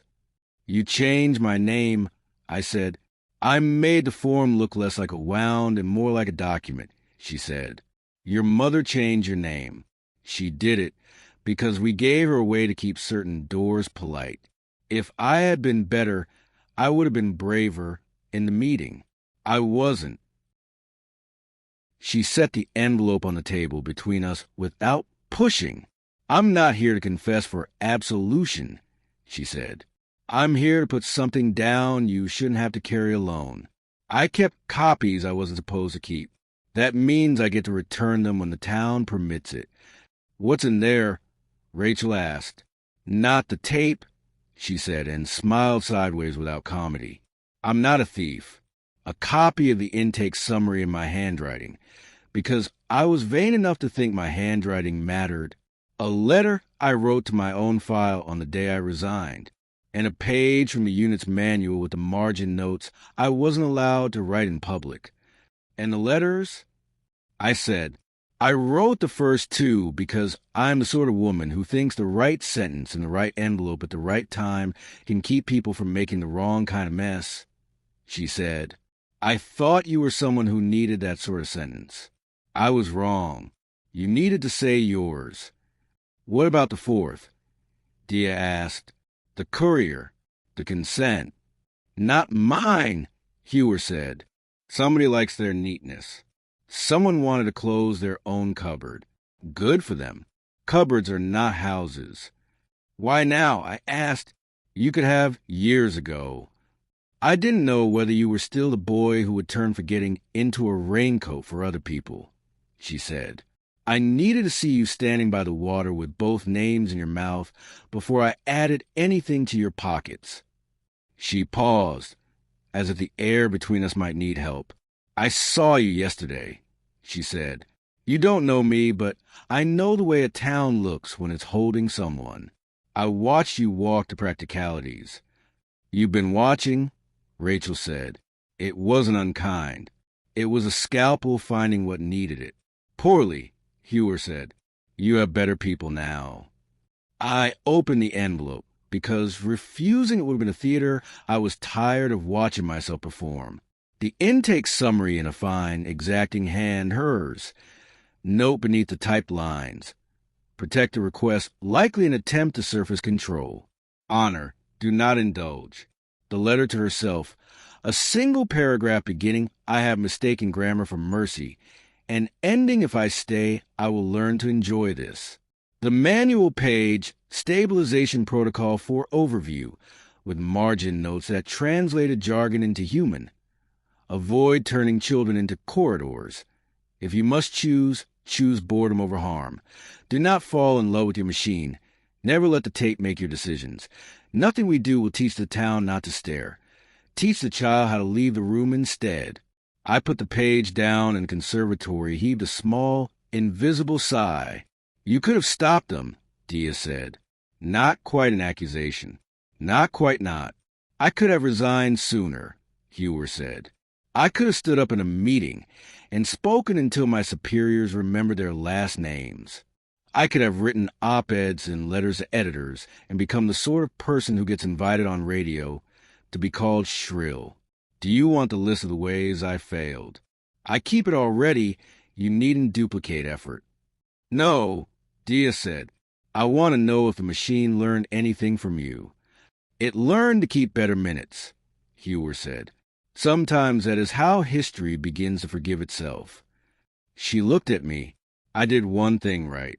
I told Evelyn that if the boy ever came back with his own sentence, not the one we gave him, she should get out his way. She appears to have complied. Rachel softened by that imperceptible degree that means a verdict has been revised by one clause. She did, she said. Hewer stood, the way people stand when their hour has been used well and can be allowed to end. You don't need more letters, she said to me. Neither do I. Go home. Put the bells where they earn their keep. Write what you meant to write before men with badges taught you how to count backward. She turned to go, then thought better of leaving the last sentence to anyone else. And if you must send anything back to any room that ever filed you, she said, send this. No further action. We watched her leave with the odd relief that arrives when a person you didn't know you were waiting for proves to have carried the exact weight you were ready to take from their hands. Diya touched the envelope with one finger, not as consent, not as forgiveness, only to give the paper the dignity of contact. Do you believe her? Rachel asked. I believe what she didn't say more than what she did, Diya said. That's often where the truth earns its keep. On the path outside, the afternoon smelled briefly, inexplicably like cut limes. We passed a bench. L+D held its carved patience. The canal worked. The two bells in my pocket made a quiet conversation that did not require translation. At home, the house felt less like a museum and more like a place where the day could take its shoes off. I put Hewer's pages under glass beside my mother's letter. The proximity improved both documents. The red bell stayed where Rachel had hung it, not because we had decided it meant anything, but because it drew the eye at the level of the hand and invited touch. I went to the drawer and found, out of habit, nothing missing. We ate a sandwich with exactly the right number of characterless virtues. Tea that did not need adjectives. I wrote in my notebook without checking whether ink would behave. The words obeyed, not because I had earned it this time, but because I had stopped asking them to make announcements. As we were washing up, the doorbell rang. Ordinary chime, nothing grand. I opened the door on a boy of 10, wearing a jacket too thin for weather, and a look you learn early when you grow up in a town that believes fences teach better than fields. Got told to give you this, he said, and handed me a small roll of paper bound with string. Old man by the harbor. Said you'd pay me in biscuits, not money, and that was all right. Bernard, Rachel said. She went for the tin Miss Sanderson had sent. The boy took 2 pieces of shortbread and ate one on the step with the conviction of apostles. He left with his dignity intact and his pockets employed. The paper was a photocopy that had been photocopied until letters surrendered, It was a form I now recognized without reading the header. Notice of amendment. Only this one had been stamped with a red word at the bottom that the others had not. Rescinded. Beneath it, a date. Today's. A clerk's initials. A reference number that matched the one the parish had given me and the belady had nodded at. I looked at it until the page became only black and white again, not a tide. Rachel leaned her shoulder against mine, as if aligning a picture on a wall. Diya picked up the red bell from its nail and rang it once just to hear how it sounded when the room answered, without supervision. Evening took the edges off objects. The wheel at the mill turned somewhere in time the way certain truths repeat themselves without asking permission. I took the dented bell from my pocket and weighed it. It no longer wanted to be a sign. I put it gently into the practicalities tin on top of Patch's tag, because not everything needs to be within arm's reach to be within reach. We sat at the table while the house performed its minor noises, and for once none of them sounded like alarms. I wrote a last small thing before the light changed.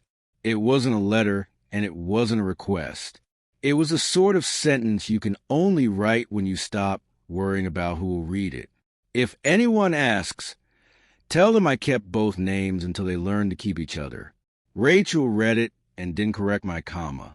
Diya read it and smiled without needing to tell any of us what the smile was for.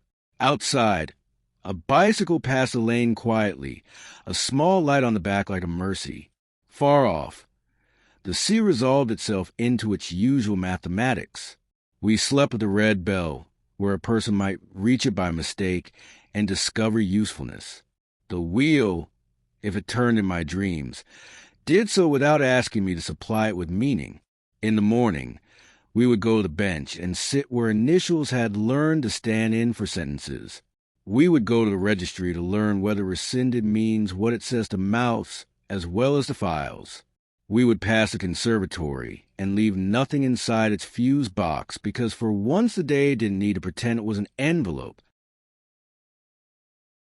Chapter 17.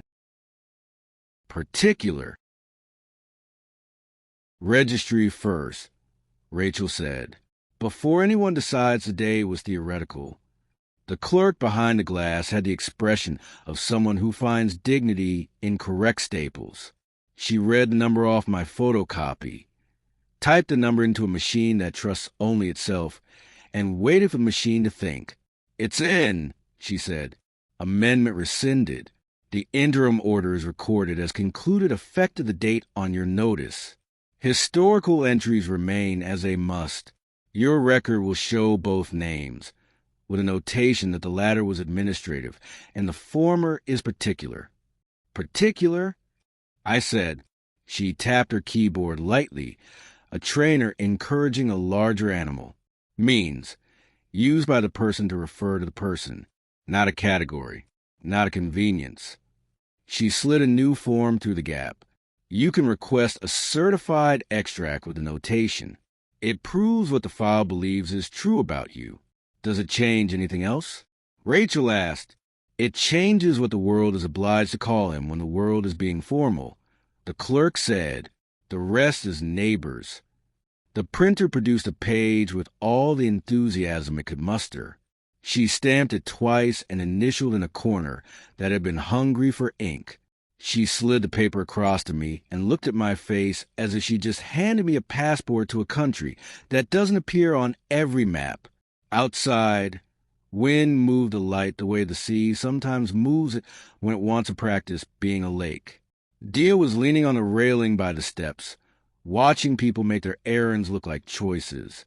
Particular, she said when we told her. I like that. It's the opposite of a category, I said. You've been practicing opposites since you were 9, she said. We went to the cafe where Bernard prefers a corner table. He wasn't there. The waitress put cups down with the confidence of someone who has observed the day all the way through and has decided, on balance, it can be managed. The red bell in my jacket pocket warmed the room. The bench photograph rested on the table, as if it wished to apply for citizenship. What will you do with the tape? Rachel asked, And it took me a second to realize she meant the intake, recording asleep in the basement like a fossil that occasionally remembers it was once muscle. Nothing, I said, not because I'm afraid, but because the words have already left it. Diya nodded, and because you wouldn't recognize the boy's breath as yours if a machine played it back. He belongs to you in other ways. A school group passed the window with their high-visibility vests, making them look like they had been marked out for survival. One child lagged, and then remembered that rules also provide shade. His bell rang once an accident, and then agreed to keep its voice to itself. Back at the house, the answer phone blinked as if embarrassed. Miss Anderson's voice practical and pleased. She had bullied the anthology scanner into better behavior and could offer us a clean PDF of our poem that would not make the letters look like refugees. She added that a former pupil of hers, Simon Hale, had heard in a roundabout way that names and wheels had become relevant and had asked, with the care of someone who learned late how to be careful, whether he might see us for 10 minutes by the harbor. No longer than a kettle. Simon, I said, and the word fit the room as if it had been measured for it years ago and then put away to grow into. If we're going to see him, Rachel said, it should be today, before we begin inventing him. We found him on a bench under the gulls of the marina, older in the eyes and not much else. He stood the moment we approached, the learned reflex of men who had decided to be the sort that stands. He had the kind of handshake that apologizes for past versions of itself. I've carried a weather report about that day for a stupid long time. He said when we Saturday, it's not a story. It's just what the air did. Tell me the weather, I said. It decided to be fine, and then got self-conscious and clouded, he said. That was before the mill, and after the head said the word pears as if we'd invented the idea. I walked behind you for 5 minutes because I wanted to hear if your chain sounded different after Briggs had talked at it. It didn't. That seemed important. He looked at Diya. You gave me a piece of your sandwich and told me to stop trying to make myself taller by walking on walls. You'll be tall when you're tall, you said. I remember that very well because it turned out to be true and completely useless. He fished in his pocket and brought out a small, waxy paper packet, the kind chemists use for spare screws or pills count out of larger jars. Inside, a bright circle of something red. The original badge from your bell, he said, fell off the week before the mill. I picked it up because that is the kind of thieving I did as a child.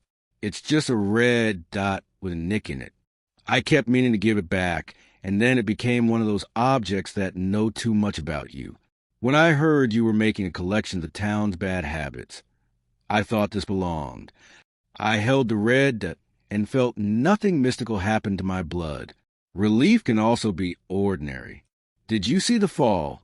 Rachel asked. I saw the moment before the fall, he said, which is often more use. The car was wrong for the lane. The dog was right for it. He was alert. He barked as if announcing that a test had begun. You were doing that thing you do where your body makes a decision, and your face promises never to admit the body made a decision. You put your hand into the spokes because in that instant it was genuinely the cleverest available physics.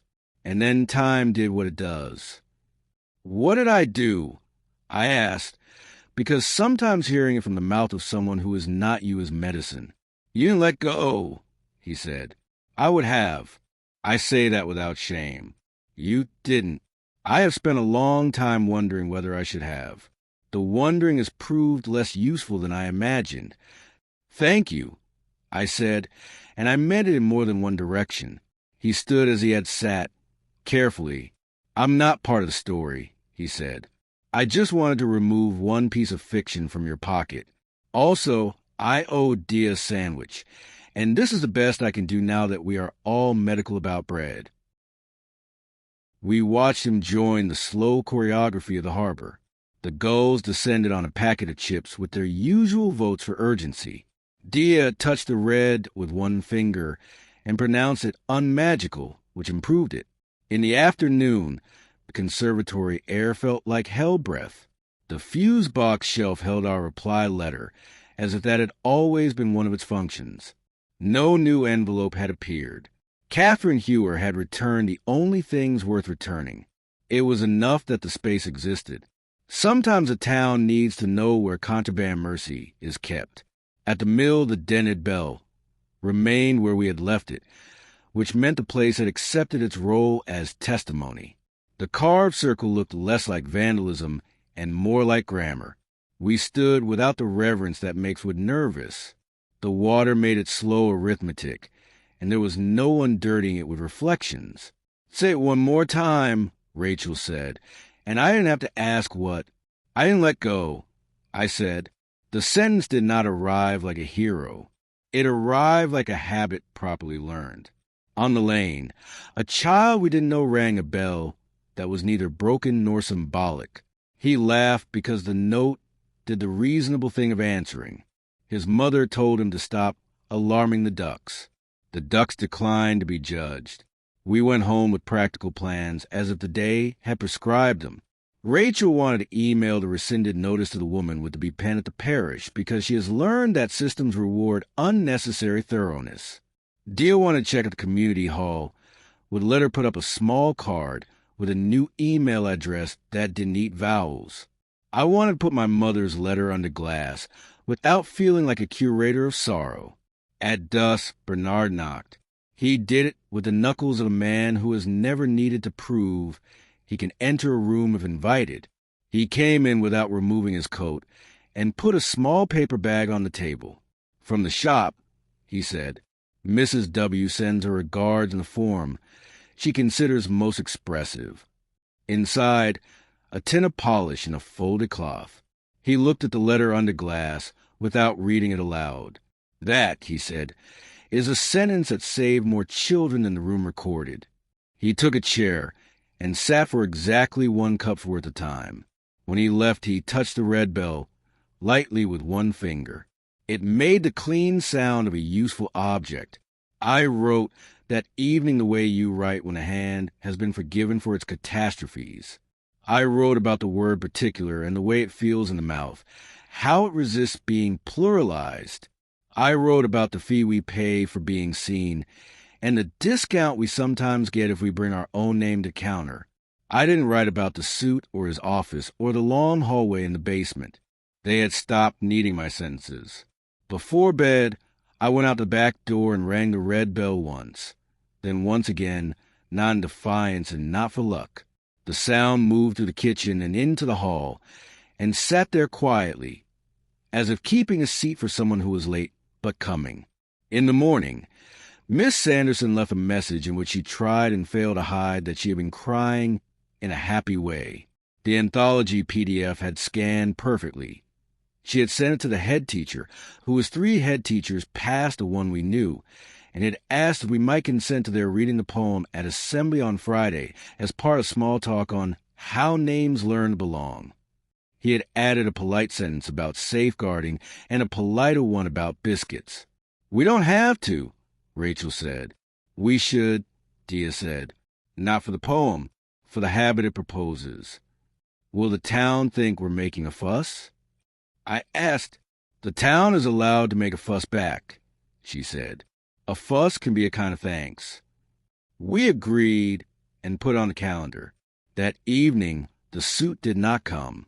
The letterbox did not cough. The drawer did not open itself. The house did nothing dramatic, which is my favorite thing houses do now. At some unimportant hour of darkness, I woke to the soft click of the kitchen light. I thought it a fuse and went in ready to do the fussing of small domestic repair. It wasn't a fuse. It was a red bell, moving in the negligible current of air from a window that had forgotten to shut fully. It sounded once, not as warning or omen, but because gravity asked it to. I stood there a minute in the square of light behind the door and understood that a life can be ordinary and still keep the bits that matter particular. In the morning, we would go to school and hear children say the last line wrong and write at once.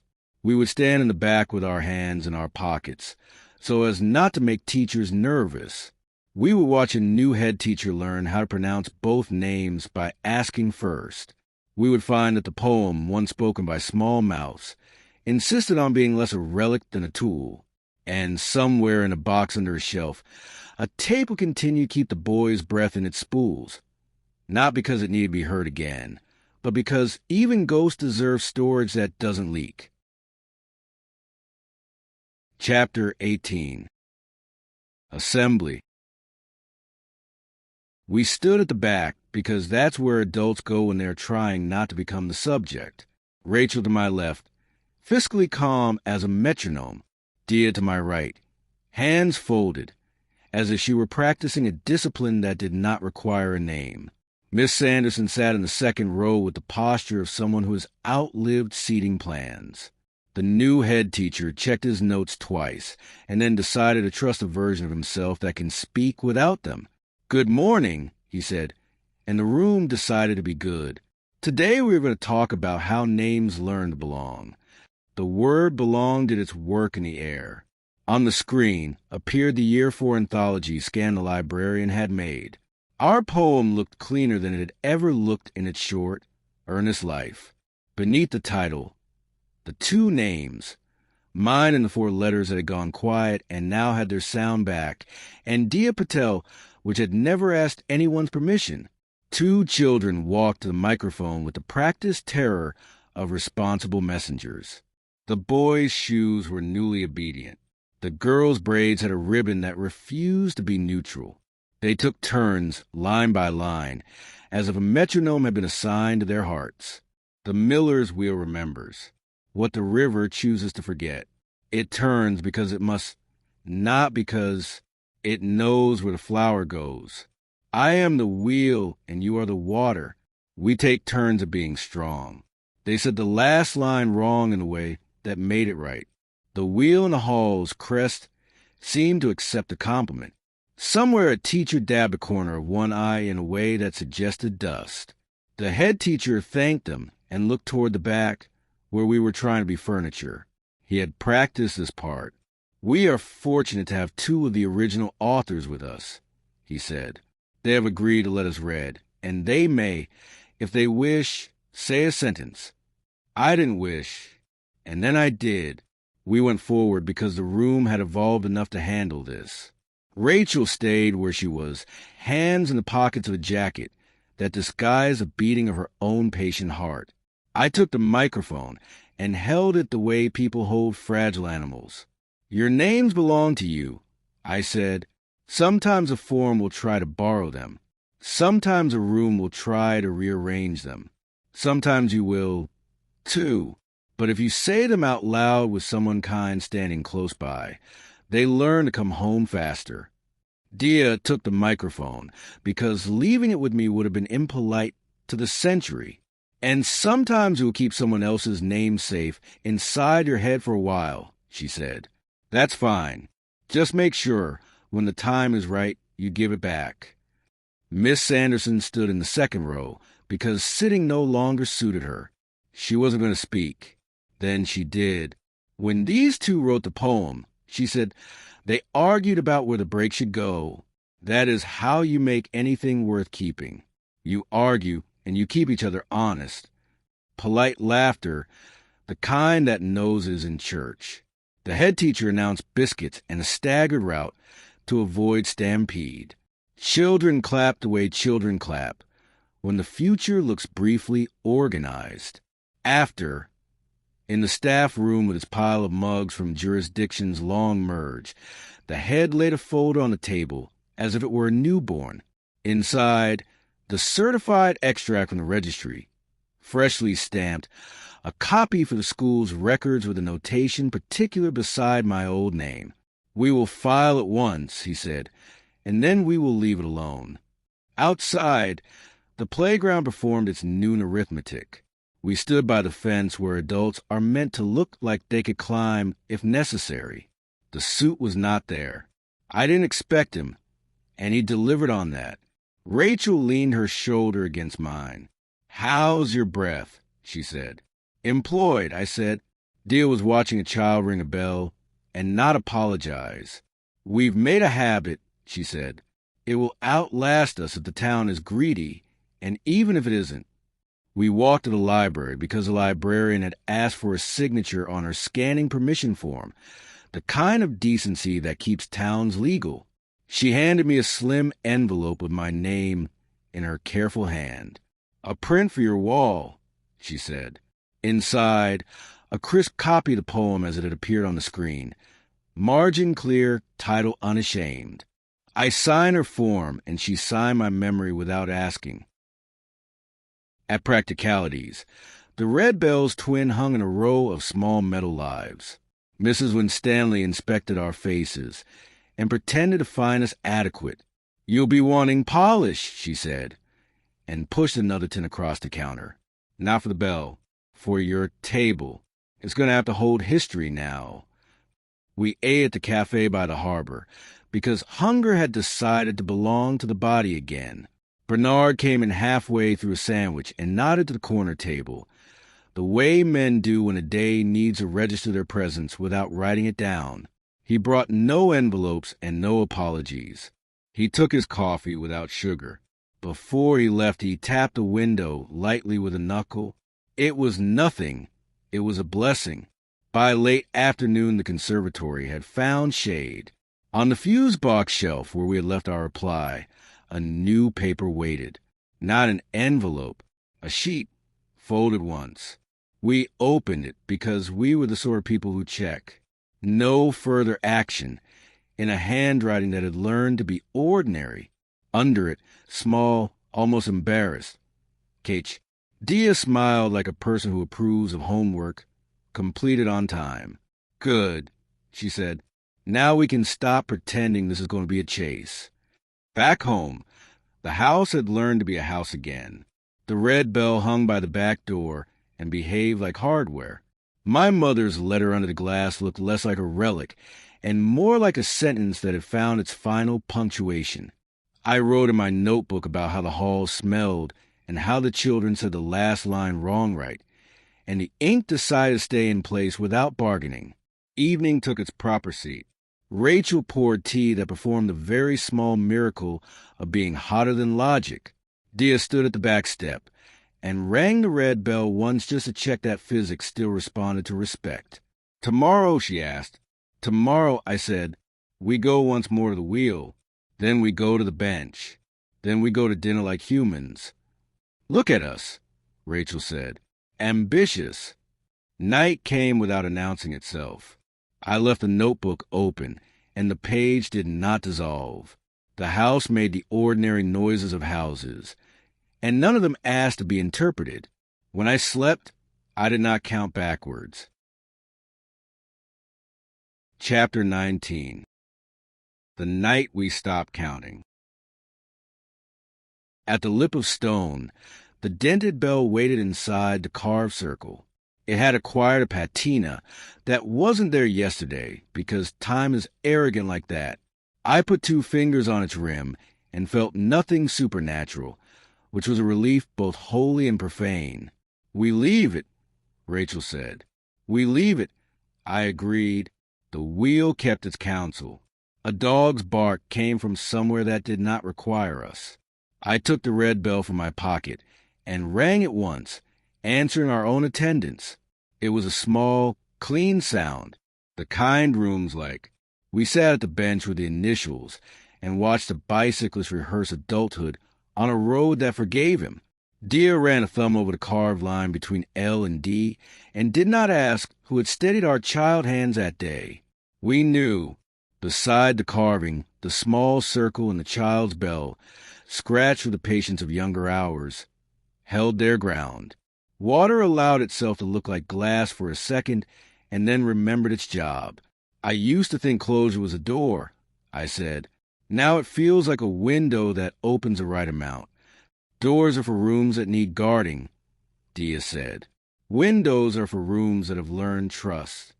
Rachel kicked a pebble toward the canal, and it stopped just short, practicing restraint.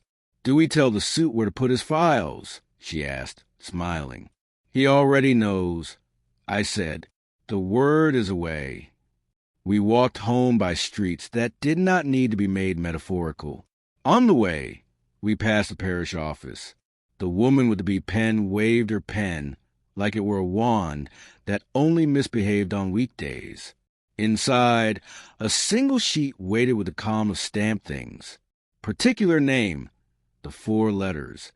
Administrative name, ward historical. Status, rescinded. She clapped the page straight as if applauding into place. Neighbors will still call you what they learned first, she warned kindly. Correct them if you like, or let the air do it for you. The air can be an excellent administrator, Rachel said. At home, I took Patch's tag from the practicalities tin and put it on the dresser next to my mother's letter. The 2 bits of metal and paper looked like they disagreed, and then decided not to. I thought about taking the tag back to the lane and hanging it on nothing in particular. I thought about keeping it in my pocket until it learned my heat. I put it back in the tin because string and paraffin and the smell of a shop can be a kind of sanctuary. People came by without appointments. Miss Sanderson with shortbread and a verdict that no one contested. The librarian with a plastic sleeve for the certified extract and instructions on how not to ruin it. Bernard, late in the day, with a folded page torn from a notebook. The bench photograph redrawn by his unsteady hand. The initials corrected with care that made the paper also a kind of faith. Keep the picture, he said. The bench will look after itself. He stood at the back door and touched the red bell with his knuckle. That's a good sound, he said. Serviceable. Makes a person want to get on with their errands. After he left, we ate. Ordinary food practiced on an ordinary stove. The room did not ask us to be heroic. When the washing up was done, the house found a temperature that made chairs honest. I wrote a letter with no address and no stamp and left it on the table. To the boy in the chair, it began. You did the right thing. You mistook forgetting for shelter. It was a good mistake. We forgive you without conditions. We kept both names until they learned to keep each other. When you are ready, come out of the drawer. There is bread. There are people. There is the bell, and it is not an omen. Diya read it and returned it to the table, as if returning a bowl to a shelf. Rachel took the red bell down and set it next to the letter and stood with her hand on my back long enough for the body to learn again that pressure is a language. Dusk arrived the way dusk should, confident in its routine. We took the red bell and walked to the bench one last time, because repetition is how you teach muscle, and we have muscles for memory now. A boy on a blue bicycle went by and did not go too fast. He rang his bell not as apology and not to show off, just to exist. At the mill, the carved circle held the dented bell. It looked permanent in the way things do when they have finally chosen not to pretend to be portable. Wind came through the trees and made a sentence out of leaves. We said our names once each, out of habit, and then didn't need to say them again. On the way home, the conservatory stood with its ribs out, green and sensible. In the fuse box, our reply letter was gone, and Catherine Hewer's no further action remained taped where we had left it. I left it there because sometimes towns need to learn what silence looks like in writing. Night turned the kitchen into the sort of room where people confess to small victories. The red bell went back to its nail. I washed my hands and watched the ink that lives in the crease between thumb and finger lift away and leave skin. In the hallway mirror, a man stood with 2 names and didn't need to choose because both of them answered him now, and he answered to both. Before bed, I opened the drawer not to check but to include it. The letters lay in their row. The consent with my correction did not move. The bench photograph breathed like paper that had lived outside. I put the notebook on top, close, and the room declined to dramatize the gesture. In the hour after midnight, the sea spoke in its sleep, not loudly, but enough for Roos to listen. Somewhere in the town, a dog with a white patch over one, I calculated a route that required nothing of us. At the back door, the bell moved once in a breeze, a sound so slight that it wouldn't have qualified as memory on any form. I heard it. I didn't assign it anything it hadn't asked for. We slept without numbers. Chapter 20. Proof of Breath.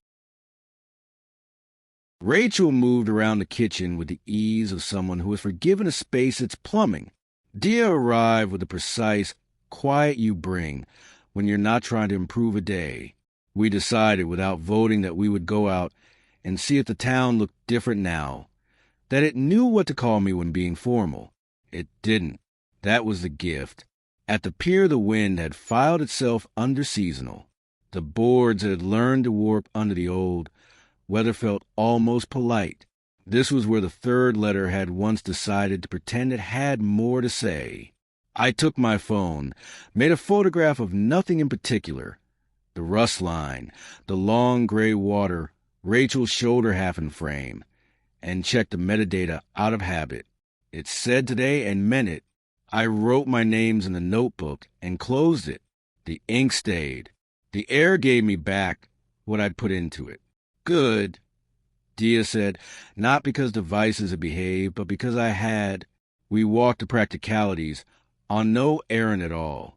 Mrs. Winstanley raised one eyebrow in greeting, as if approving a recipe that did not belong to her. She handed me a small paper bag, without explaining why. Inside, a bracket for a bell, cleaned of grease and old paint. For your wall, she said, not because it's sacred. Because it's useful to have something exactly where your hand expects it. On the path home, a blue bicycle went past us with its bell untempted by metaphor. At the bench, the initials kept being initials. If the dog had passed recently, he had left no more proof than air.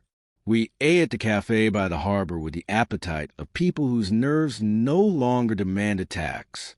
Bernard came in, and we lifted our cups because in this town you learn to toast without words, as if heat itself could convey the sentiment. He did the small tap on the window again on his way out. It is what he does instead of signing cards. By late afternoon, the color had decided to take its time leaving the day. We went to the mill without ritual. The water rehearsed its single argument. On the stone lip, the dented bell sat inside the carved circle, as if obeying a law we'd made up together.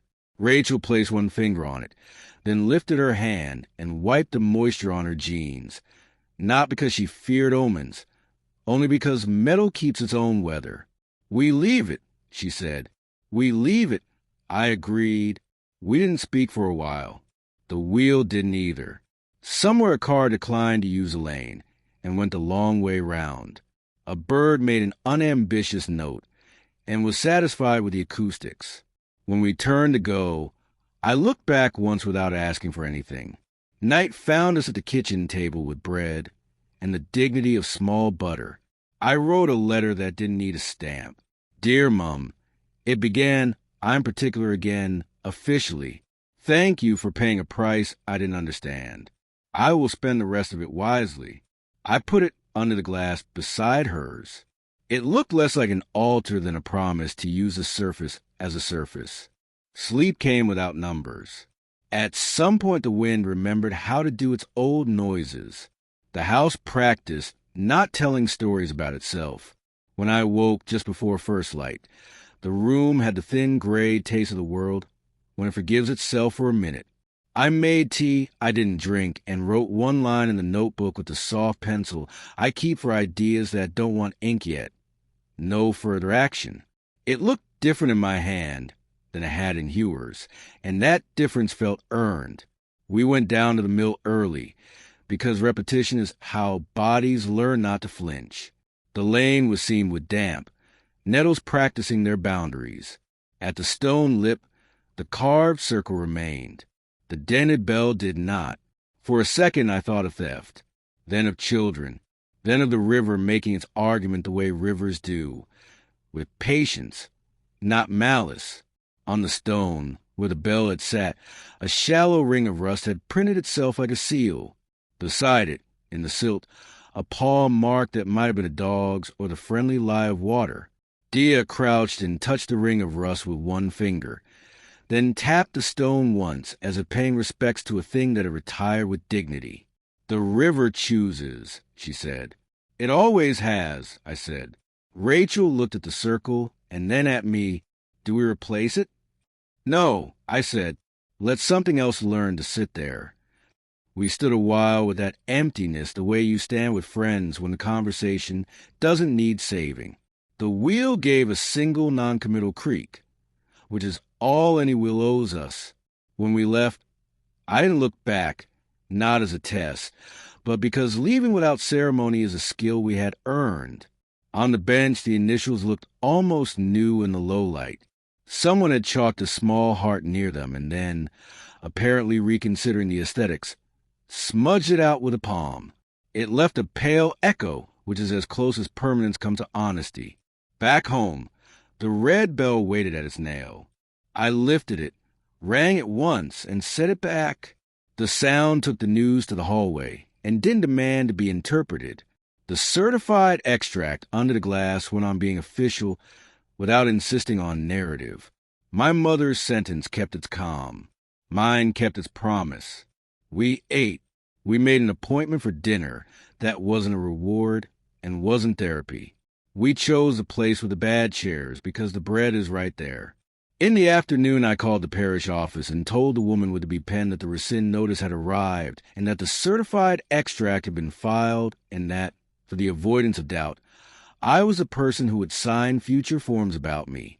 She said, "Good," in a tone that carried more civic affection than the word strictly contains. Late, when shadows forgot to be dramatic, I walked the length of the house and said the names as I passed the doorways: kitchen, hall, bedroom. Even the cupboard under the stairs that hasn't belonged to anything except winter scarves. They came back to me with the evenness of normal breath. On the table, I left the notebook open, not to check for vanishing ink, only because I no longer believe in closing doors that don't need closing. The red bell moved once in a draft and made the small, serviceable noise of a life not asking to be read. If there's a mystery left, it is the ordinary one: how rooms learn the shape of people and keep it for a while after they've gone out. That is enough. We have proof of breath. The rest can stay water. Chapter 21. Both names. We did not talk about protocol or rescinding, not at first. We talked about the one child at assembly who had said the last line too early, and then said it again at the right place, and made both instances belong. We talked about Miss Anderson's tin, the way the metal lid always sounds faintly like freedom. We talk about the mill the way you talk about a house you once lived in and now pass on walks. Recognition without the itch to own. Halfway through, the suit walked by the window and didn't come in. He had a paper bag from a chemist and a face that had decided to be nobody's problem for a night. He glanced at us and gave the smallest acknowledgement allowed by whatever training manual produces men like him. Then he kept moving. It felt like weather doing what weather does somewhere else. After dinner, we walked a long way home as if we owed the pavement a visit. The harbor had its usual theater: ropes complaining, gulls conducting nonsense, a boy with net discovering he was a stick figure against a much older story. We paused at the bench, not because we needed it to bless us, only to learn whether it would. The initials were the same. A schoolchild had chalked a hopscotch down the path and numbered the squares incorrectly. Diya admired the error for its confidence. At the house, the back door accepted our key without remark. The red bell hung where we had left it and did not ask to be rung. I put the certified extract and my mother's letter side by side under the glass and did not tidy them into center. Rachel leaned in to read, not because she had to, but because some words deserved to be re-seen in the company of new air.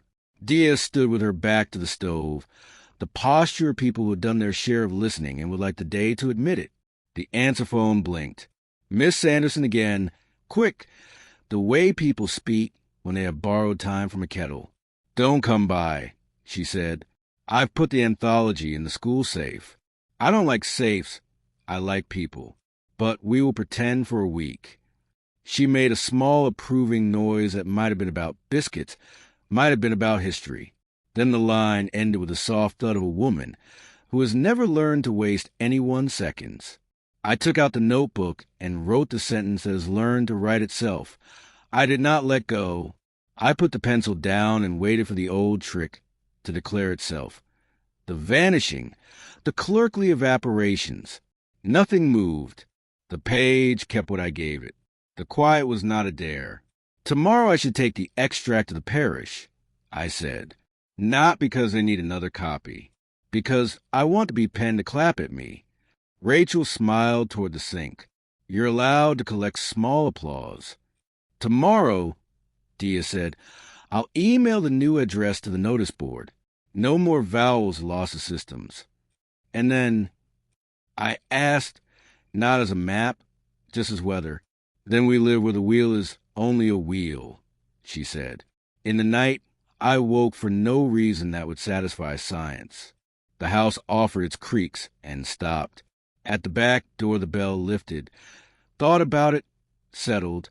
I made tea I didn't drink and stood by the window watching the dark fine edges.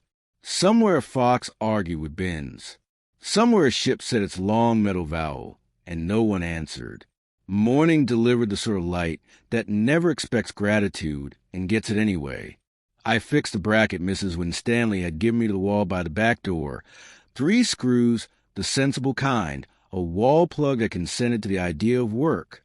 The red bell fit the bracket, as if it had been manufactured with this hour in mind. When I tugged the cord gently, it made the clean, practical note of an object with no thesis. We stepped out to the lane and met Mrs. Carr from 2 doors down, carrying a plant she's been willing to murder and replant for as long as anyone remembers. She greeted us and used the wrong name for me, the Category 1, the one that used to be convenient for the post. I answered, because a mouth remembers what kept it fed. And then, before the guilt could call itself anything grand, I said the other name, the one with her letters that had been asleep in ledgers. I said it as if I were showing someone the right road on a map. She nodded and said it back without dramatics. She's a woman who learns recipes by ear. At the parish office, the woman with the bee pen made the pen do a little circle in the air, a private hallelujah. Certified extract? She said, and I slid the copy across. She stamped a tiny stamp near the bottom and handed me a receipt that needed no earthly purpose. For your wall, she said, not because bureaucracy is lovely, because sometimes it's the only way to make the room say yes out loud. We went to the conservatory because I wanted to see whether Hewer's sentence was still taped inside the fuse box. It was. No further action. The paper had learned a slight curl and would need new tape in a week. We left it. Some sentences should be allowed to age in public. At the mill, the carved circle waited empty. No one had put anything inside. The water behaved as water behaves. For a second I imagined the dented bell a few feet down, soft on silt. Ring turned to rust, a dog's paw mark smudged into river logic. I let the image go. A person could drown in small archaeologies. On the bench, Bernard sat with the posture of a man calibrating his joints. He gestured at the space beside him without looking hopeful. It will rain at tea, he said, because men like him always know the practical weather.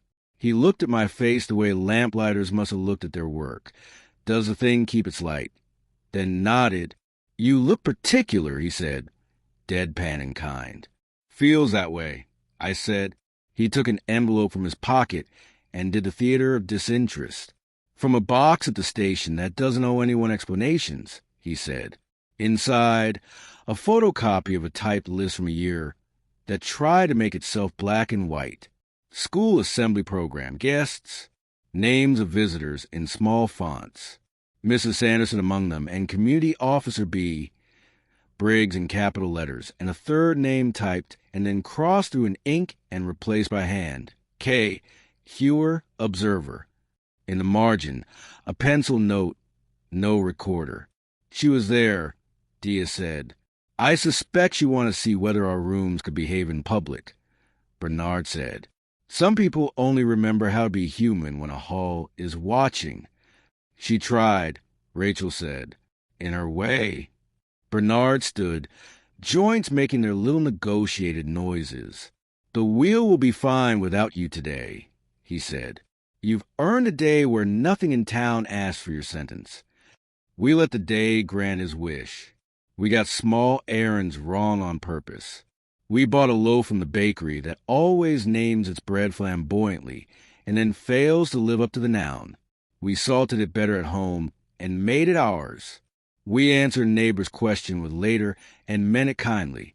Diya wrote an email to the community notice board without checking it 6 times, which is her version of risk. In the afternoon, a plain envelope arrived with a sort of stamp that means someone has apologized to a clerk. Inside, a standard letter from a county department that once kept my breath on spools. The letter didn't try anything. It said the file was closed. It said the intake materials would be retained under restricted access for a legal period not worth memorizing. It said, in a line clearly written by a person and not procedure, if you require an accompaniment to review, bring your own. It didn't feel like permission. It felt like someone had learned to put a word where the temptation to leave a blank had used to be.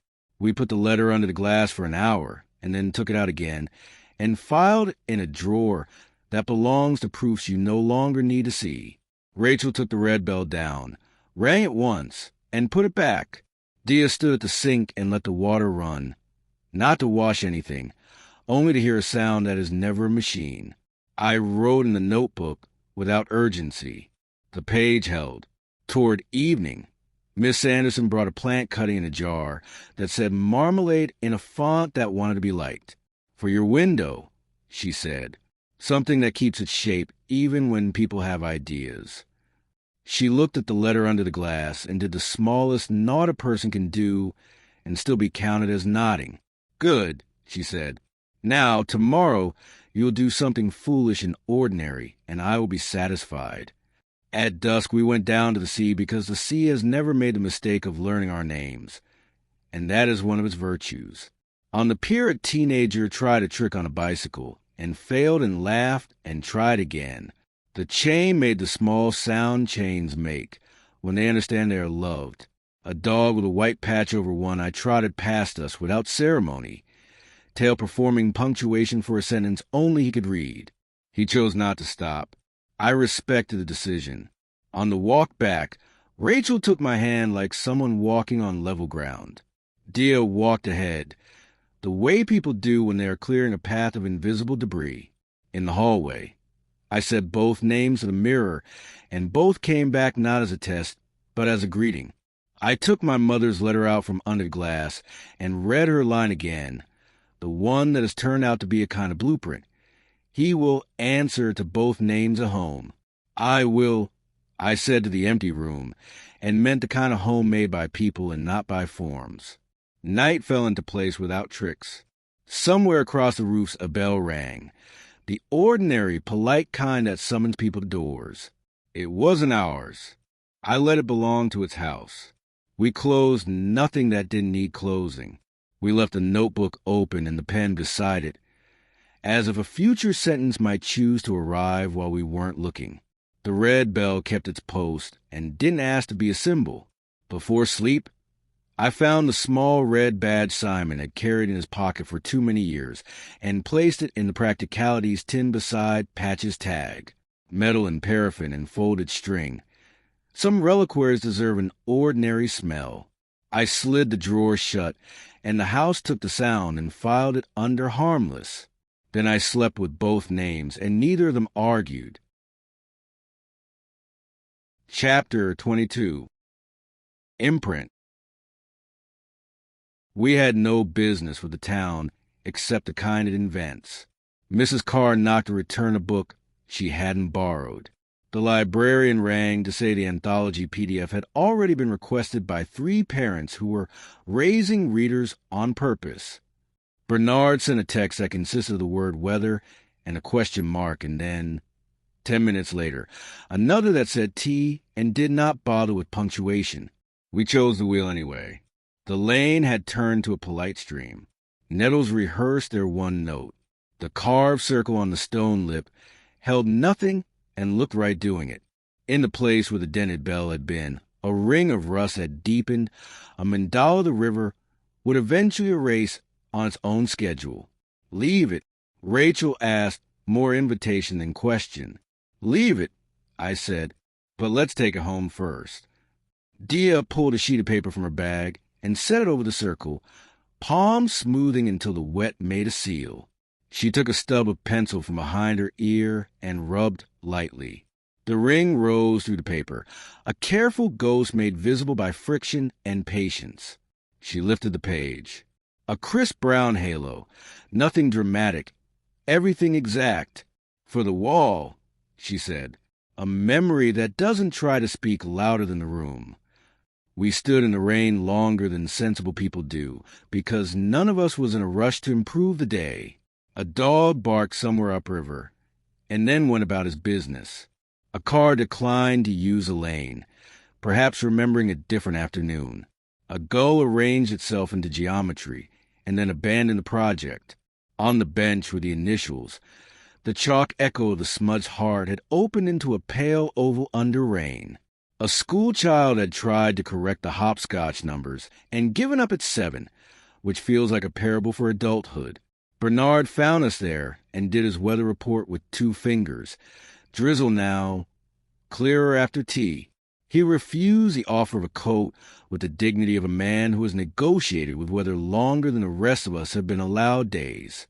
"We made a rubbing," Diya said, showing him the paper. "Good," he said.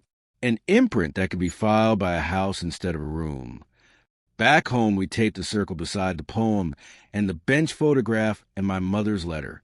Under glass, the red of the seal looked almost deliberate. The wall had begun to behave like a quiet gallery put up by a family that never meant to run a gallery and won't charge admission except in kindness. Rachel rang the bell once, soft enough that only the kitchen and my ribs heard it. Afternoon offered us the common grace of errands that finish at the right pace. At practicalities, Mrs. Winstanley produced a clip frame from a geography of useful rectangles below the counter and refused to be paid the proper price. "You'll bring me a photograph of the wall when it's full," she said, "and I'll decide I had something to do with it." At the parish office, the woman with the bee pen waved from behind a fortress of forms and mouthed good as if blessing were a municipal service. The conservatory had taped fresh signs to its doors about a plant sale that would fail to cover anyone's salary.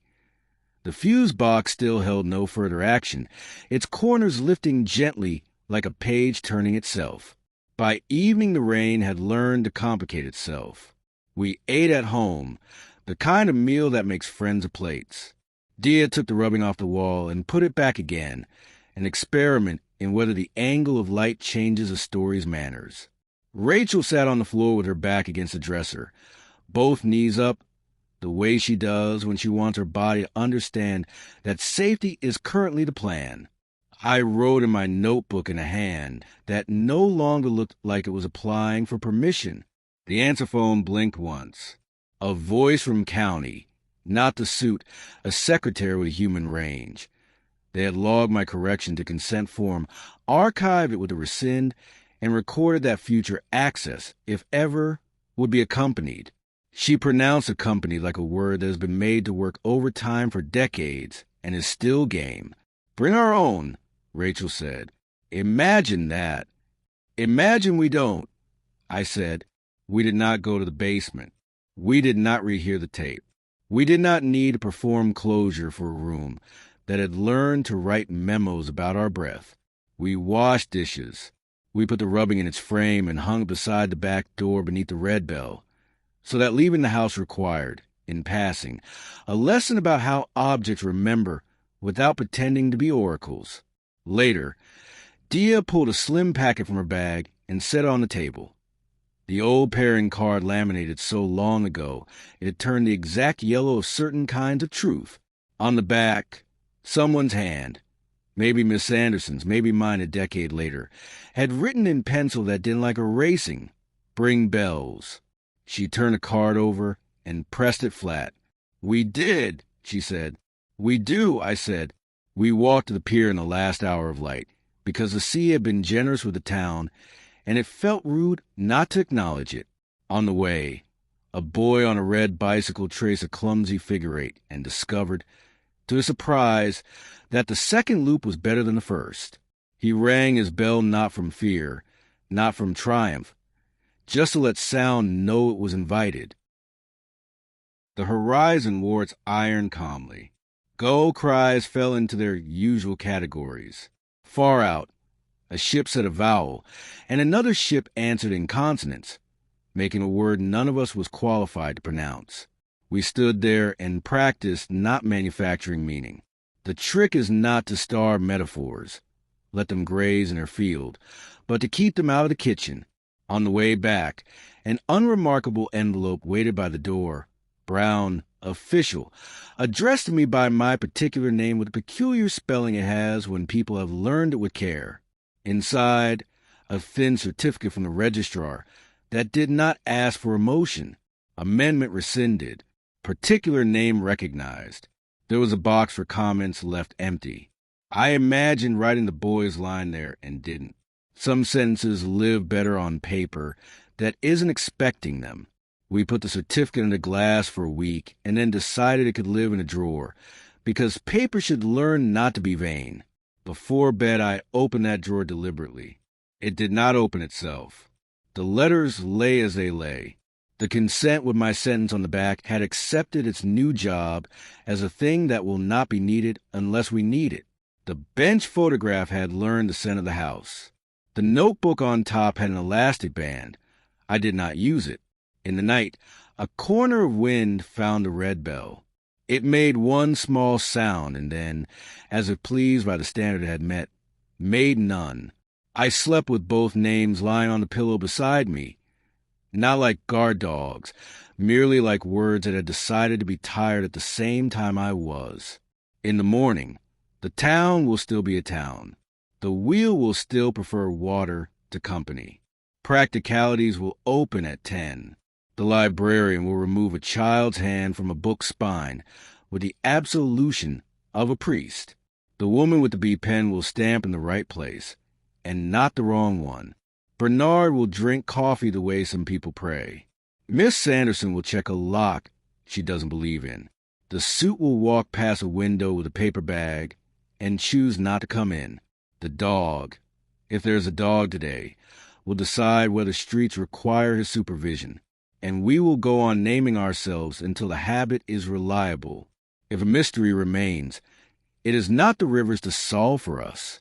It is the ordinary miracle of rooms learning the shape of people and keeping it politely for a while after they leave. We can live with that. We can call it what it is. An imprint, a bell that rings when asked and then, respectfully, stops. Chapter 23. Good paper. The post brought an envelope with a window and a plastic card inside that called itself a certificate. On the front, my particular name, the one with 4 letters that had learned to stay. On the back, a note about historical entries, the tidy courtesy of bureaucracy when it deigns to remember.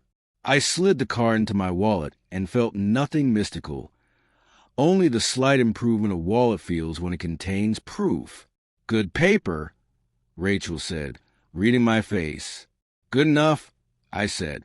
Diya appeared with rain on her eyelashes and the austere cheer she brings on days that require no plot. School asked if they can keep the poem on the corridor wall for a term, she said. I told them walls need honest mistakes, which is what children's rhythms are. We took the long route to the parish office because the town had earned our unhurried feet. At the counter, the woman with the B pen stamped a tiny stamp on a tiny line of a tiny receipt and said there, the way midwives say there, when a hard part has technically ended. She slid a spare copy of the extract across to me, laminated badly, the way kindness often is. For your wallet, she said. One day a person will say, prove it, when they shouldn't. It is satisfying to keep the conversation short. We walked out into a weather that was practicing improvement.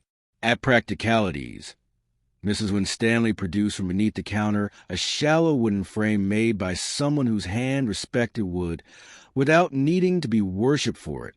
For the circle, she said, paper looks less alone with edges. On the lane by the mill, a boy on a scooter misread gravel and went small and horizontal, the kind of fall the body uses to teach itself angles. He made the sound children make when deciding whether to cry. His mother reached him first. I reached too, and then checked compulsion 1 second before it turned to theft. The boy stood, blinked, decided he was embarrassed rather than injured, and gave the ground a glare that promised reform. He scooted on. His mother mouthed thanks at no one in particular. The wheel made a noise that meant the weather had got into it again. We left it to its arithmetic. The bench with the initials looked a shade lighter, as if someone had cleaned it without telling anyone. Bernard sat with a paper bag beside him. He handed me a sandwich and did not say he had remembered what I like on days that asked for starch. The station sent an email, he said. It has learned that some files are happier asleep. They sent one to us. I said. They used the right name. It looked like a human had typed it. Progress, he said, and watched the Gulf fail to steal a chip, and then attempt diplomacy. At the conservatory, the fuse box door stayed shut and honest. Catherine Hewer's handwriting had faded to the shade of words that intend to persist without theatrics. No further action. We left it to its slow work of becoming part of the building. Back home, the wall began to look like a story told by objects who had signed a pact not to shout. The bench photograph, the poem, the rubbing, the card from the registrar tucked in the frame's corner like a ticket saved on purpose. The red bell above, literal and polite. Rachel sat on the floor with a mug and her back against the dresser, as if bracing the furniture in case gravity reconsidered. Diya took the pairing card from her bag and turned it over in her hands until it was nothing but laminate and intention. I kept thinking there would be an after. I said, a door with a word on it. Then you open it, and the air on the other side is different. This is air, Rachel said. The different part is that it isn't asking to be named every time you breathe it. In case you need ceremony, Diya said, I propose 2 minutes of silence for all the paperwork that thought it was allowed to be poetry. We gave them minutes. The house listened and, finding no alarms to audition for, learned the silence as if it were furniture. In the afternoon, Miss Sanderson sent a message that the plaque beside the corridor poem would read, We take turns at being strong, and that the head teacher had already been corrected once about the break. She added that the biscuits had been consumed in a gratifyingly egalitarian fashion. I replied with a photograph of the rubbing and the red bell, and wrote that the wheel had taken its own souvenir. She replied with a single word that had learned to work hard for decades. Good. The suit did not come. The phone did not script us. The drawer did not perform. I wrote in my notebook about the boy on the scooter and the half-second where my hand mistook old duty for current job. I wrote that restraint can also be a way of not letting go. The ink stayed like a grown thing. At dusk, we took the frame to the wall and set the circle behind glass. It looked at home in the way objects look at home when they have ceased trying to audition for relevance. Rachel rang the bell once, the smallest note that still qualifies a sound. Diya stood in the doorway and watched the light do its work on paper and wood and the simple metal of a screw. Tomorrow, she said, we make dinner that has nothing to do with memory. An ambition, Rachel said. An order, Diya said, and left the house laughing in the way the lane prefers to hear. Night offered the usual inventory. The sea spoke in a register that belonged to metal and distance. A fox complained again about bins. Far away, a train performed its arrangement with rails.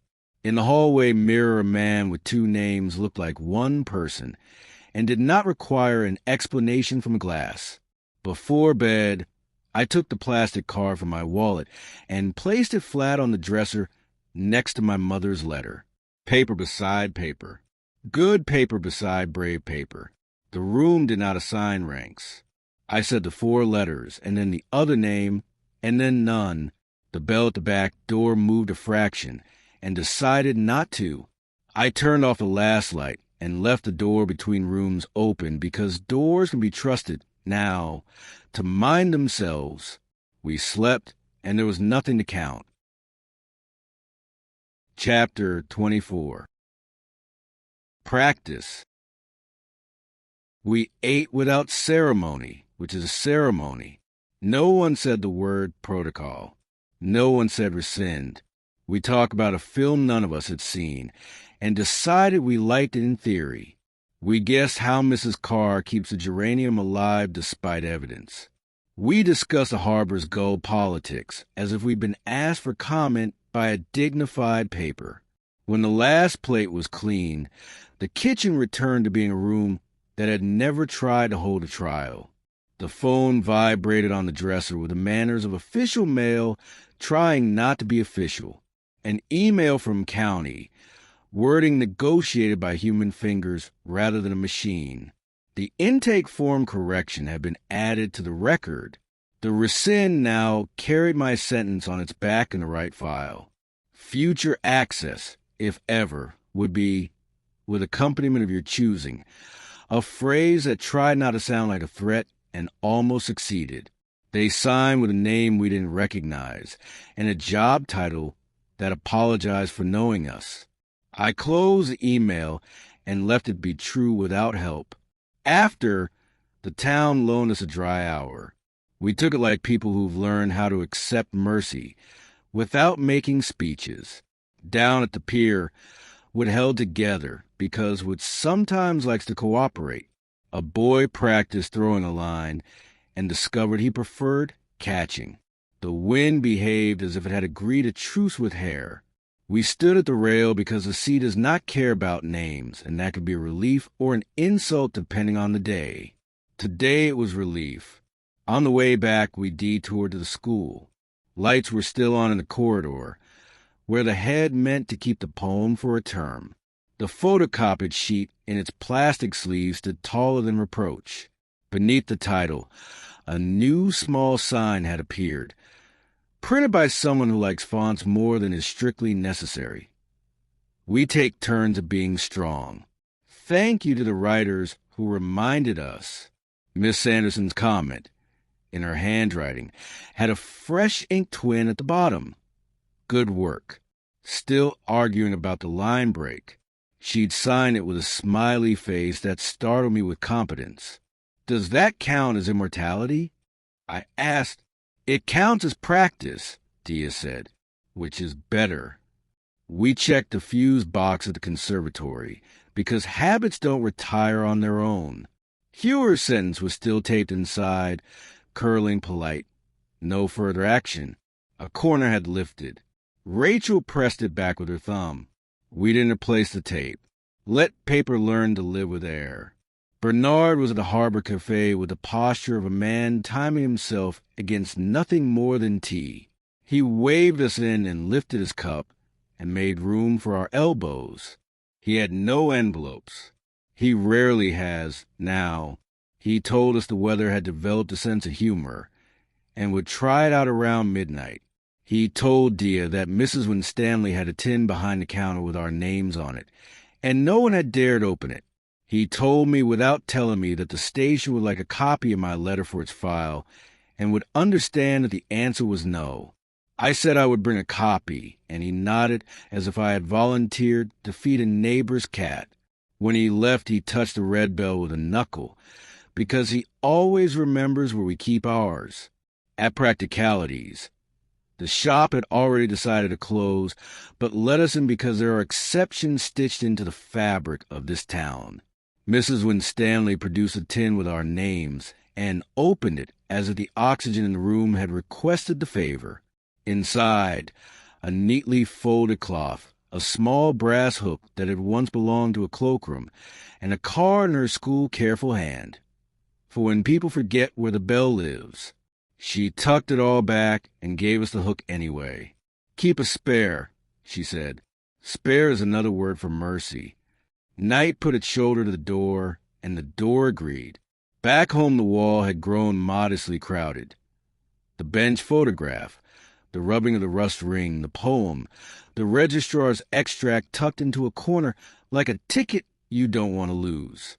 None of it shouted. All of it remembered. Rachel sat on the floor by the dresser and leaned her back to it, the way you lean to a sure thing it's still a thing. Diya stood at the sink and looked into the dark glass and let her face be simply a face. I opened a notebook and wrote about the hook and about the small theology of spares and about how the wheel had become its own congregation and no longer demanded ours. The answer phone blinked. The color of municipal concern, a message from the library. The anthology had gone missing briefly, and then reappeared because a child had put it in the wrong place on purpose, which is how some children make sure a thing gets attention. The librarian congratulated the child privately and did not issue a fine. She asked sotto voce whether we would mind if she made 2 extra copies and left one in the staff room. We said we would mind only if she pretended to ask next time, later. When the house had said its comfortable names to itself, I took the red bell from its bracket and set it on the table. It looked smaller there, less soldier, more tool. I rang it once with the force you'd use to wake a person who is already half awake and put it back. The sound walked into the hall and sat down. It didn't ask to be interpreted. We let it be a note. Tomorrow, Rachel said, we should practice having a day where we don't visit any of the set pieces. No mill, I said. No conservatory, Diya said. No practicalities, Rachel added, and looked grim for show. We'll fail, I said. Probably, Diya said. But failing at ordinary is still ordinary. I slept a piece of the night and woke for the unglamorous reason of thirst. In the kitchen, the clock did its dignified clicking. Through the back door's small window, the garden looked like a patient in a good ward, asleep but watched. The bell moved a fraction, air having opinions. I poured water and drank and tried not to narrate it back into purpose. The room stayed honest. I went back to bed with both names, thinking the inside thoughts names think when they're off duty. Morning brought recipes, not metaphors, actual recipes. Toast, unambitious coffee, a plan to buy tomatoes without investigating their pasts. We walked the wrong way on purpose to see which streets would forgive us. They did. A boy wheeled a bicycle as if it were a companion rather than a vehicle. He rang his bell with the minimal courtesy of a person approaching a corner. A woman corrected the spelling on a chalkboard outside a cafe with the grace of someone whose hand has earned the right. The parish office hummed with the chaos of a printer who knows its importance and intends to prove it by resisting service. The woman with the B pen waved her pen like a compass. We left her to more significant navigations. At noon we were ambushed by kindness. A note from Miss Sanderson on our mat, written as if she had never heard of email. I will stop bringing shortbread when you begin pretending you prefer anything else. A sprig of rosemary taped to the paper like punctuation. I put the note under the glass by my mother's letter, and the room did not become a shrine. It became a surface again. In the afternoon, the weather remembered its joke and tried it. Rain performed petty rebellions against windowsills. The roof rehearsed composure. We did nothing heroic. We watched the film finally and liked the parts that expected too little of us. Diya fell asleep in the second act with the confidence of someone whose nervous system has accepted the terms. Rachel put a blanket over her, without making kindness look like a thesis. Evening settled early. I wrote in the notebook about practice, the unromantic kind that gives instruments their chance at being themselves. I wrote about rooms that learn your shape so they can leave you alone properly. I wrote about how the river, left to itself, keeps no list of names, and yet remembers the curve of each bank with inexhaustible tact. Before bed, we walked once more to the bench, as if to check that the town hadn't undone itself while we were busy. The initials were less like a claim and more like gratitude. The carved circle on the stone lip at the mill probably still held the rein. We didn't go look. A dog passed us and chose not to engage. We applauded his decision. Back in the kitchen, we left the red bell on its bracket and the notebook open and the light over the sink on, because the house sleeps more generously when allowed one small lamp. In the hallway mirror, a man with two names looked like he had stopped auditioning to be the kind that needs to explain himself. Diya stood at the doorway and said good night with the unadorned confidence of a person who has given up on magic and found something better. Rachel touched the frame of the rubbing, and then my shoulder, and then the switch. We slept, which is the most radical practice we have, and asked the night for nothing it wasn't already built to provide. Chapter 25. Housekeeping. We decided to do the dull errands first, the ones that teach a day how not to ask for plot.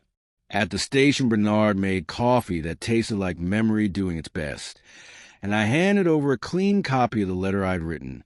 Not for the file that keeps breath on spools, I said, for the file that says a person said what they meant. He stamped receive with the neatness of a man who has spent a lifetime resisting drama. This one will live in the drawer marked letters that didn't ask permission, he said, and slid it home as if returning a book to its shelf. We walked to practicalities, because that is what days like to be made of. Mrs. Winstanley produced a paper-wrapped parcel from beneath the counter with our surname written in a careful script that assumed only one name and was not offended to learn otherwise. Inside, a cloth bag stitched with a clumsy bell in red thread. For the wall, she said, or for bread, cloth should earn its keep. She didn't ask after the dented bell at the mill. She knew better than to teach objects the wrong ideas about loyalty. At the churchyard, the stones had taken on rain and patience. My mother's name did not need me. Names on stone are already busy. I stood and said the four letters anyway, because air likes a job, and because gratitude is only awkward if you give it too much posture. Rachel stood back and let privacy be part of the ceremony. Diya came close enough to count as witness and no further. I laid a sprig of Miss Sanderson's rosemary on the grass where the stone had learned to be stone. Thank you, I said to the part of the world that accepts it, which is never the same part twice. The wind tried on two directions and decided on one. At school, the corridor had learned to hold our bad poem without flinching. A child stopped and read the last line out loud to no one.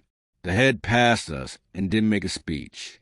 He only did the small nod you learn when it's your job to keep children from believing room owes them applause. Miss Sanderson appeared with a folder she hadn't meant to bring and thrust it at me without drama. Copies of permissions, a list of parents who had asked for the PDF, a note in her hand that said in case you ever need to prove you wrote something once, and then immediately stop needing to prove it. We put the folder under my arm and let it change the day's weight. At the conservatory, the fuse box kept Hewer's sentence, like a morsel the building had learned to chew. No further action. The paper had yellowed at the edge where fingers had pressed and not been scolded for it. We left at the age, which is a kind of obedience. Back home, the wall looked less like a museum and more like a list of housekeepers to remind itself to be kind. The bench photograph, the rubbing, the poem, the extract tucked in a corner, the cloth bag with a red bell shape that had already forgiven its own amateur stitches. Rachel sat on the floor with her back against the dresser and said nothing to the room, and the room said nothing back, which is the best kind of conversation. Diya opened the drawer, deliberately not a check, and put in a plastic card from the registrar with a second copy beneath it. Because sometimes redundancy is mercy. She closed the drawer, and it stayed closed without theatrics. Lunch forgave us for being simple. Bread, heat, 2 apples that wanted to be better than they were, and didn't have to be. We talked about the film and decided the part with the dog had been patronizing. The dog in this town would have sent a letter if he'd wanted to explain himself. We discussed the harbor's odd season. Boats sulking on their ropes as if expecting an apology from weather. We didn't say protocol. We didn't say unit. We didn't say forget. We said pass the salt. In the afternoon, the parish office rang to say the laminated spare had bubbled unhandsomely and would I like a new one. I said yes because accepting help is practice, too. The woman with the B-pen said, "Your file looks tidy," and made it sound like something a person could be proud of without shame.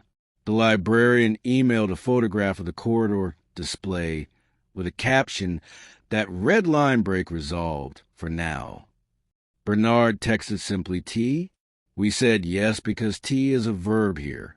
We met him at the Harbor Cafe. He came late enough to prove he'd been somewhere else living a life and not waiting to be useful to ours. He brought no envelopes, only a newspaper folded to the puzzle page. We need volunteers of fate, he said, and I have reached the age where I'm more effective at pointing than lifting. Diya wrote our names in the margin beside biscuits because we are realists. He looked at me for a long second and then did the small, grave smile men like him permit themselves when weather behaves. "You've made the town simpler," he said. "I think the town made me simpler," I said. He tapped the newspaper with a single finger.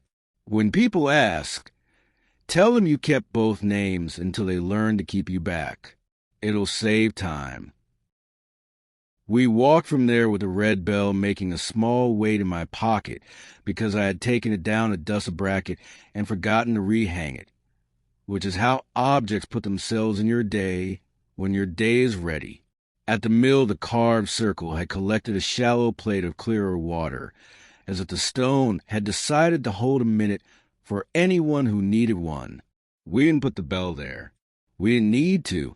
We stood long enough to remind the wheel of the arrangement. It does its arithmetic. We do ours. On the bench, an old man we didn't know had fallen asleep and was snoring in a key the birds tolerated. The initials read as if the wood had started to think them part of its grain. A child approached with chalk and stopped because the board was already full. His mother showed him the pavement 2 feet to the left, and he accepted the alternative as if he had invented it. Diya touched the carved line with one finger the way a person touches their own name when it is written neatly and without error. "Practice," she said, and let her hand fall. The suit appeared as a shadow in a window, then as a man outside it, then as a person walking in the opposite direction, carrying the sort of brown envelope that suggests someone has learned to apologize on paper. He didn't cross to us. He lifted the envelope an inch as if acknowledging it, then lowered it and kept going. His face has become the kind you pass without needing to interpret. I prefer him that way. Evening learned the house again. I rehung the red bell with the bracket small screw and made sure wood and metal agreed. I rang it once, not as a test, only to let sound know it will be employed as needed. The note walked into the hallway and sat on a chair and behaved. I wrote in my notebook, "Housekeeping. The art of letting rooms keep what they must and carry nothing they don't." I put the notebook down without waiting to see if ink would flee. It didn't. Rachel opened a window to let the day out. Diya made tea with a discipline that would have impressed the unit if the unit had ever liked the right things. Before bed, I opened the drawer a final time because keeping drawers honest is also housekeeping. The letters lay in their row, no more dangerous than spoons. The consent wore my line like a signature that had finally chosen at hand. The bench photograph had accepted indoor light as a second truth. The plastic card looked bored, which meant it had learned its role. I closed a drawer and ran my palm once over the wood as if smoothing a sheet. In the small hour, wind came with the confidence of something that had passed an exam and wanted to show its certificate. The bell moved and made a quiet, working sound. Somewhere a doll with a white patch over one. I took his route and kept his counsel. The sea set its long vowel, and the roofs, having learned their own names, didn't answer. We slept because nothing on the list required counting. Tomorrow we will forget something ordinary and remember it before lunch. We will volunteer to serve biscuits badly and laugh under a tent that leaks in one corner. We will pass the mill and not measure ourselves against it. We will let the conservatory keep its paper. We will let the town keep the part of us it has earned. We will keep the rest. That is the work. That is the keeping. Chapter 26. The Fate. The sky practiced a compromise and settled on Brightwood warnings. Rachel sorted cups by an order only she could see, and somehow everyone obeyed. Diya arranged biscuits with the severity of a curator who had sworn to protect crumbs from dictatorship. I wore an apron that had once been white and now looked like the history of sugar. The red bell stayed at home on its bracket because today was for bells that had jobs. The one on the tent pole would do. The notice board beside the tea stall had our poem in miniature, the title trimmed to fit, the last line slightly crooked because earnestness has fat fingers. Children drifted past it on their way to Tombola and face paint, and the stall where a man sold improbable lemon slices that tasted mostly of timing.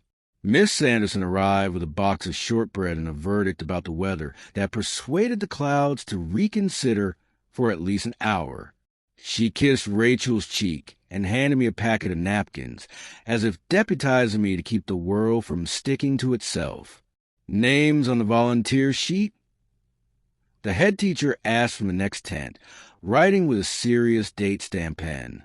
I said both, and he wrote both and didn't ask which should be first. The paper looked pleased with itself for once. We poured tea and told people where to find change, and invented policies about whether a fallen scone counts as a tragedy. Bernard announced the raffle numbers with a voice that could make a room sit up without resenting it. The conservatory had contributed plants that want a rescue. Practicalities had donated 3 hammers and a moral about screws. The parish office offered table retired forms cut into scrap paper, every margin stamped with tiny bees. The woman with the bee pen stood behind it and watched children draw wings on the official seals. At noon, a gust took the corner of our tent and tried to teach it flight. We reached as one body. Rachel to the rope, Diya to the pole, me to the tray before physics claimed an entire tray of ecclesiastical sponge. We behaved as if we had rehearsed it in another century. The tent settled, forgiving. People clapped the way people clap, when nothing is broken, and the day has chosen mercy. The suit appeared near the bookstall carrying a child's rucksack with dinosaur teeth printed along the zip. He had a face that had learned soft weather. A girl with hair clipped up in the defiant way of the young considered the second-hand books with absolute seriousness, selected one with a train on the cover, and another with a librarian who owns a dragon, and paid in coins counted twice. He stood back while she decided. When she turned, she used his first name without honorific and demanded lemonade. He complied with the expression of a man who has lately given up on the paperwork of control. He saw us and did the exact right thing. He lifted 2 fingers in a civilian hello and kept walking. Progress. Diya said, "Eyes still on the biscuits." "Particular," I said, and poured more tea. Rachel moved through the crowd with the triage calm that makes toddlers settle and elderly shoulders unstiffen. She checked a grazed knee and a questionable wrist and returned a woolen scarf to an owner who had begun to miss it without remembering it existed. She refused money and accepted a bag of jam tarts with a professional grace we reserve for bribes dressed as gratitude. A boy went missing for 6 minutes that felt like longer, and then the field remembered its training. Parents walked without running. Names were called in voices that told air to help instead of panic. Bernard stood on a bench and described a child as if giving a weather report. Blue jacket, left shoe with bravery issues, hair attempting independence. He was found by the tombola, content and sticky, examining numbers for their moral worth. The red bell would have been loud. The bell tied to the tent pole was enough. We rang it once, and people moved toward the sound without mistaking it for omen. At the craft table, a girl drew a wheel and gave it too many spokes. Diya leaned over and added a bell in the corner, not as a symbol, just because the drawing needed a circle to stand on. The girl nodded, unbothered by assistance, and wrote 2 letters between them, as if remembering a story she had been told and chosen to keep. No one corrected her. In the long middle of the afternoon, the kind of quiet arrived that fates defy with raffles and trumpets. We defied it with washing up. Rachel established a small city of drying racks. I held a towel with the reverence of people who have learned to admire how cloth gets on with its work. Diya told Mrs. Winstanley that the cloth bag with the red bell looked like a promise and was already earning its keep. Mrs. W. said promises are only dangerous when they're idle, and handed us a spare hook she had found in a drawer she insists is not a reliquary. The head teacher approached with a cash box and a face that had been responsible for too many coins. "We've just about covered the conservatory repair," he said. "The rest will be spent apologizing to the piano." He hesitated, then added, "Would you consider reading the poem at the end? Just once. No speeches. The children expect it. The hall expects it." We considered and said yes, because saying no would have been an argument with gravity. At 4, the field turned itself toward the stage. The sky kept its warning to itself. We stood at the microphone with the practiced terror of messengers. I looked at Rachel and Diya, and then at a crowd who had seen us carry tables and not insist on meaning. I held the paper the head teacher had printed. The font was the good obedient kind. We read it together, not line by line this time, but as a single voice made of 3 throats. The last line landed where it should, and if some people heard it wrong, they still heard it kindly. The small bell at the tent made a polite sound when someone brushed it, and the sound threaded the silence without breaking it. After, Bernard pressed a raffle prize into my hands, not because I had won, but because he wanted to watch me accept a useless kitchen gadget with grace. The Suits child walked by with her lemonade and corrected her father's route without apology. The woman with the be pen packed away stamps that had done their duty and let a child keep one by mistake. Miss Anderson sat on a folding chair that had outlived better backs and nodded to herself at the way a day can be good without insisting it is significant. We stayed to lift poles and fold canvas and sweet biscuit into geographies ants would understand. The light looked for somewhere else to be and found it. People went home with weather in their sleeves and an amount of change that made the parish treasurer optimistic for an entire 2 days. We folded the last table. Rachel locked the hall. Diya pocketed the spare hook because it asked her to. Bernard walked us to the lane and didn't speak, because sometimes escort is the only correct noun. At home, the red bell waited in its bracket, and the wall looked like itself. We hung the cloth bag on the spare hook near the back door, and it behaved like an object that had always been there and might, one day, hold bread. I wrote in my notebook about how the field had learned to carry us without asking for explanation, and how a child had put 2 letters in the right place on a drawing without needing to know why. The ink stayed.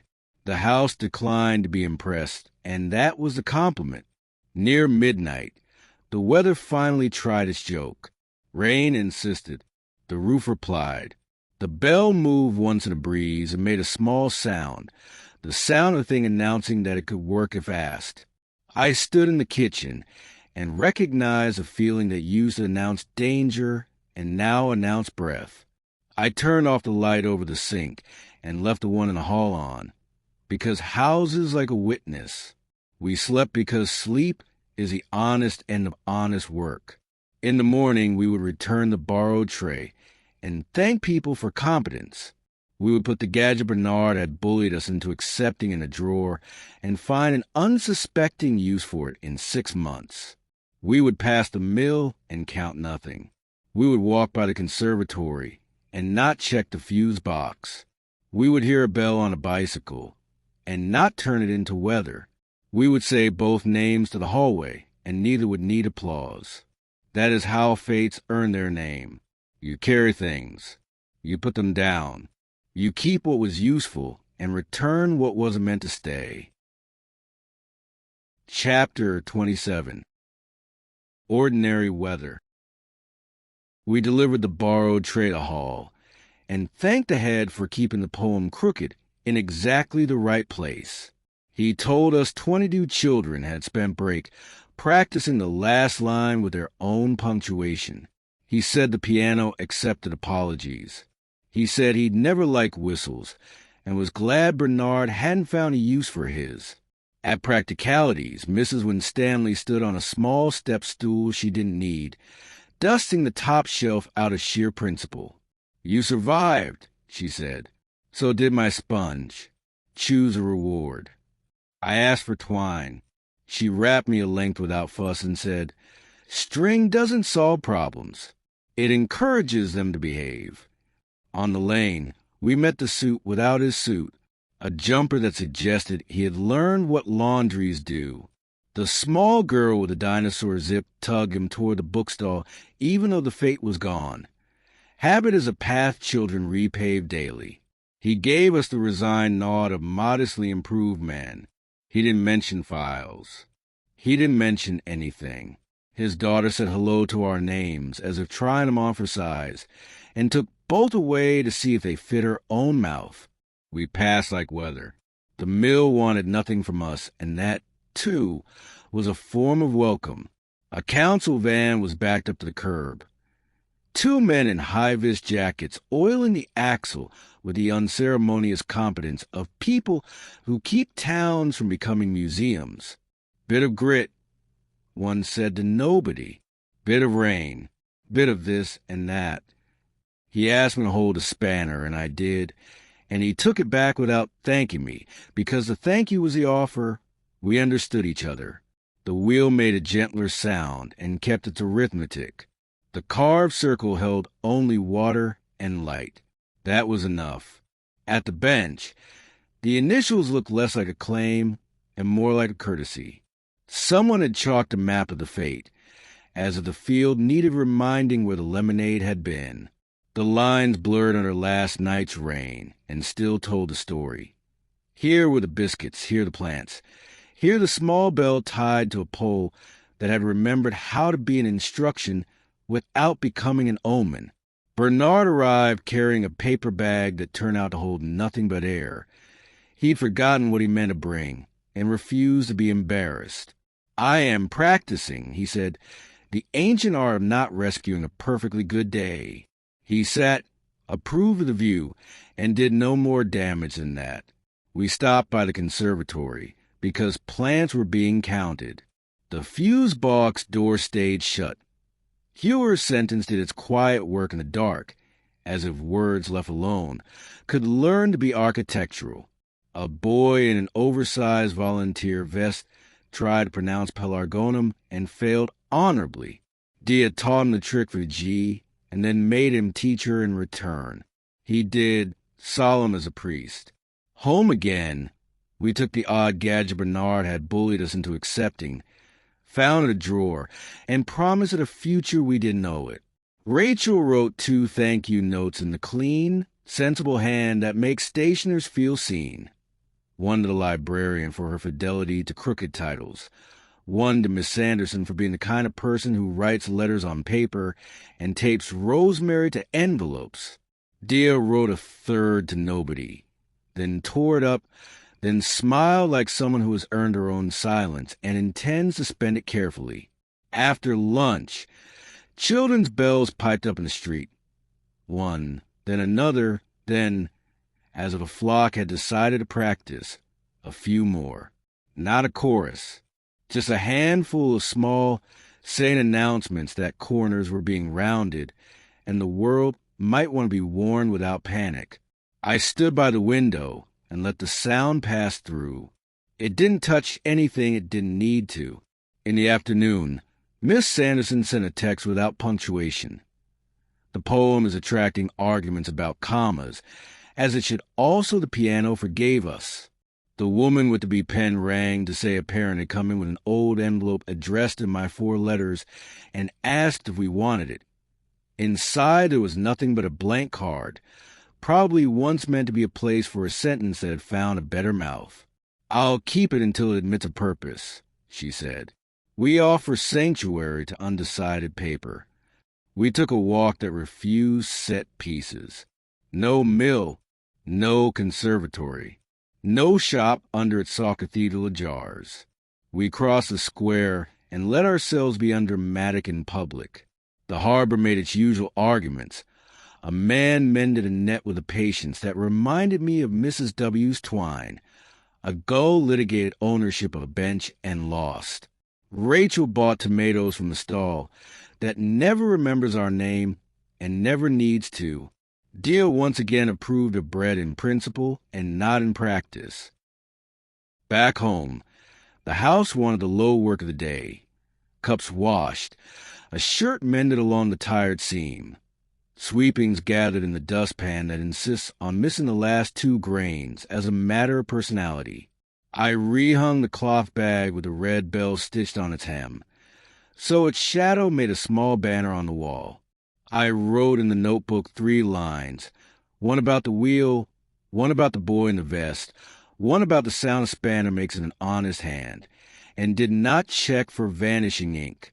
Dusk came without fanfare. Bernard texted weather, manageable. The librarian sent a photograph of a child standing solemnly beside the corridor poem, as if providing scale. Hewer did not write, which felt correct. The soup remained a citizen, which felt newly possible. Somewhere in town, a dog with a white patch over one, I put his head on the knee of someone who has always wanted a witness, and then left again, as dogs do when their job is to keep the town moving. We took the red bell down and set it on the table, because Wood likes to share its attention. Rachel rang at once. The exact note that means dinner is a sentence and not a negotiation.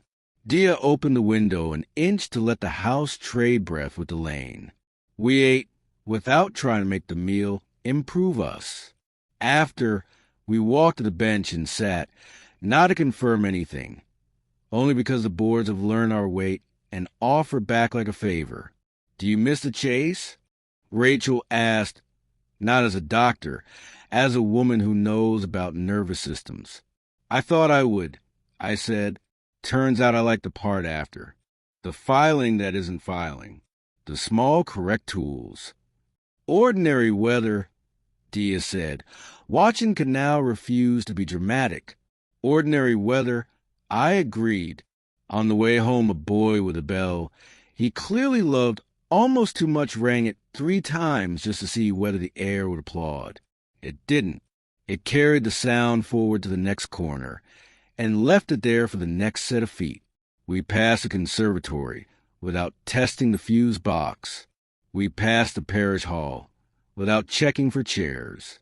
We passed practicalities after closing and admired the sign in the window, "Closed for counting," which is exactly what the town has been doing and exactly what it should keep doing. Before bed, I stood at the dresser and read my mother's line again. "He will answer to both names at home."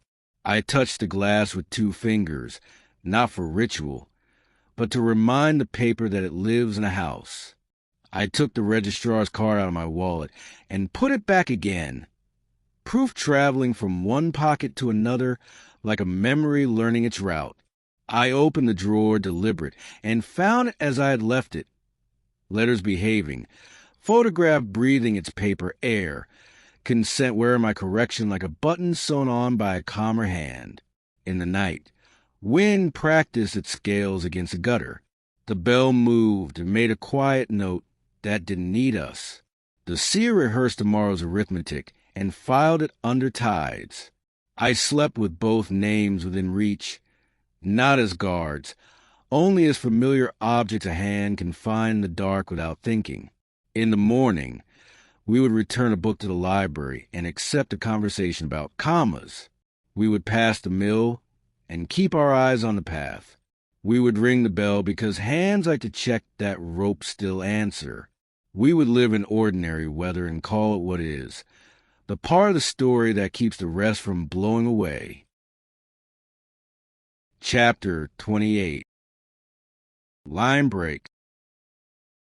School had asked if we would come talk to one class about poems, and about how lines decide where to breathe. We took the long way so the town could rehearse being itself. Practicalities open the way a book opens when a hand that knows it is nearby. Mrs. Winstanley was standing at the threshold, coaxing a hinge into decency with oil and a look that makes metal behave. She waved us through without words. The conservatory kept its ribs and its taped sentence private. The wheel took no attendance. The bench let goals be in charge of indifference. The classroom was as rooms like that are, posters that intend to be permanent and end up being seasonal. A plant that has learned to fake enthusiasm. A whiteboard that can't stop believing in the future the way board markers dream it. The teacher had done the decent thing and moved the desks into a curve, like a small theater that doesn't want to admit it's sentimental. The children were at the age when hands go up too fast and stay up too long, as if arms could manufacture authority. We didn't sit behind the teacher's desk. We sat on the edge of the table the way people sit who haven't forgotten the tax a chair can exact from a room. The teacher introduced us with 3 sentences, and none of them were about suffering. She said we wrote a poem together when we were their size, and that it was not perfect, and that this was the point. She said we were going to talk about where breath goes when it's asked to be honest. I asked the first question, not because I enjoy it, but because rooms like to be taught how to ask. What is a line break for? I said. Hands sprouted. A girl with a pencil behind her ear said, it's where the words go to think. A boy in a jumper with a stain he had already forgiven said, it's where you rest your lungs so the next bit lands. A third child, serious with freckles and ambition, said, it's so the poem doesn't run away. We read our old poem on the board, the font too smooth for the words it was hosting. The last line glowed faintly as if remembering its arguments. We asked them where it should break. They disagreed as if trained by good families. A dozen versions of the same air. Rachel stood by the board and let each version stand for a minute, a small republic of breath. A hand stayed down. Small boy, hair refusing a parting, bell on his backpack because bell is now a fashion. You, I said, because sometimes silence has a good answer. He shrugged and said, it breaks where your face changes. He pointed at me without drama. There, he said, between being and strong. Your mouth does 2 different jobs. Diya laughed the way you laugh when a child has accidentally invented a theory, and we wrote his line on the board and let it be untidy. This is correct, she said. Also the other ones are. A good line break is a room with more than one door. Another hand, this one high with the righteousness of curiosity. What if someone calls you the wrong name? A girl asked. Does a line break there too? I said both names, carefully, into the classroom air that has kept countless sentences. Sometimes, I said, The line breaks there for a while. Sometimes you teach it to break somewhere else. I put a palm on my chest and the other over my mouth. The name you use in here, the chest, and the name you use out here, the mouth, sometimes take turns. If you're lucky, they learn to be the same sentence. Do you miss the old bell? A boy asked. Not our bell. Not the red one. The broken one. The one that has stopped needing to explain itself. No, I said, and felt the exact rightness of it land. I'm glad it got to retire. I told them the wheel doesn't care about our metaphors, and that this is one of the river's jobs, refusing to be employed beyond its range. You can keep a tool in your pocket as long as you like, I said. You can also hang it on a wall and let it be hardware. The trick is knowing when. After. We let them hold the cloth bag Mrs. W. had stitched with the wobbly red bell. They treated it with the respect children have for anything that looks like it might hold sweets later and secrets now. We gave the pairing card to the teacher for a minute, and she read the names without saying them out loud, which is a small, excellent skill. Thank you, she said, and handed it back like an oath. In the corridor, on our way past the photocopied poem, a boy from another class looked up at us and said, Are you the wheel people? He said it like a compliment he wasn't sure we deserved, and then went on with his day, because he had somewhere to be. I liked him for that. Outside, the sky was trying to decide whether to keep from raining for our sake. It did not. We let it. On the square, a man had set up a stall to sharpen knives and exhibit patience. He listened to metal the way some people listen to confession. Rachel watched his hands and decided he was competent enough not to be interesting. Diya bought a second-hand book on punctuation and didn't pretend it wasn't for showing off. We walked a long way as if the town were a sentence we were testing for endurance. On the lane by the mill, a woman in a high-vis vest was painting a thick white line at the edge of the road. She moved like a person accustomed to making boundaries out of liquid. She nodded at us without ceremony. It was asked for, she said, meaning the line. Sometimes people need to see where the lane forgets to be rode. Her breath steamed in the cold in a way that reminded me of tapes and what they used to take from rooms like ours. You get used to cars, she said, and then you forgive them less. We left her to it. The wheel went on performing its humility. The carved circle held rain and sky. The bench offered us its boards without comment. We sat. We said nothing. At the houses across the water, a window lifted and a hand shook out a cloth and closed. This is what towns are for, proof of breath in other rooms. At the conservatory, we checked the fuse box despite our vows and found Hewer's sentence still working. No further action. Someone had tucked a small sprig of something green behind the paper. Not ceremony. Habit. Life liking a corner. Afternoon did its small list. Practicality sold a man 2 screws and a story about wife who would have been worse. The librarian put tape on the spine of an atlas that refuses to be updated by continents. The parish office stamped something in triplicate, and the woman with the be pen let a teenager keep one of the stamped blanks for practice. We let the day get away with being decent. At home, the wall held its weather of paper and small metal. The red bell sat where it sits. I wrote in my notebook 2 sentences that belonged to today. A line break is where the face changes. A name is where the breath rests before it goes on. I didn't check if the ink would vanish. We are past that now. The page kept what I gave it. The answer phone had recorded Mrs. Carr with a report on her geranium, still alive. No thanks to me. Miss Sanderson with a request for more crooked copies, children like mistakes that behave themselves, and Bernard with a question disguised as a weather note. Wine might try showing off tonight. Want a kettle that owes me a favor. We said yes to the kettle, no to worrying, yes to crooked copies. Evening settled, and the bell did its one small sound when the door breathed. We ate and did not advertise it to our story. On the way to bed, in the mirror, I said both names not to make sure, just because habit can be its own prayer. I thought of the boy in the classroom saying the break goes where your face changes, and found my mouth making two small shapes in the space of one breath. In the night, wind tried its show. The roof declined to audition for a catastrophe. Somewhere in the town, a bicycle made the right, kind of ringing, and turned left. Somewhere a dog with a white patch over one.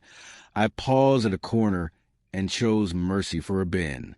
At the back door, the bell shifted and did not ring. A restraint so small I almost missed it. The house slept as if it had been given instructions by a patient God. Morning will come like a sensible teacher. We will take the day in sentences.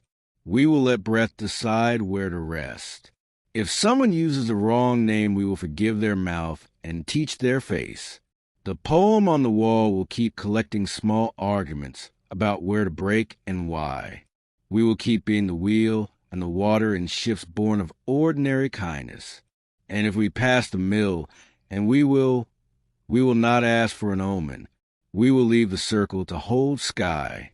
We will ring the bell by the back door once before we go out, not to make a point, only to start the line, the one that admits what every page already knows. The breath will go on. Chapter 29. Counterproof. An email from County arrived with human punctuation. They had appended my correction to the digital record and, for the sake of archives that still trust film, added it to the microfiche. They wrote that if I ever needed to review anything older than my patients, I could bring an accompaniment of your choosing. It was bureaucracy learning grammar. We let it be. We walked into a day that didn't require our signatures.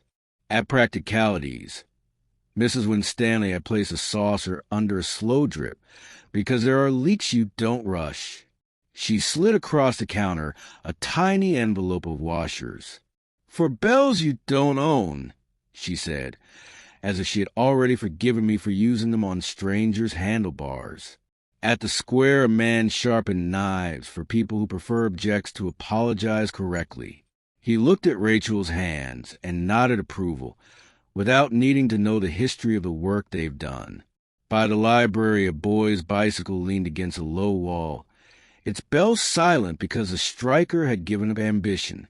The boy stared at it the way a person looks at a locked door they know perfectly well is only stuck. I asked permission. He shrugged the brave shrug kids learn before adults teach them to make speeches. I used a coin to coax the top loose, reseated the spring, and pressed the cap until the thread agreed. The note that came out was clean and unshowy. He rang it twice and said thanks in the way towns train you to, by leaving satisfied. The classroom visit had left behind a friendly rumor. A teacher at the other end of the building asked if we might run a short session next week. Lines and breathing, and how to make a poem admit its own air. Diya said yes the way you accept a glass of water when you've done a job that wasn't dramatic and are thirsty anyway. The head gave us a key to the side door no one locks on time. He said, trust, as if it were a noun that could be measured out and returned. We took the long path by the canal. The new white line the road crew had painted shone briefly, like a rule the day respected. The wheel turned. The carved circle held sky. A dog barked twice up near the allotments, and then decided he had done enough. On the bench, the initials softened in damp and still kept their stubborn clarity. I set my hand on the boards as if checking a forehead. The wood was neither fevered nor cold. It was a bench. That felt like progress. Back home, the wall had become what we wanted it to be. Not a shrine, just a sentence made of objects that knew how to stop talking. The poem under its sleeve. The rubbing brown and exact. The bench photograph that had now learned the smell of our kitchen. The small cloth bag with its red stitch bell hanging from the spare hook, like a promise that can afford to be ordinary. In the afternoon, the conservatory side door was propped with a brick dress and moss. We checked the fuse box without opening it. Through the grating we could see Hewer's sentence still taped inside, the paper curling like a leaf prepared to fall in the right season. No further action. Someone, one of the volunteers, probably had tucked a cutting of rosemary behind the clip. It made the small area smell like resolve. By the harbor, Bernard appeared with an empty pocket and a useful silence. We walked as if we had always been walking together and had merely resumed. The station lads say they've sealed the archive shelf and put a note on it. Accompaniment required, he said finally, then added, "Not for you, for anyone." He squinted at the water, as if looking for a word with fewer edges. "Counterproof," he said. "That's what printing men call it, when you press a proof to another sheet and take the reverse. Sometimes you see what you missed. Sometimes you just learn there's enough ink." At home, I found a sheet of carbon paper at the back of the desk, the old kind that stains your fingers an honest blue. I slid it beneath a clean page and wrote both names in my plainest hand, the way a person writes at a counter to make a clerk's day easier. Then I lifted the top sheet and looked at the faint mirror lettering left behind. It wasn't beautiful. It was true. I set the counterproof under the glass beside my mother's line. 2 scripts, one faint and one sure, sharing the same pain without asking which counted more. We ate early. Bread took heat and offered itself up without negotiating. Rachel rinsed cups with the economy of someone who has outlived quarrels with crockery. Diya stood at the back door and watched evening sort itself into portions. "Tomorrow," she said, "let's try a day without checking anything we can't fix." "Ambitious," I said. "Necessary," she said, and pulled the door in until the red bell's cord trembled and settled. The answer phone held a message from the woman with the B pen. A parent had brought in a misaddressed envelope for our attention, and she would put aside until we decided what attention was. Another from Miss Sanderson. I had become a terror about commas. Send help. Also biscuits. One from the class teacher. The boy with the bell on his backpack had told the room that line breaks happen where faces change, and now half the class wanted mirrors. We sent our yes and our sympathies and our promise of biscuits.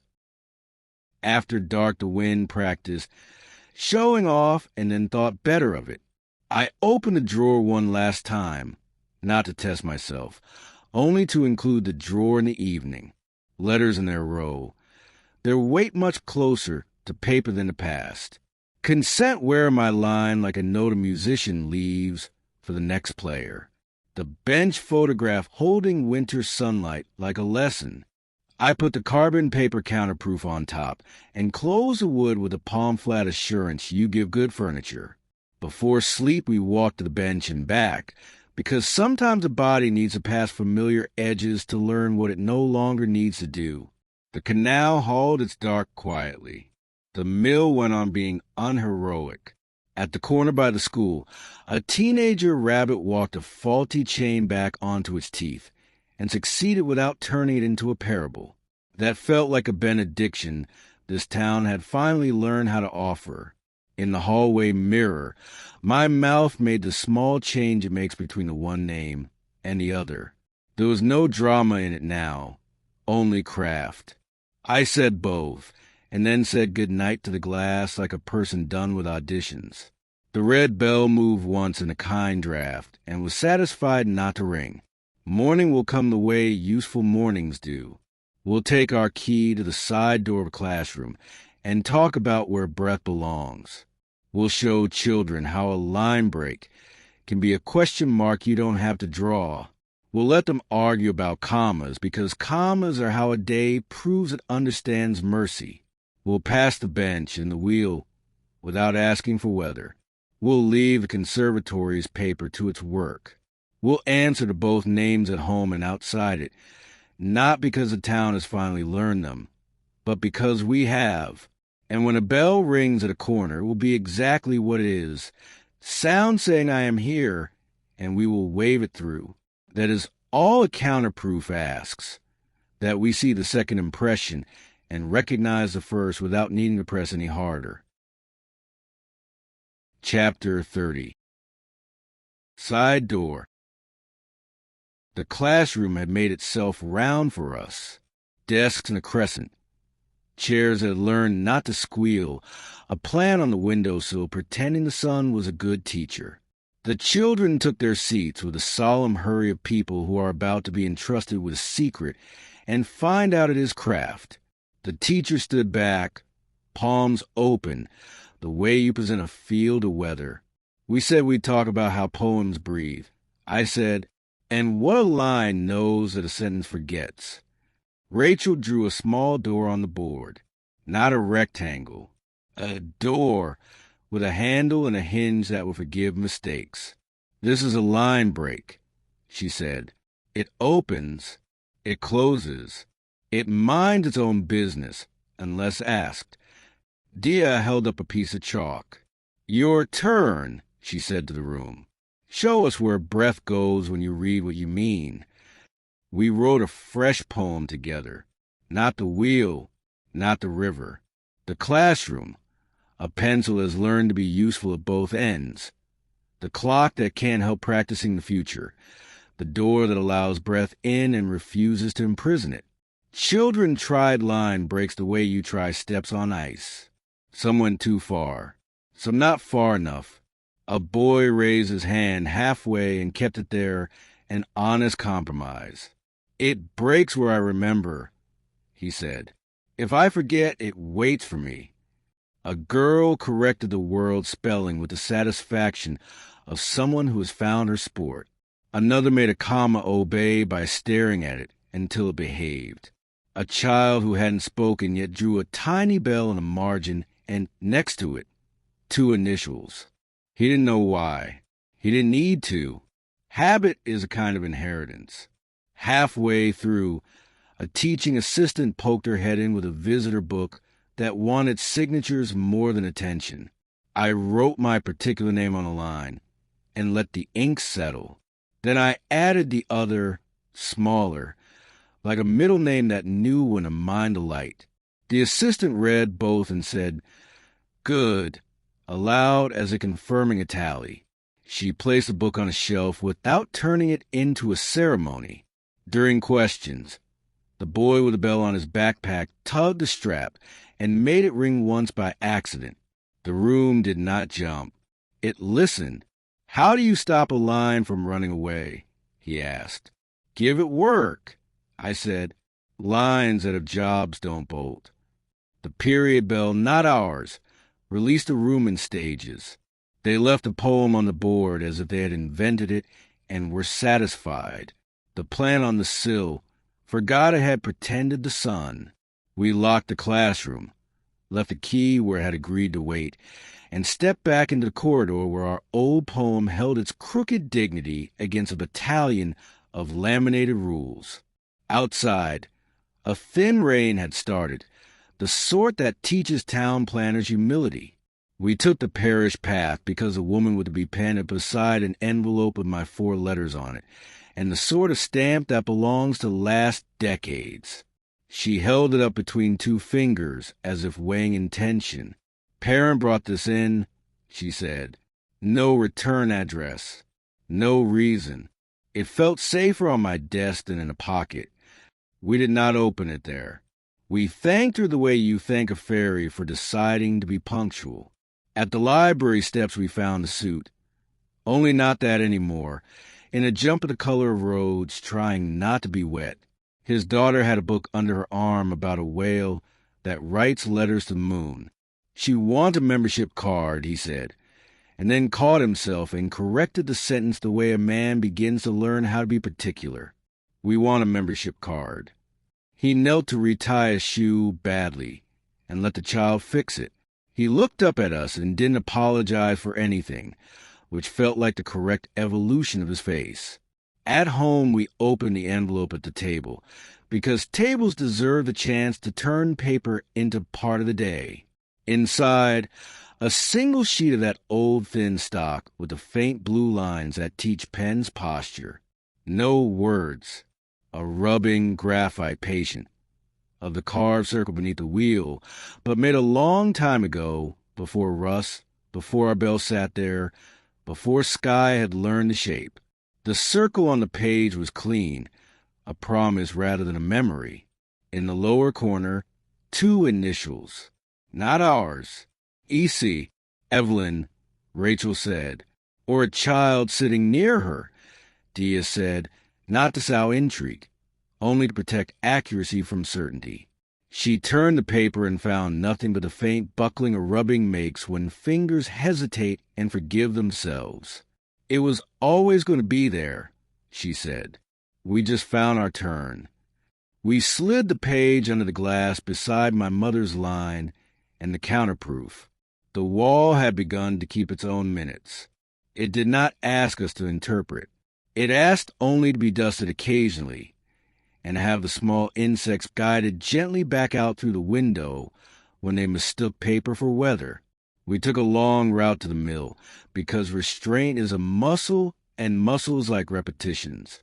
The new white road line shone like a lesson the day felt proud of remembering.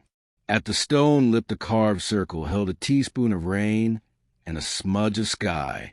The wheel, oiled, made a decent sound, and then declined to perform. We did not replace what the river had taken. We let the space do its job. On the bench, someone had left a scarf that would later be claimed without fuss. The initials softened under damp and insisted anyway. We sat and watched a bicyclist check over his shoulder and lift a hand in the small, respectful signal. That means I see you and intend to behave. A dog barked once in the distant garden, and another answered, not as an alarm, just as a disclosure. There are days you want letters. There are days you want no letters. This was neither. It was a day the rubbing had waited for, its turn under glass, its chance to say, without commentary, I was drawn before you arrived, and I will remain after, and you are all right in that sentence. Back home, the answer phone blinked once with an apology from the conservatory. A fuse had misbehaved. A volunteer had corrected it. No one had electrocuted themselves. The plant sale had raised enough to keep the worst of winter out of the cactus house. Miss Sanderson sent a photograph of a small army of children arguing with a teacher about whether a comma could be replaced with a breath.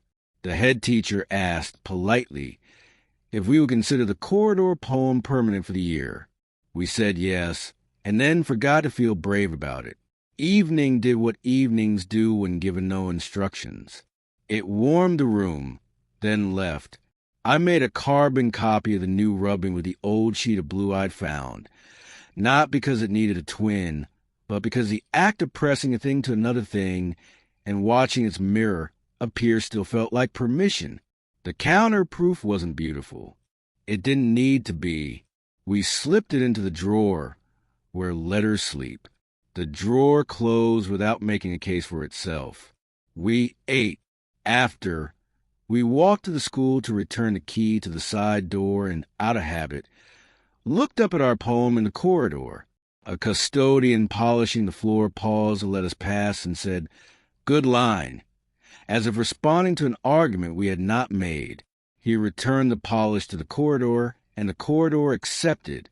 On the way back, the suit and his daughter passed us on a corner where bells are useful.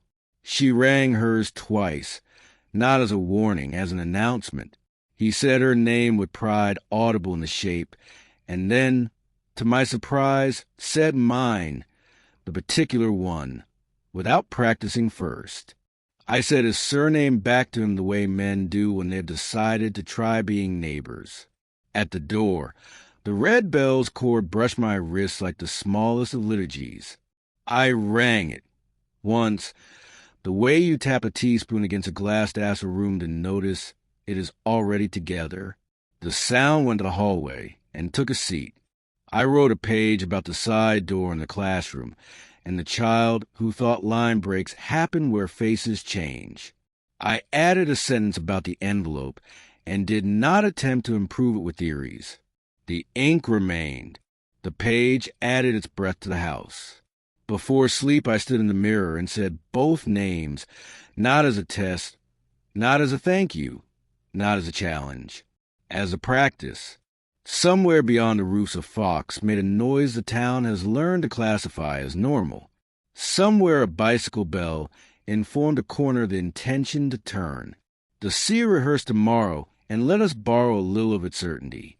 We left one lamp on, not for safety, for welcome. The bell moved once and chose quiet. The drawer kept its counsel. The wall held its papers. The small, good weather rooms rose and fell with our breath. We slept. Chapter 31. Accompaniment. Evelyn called at 9 with that librarian calm she wears when a day might try to misbehave. If you've got your walking shoes, she said, let's give County the thing it says it wants and see if it knows what to do with it. She didn't explain which thing. She didn't need to. We met on the steps beneath the carved municipal optimism. She looked older in a way I liked. Edges softened not by defeat, but by practice. In her hand, a folder with nothing written on it. Your rubbing, she said, nodding toward the paper under our glass, was made by a child who likes circles better than bells. The initials are mine because I was given the job of signing everything and decided to teach the habit of ownership. This copy is a twin I kept against the rules. I'm returning twinship to its rightful house. We went down in the lift that enjoys pretending to be useful. The basement smelled of paper that has finally made peace with dust. The archive room opened the way rooms open for people who treat them like colleagues. Evelyn set the folder on the table and did nothing remotely ceremonial with it. They've added a note to your file, she said. Accompaniment required. It is the nicest word we've managed for supervision. Rachel's hands rested on the table as if listening through wood. Diya kept the sort of stillness that allows other things to move. I took out the counterproof, the faint mirror of my names, and looked at it until the old trick of vanishing ink failed to even try. We don't need to listen, I said, meaning the intake tape in its sleeve on the shelf behind us, obedient as a domesticated danger. No, Evelyn said, but the room could use a sentence of yours that isn't medical. She pushed a sheet of headed paper across the table, as if we were in the kind of office that believes in the future. Write what you want the file to remember when none of us is here to supervise its manners. I wrote, careful and plain, the way you write when you are addressing both a clerk and a ghost. I wrote that I asked to forget because a child believed forgetting could be a door he could hold shut with his back.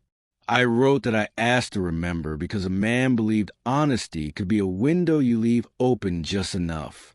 I wrote that anyone who comes to this shelf later should bring their own person and not their recorder.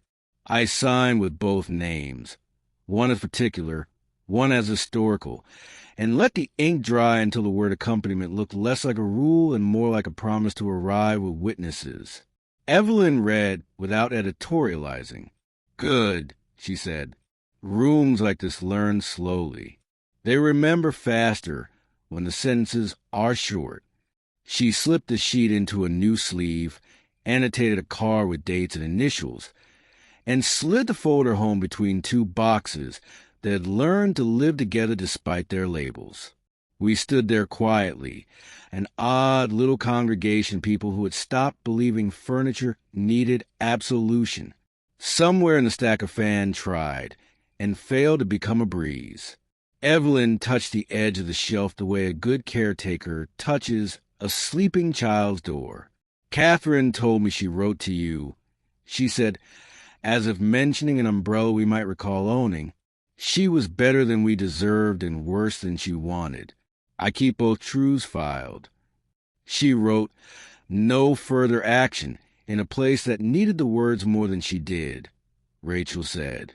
She should have written them sooner, Diya added, merciless and kind at once. Evelyn's mouth did the small-shaped English women, reserved for grief. They are determined to keep useful. She tried late, she said. Late has saved more rooms than I like to admit. We left the basement with the careful relief of divers. Outside, weather had chosen a dignified gray. The town held itself together, without borrowing gravitas from umbrellas. At the library steps we paused, because the habit is valued here. The librarian lifted a palm in greeting, and did not make us sign anything. On the square, the knife sharpener listened to a blade that didn't belong to us, and nodded once when it finished speaking. In the parish window, the be-pen woman had propped a notice that managed to be cheerful about ordinances. The conservatory ribs at the end of the path were a sketch against the cloud, a machine for letting light be itself. We walked to the mill, because the hour was in the mood for old places. The councilmen had gone. The oil's quiet remained. The carved circle held a coin of sky. The dented bell wasn't there, and the circle had stopped looking bereft about it. I set 2 fingers on the stone and felt the precise, unsurprised coolness of objects that know their jobs. A dog barked somewhere up the lane, and then apologized to no one by doing it again, softer. On the bench, the scar from yesterday had found its owner or a new neck. The initials had become their own weather. We sat close enough for elbows to be pronouns. I thought about ends, which are only line breaks written by calendars. To wheel the wheel goodbye? I asked, because questions left unsaid start pretending to be solutions. Wheel the wheel nothing, Diya said. Wheel the boy a decent exit. Then let him leave through an ordinary door, Rachel said, and the bench slouched into agreement. We didn't stand immediately. We let the canal count to whatever number canals prefer. Across the water, a woman lifted a sheet and snapped it like a flag of surrender to routine. Behind us, a bicycle bell made a plain, serviceable sound and kept going with the conviction of small machines. Back home, I hung Evelyn's twin rubbing beside its sibling and did not try to decide which had won at permanence. The wall looked like a set of field notes left by a team that had been thorough without becoming tedious. The red bell supervised the arrangement with the calm of a foreman who has discovered delegation. Bernard arrived when the afternoon forgot to pick a side. He brought no envelopes, only a newspaper already folded to the page that contains puzzles and weather.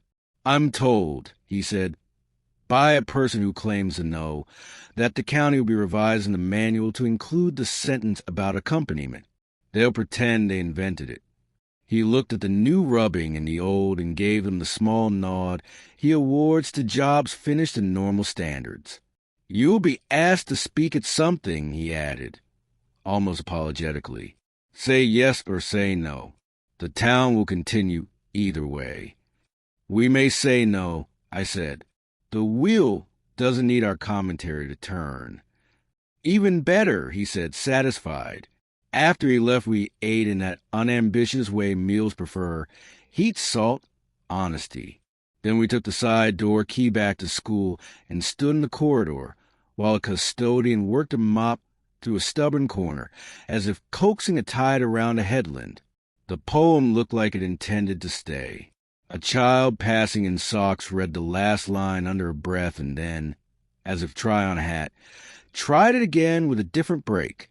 I approved her choices in the quiet authority of a man who has run out of appetite for rightness and bought shares in exactness instead.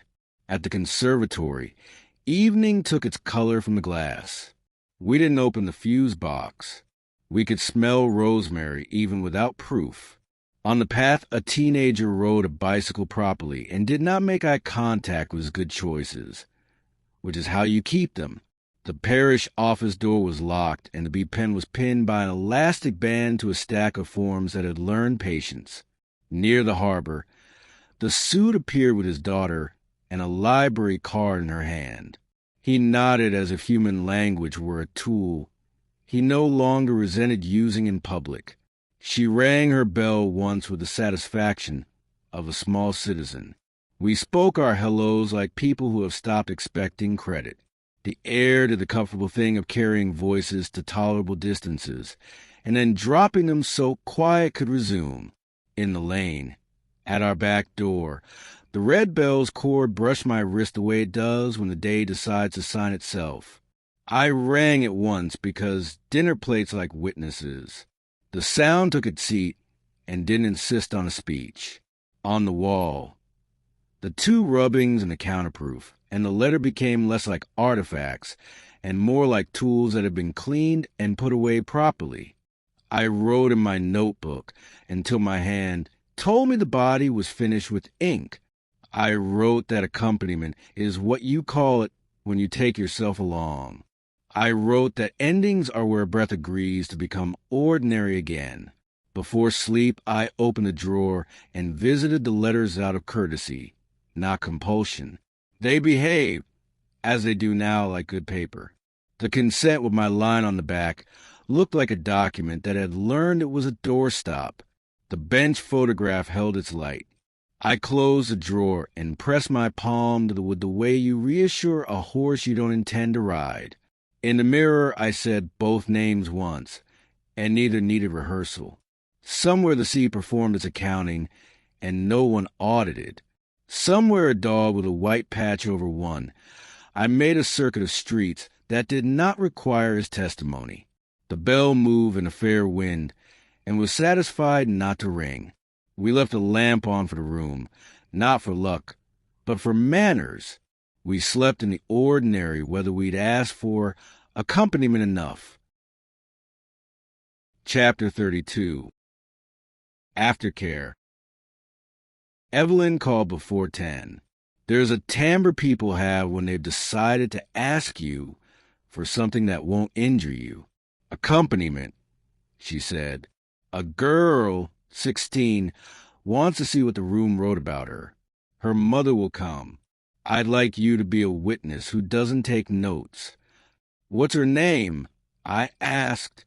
Leave space for her to say it, she said. For now, she's a first initial and calendar. Rachel listened while I relayed the plan. Her hands did that stillness surgeons learn when nothing requires them for half a minute. You know how to be furniture without turning into a wall, she said. Take that skill. Diya tied back her hair in the doorway and looked at me with the sort of approval you give a day that might behave if you flattered in advance. Don't bring the bell, she said. Bring your pockets empty so there's room for whatever needs carrying.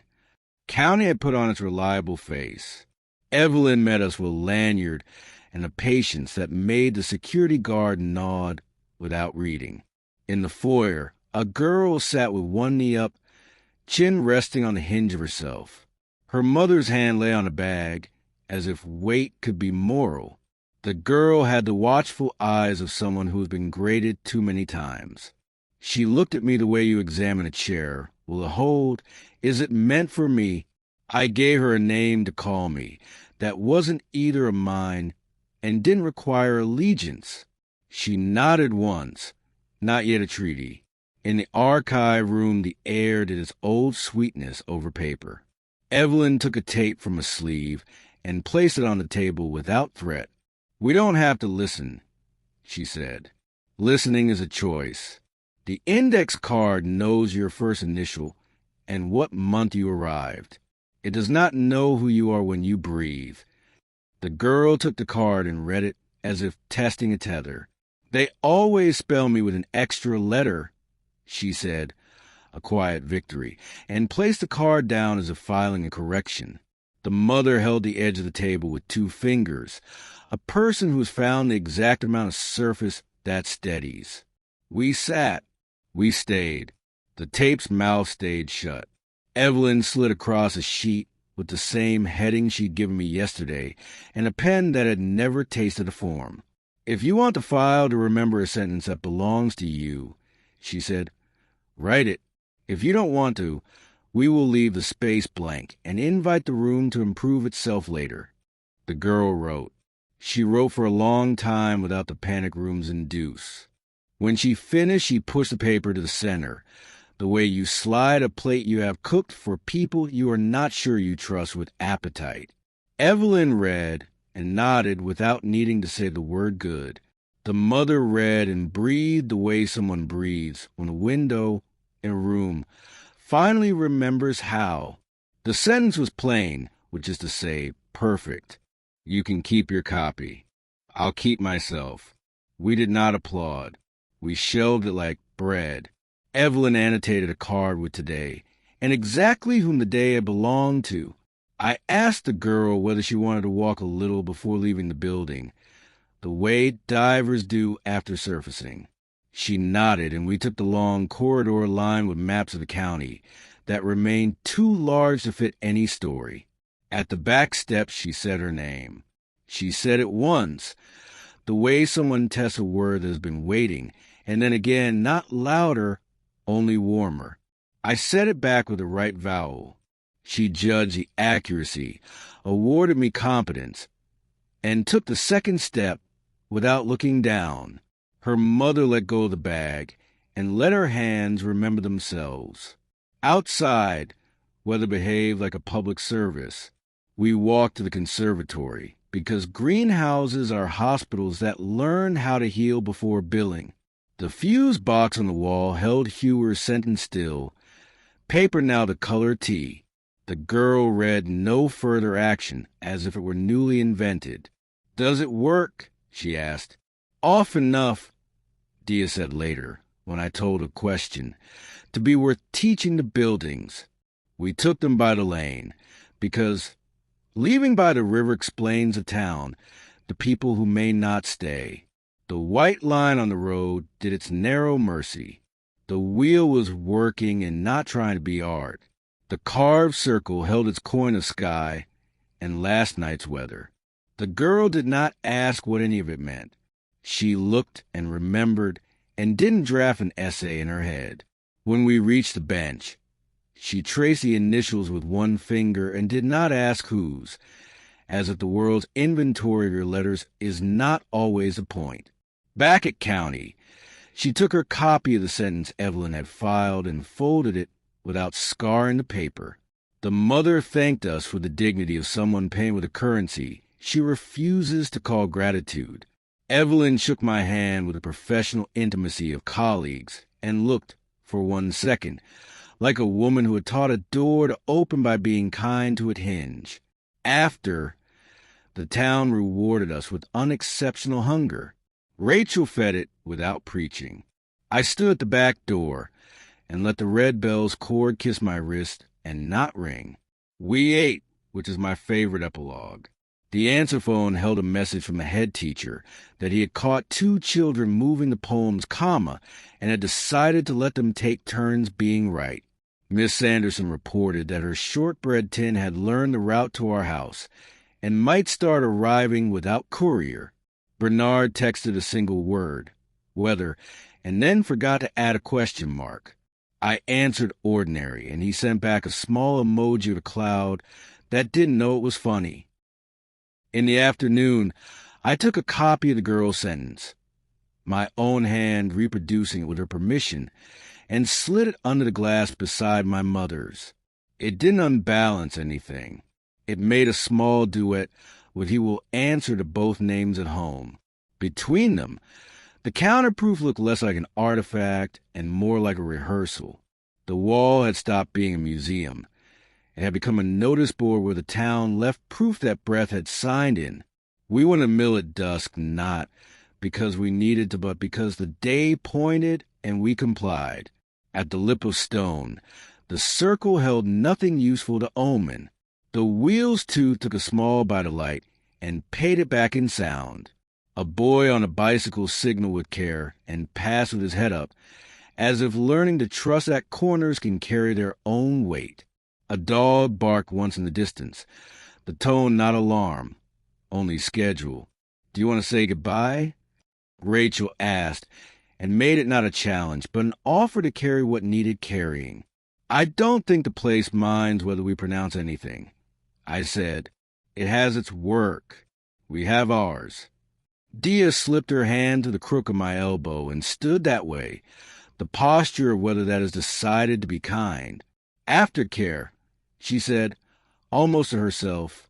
"What you do once a room has stopped making decisions about you."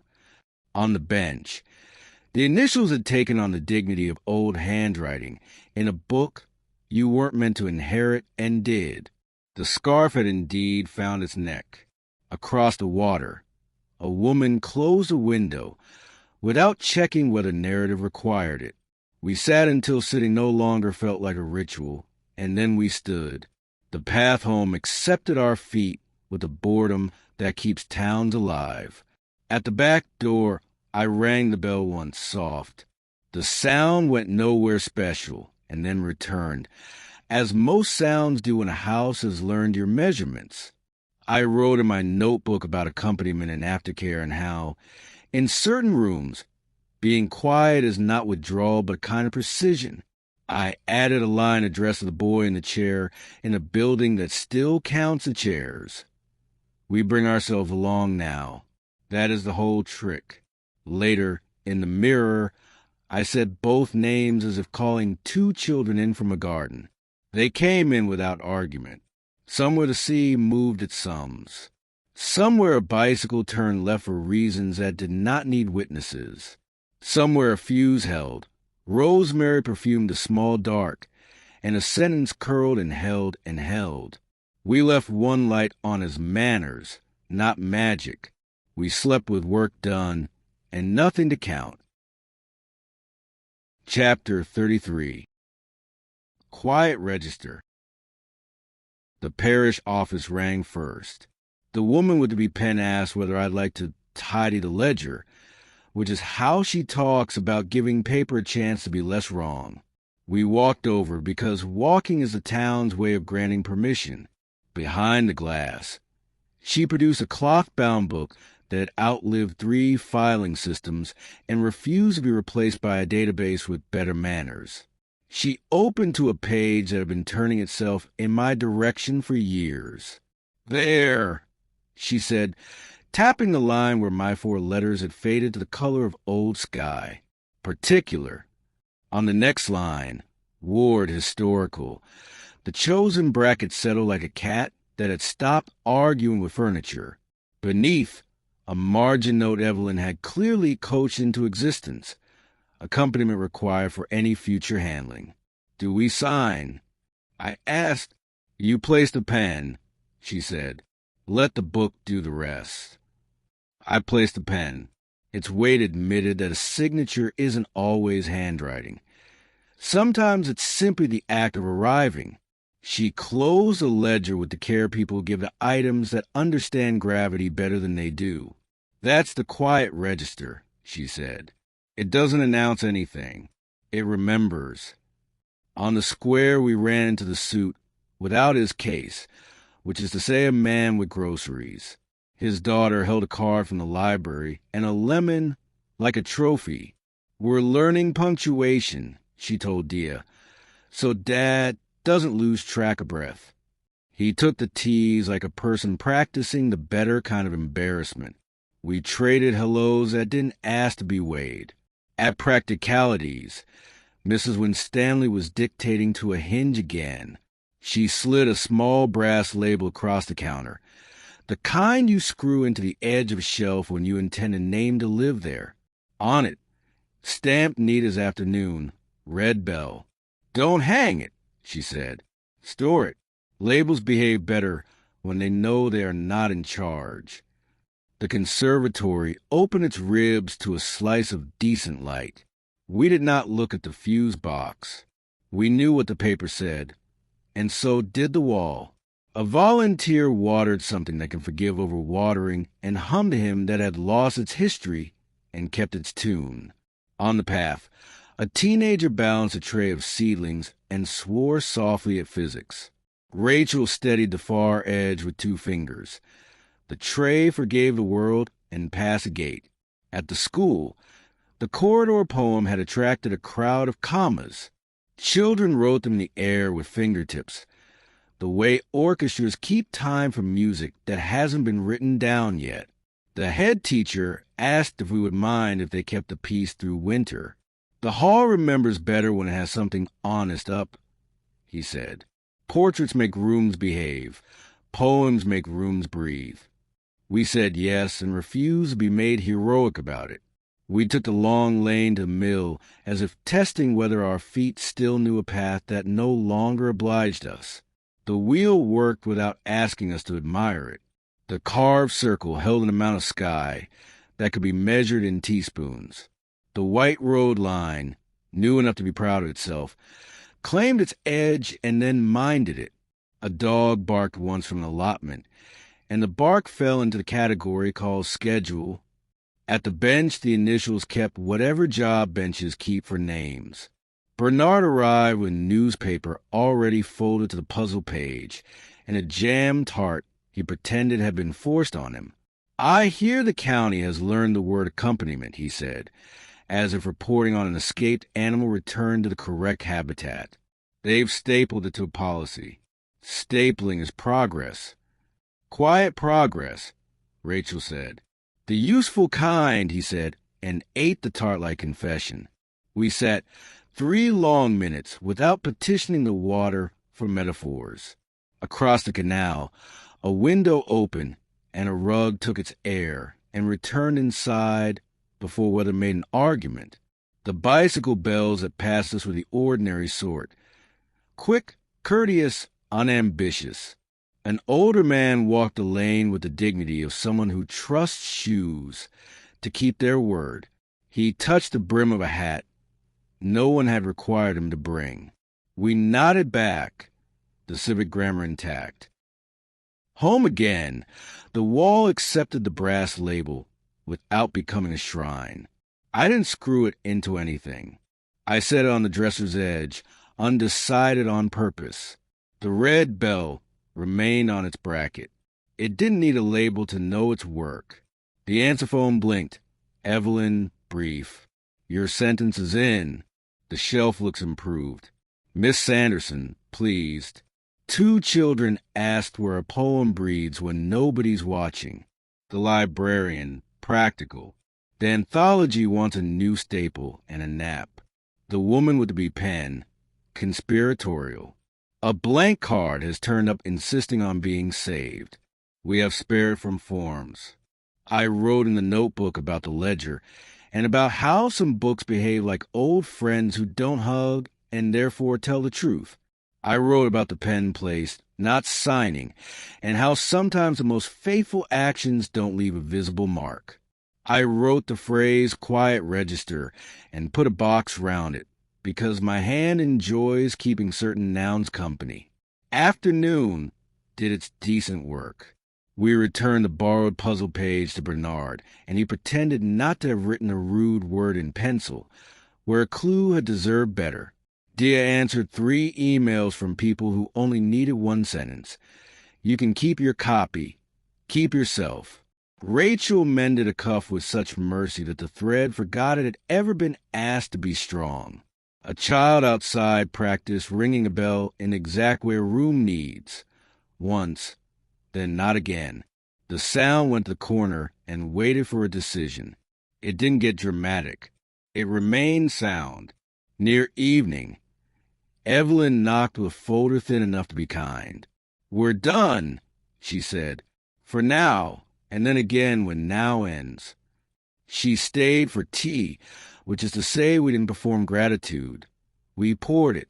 There's talk, she admitted, of someone putting on a panel and asking you to explain how to teach rooms to behave. What will you say? Diya asked, more amused and wary. No, I said, or yes, if they let me bring silence as a guest. Bring the bell, Evelyn said, and smirked at her own mischief. Hang it at the back of the hall, and ring it once at the end. Signal that the rest of the conversation is theirs. We took a walk at the hour when houses practiced their window light. The parish door was shut. The bee-pen stood in a jar like a flower that had chosen bureaucracy. The conservatory glowed softly, as if proofing a recipe for winter. The mill declined to audition. The bench held its line. We passed without asking for plot. At the back door, the red bell's cord brushed my wrist the way a ledger's ribbon finds the right page. I rang it once, not as call but as receipt. The sound went where sound goes in honest rooms, into corners and over the table and into the stairwell, and then out again with enough left to return if needed. I wrote in the notebook until the light decided it was someone else's turn. I wrote the girl sentence again, copying it the way a town copies itself into new people. You can keep your copy. I'll keep myself. I set the brass label on the page and closed the cover, a small weight persuading paper to lie flatter in sleep. In the mirror, I said both names like a head count for a house that doesn't misplace people anymore. Nothing vanished. Nothing asked for a rehearsal. Outside, a bicycle went by, bell untempted. Far off, the sea made the sound of arithmetic. Old sums doing what sums do. In a lane I couldn't see, a dog with a white patch over one. I chose a route that didn't need witnesses and took it. We left one lamp on because manners are what you practice when the story isn't watching. The bell moved, decided against speech, and approved of itself with a restraint. We slept in the quiet register, where breath is recorded not to be proven later, only to be kept. Chapter 34. Sound check. Afternoon light made ribs of the glass. Chairs faced a low platform that refused to become a stage. On a hook at the back of the room, we hung the red bell where exits live. It looked like itself, which is all I wanted. Before anyone arrived, we did a sound check. The microphone made its small, insecure hum. Rachel said her name into it, as if teaching a comm to the wire. I said both of mine, and the air did nothing dramatic, which is a sound I prefer now. Diya stood at the edge of the platform and counted to 8 the way dancers do when they want the floor to know what is about to happen to it. Good, she said to the room. You remember how? People came as if responding to a rumor of biscuits. Evelyn took a seat 3 in from the aisle, a librarian's position. Bernard stood at the back with the posture of a fire exit. The bee-pen rested in a pocket, like a pet with manners. The head teacher arrived carrying a folder that had decided to behave. Miss Sanderson placed her tin where hands could find it without having to deserve it. Hewer sat in the last row next to a window and looked like someone who had chosen a minor key on purpose. The suit came with his daughter and stood by the door long enough for the daughter to decide where she wanted to sit. She chose the front, as children do when questions are heavier than shyness. No moderator, no introductions performed to excess. Evelyn lifted a hand, and the room consented to begin. I said that we would talk a little about rooms and breath, and then stop before the furniture got ideas. I said there would be no recordings, and that anyone who needed accompaniment could borrow ours for the hour. The mic behaved. People breathed in the same time signature for once. Rachel went first, because her voice makes procedures less excited about themselves.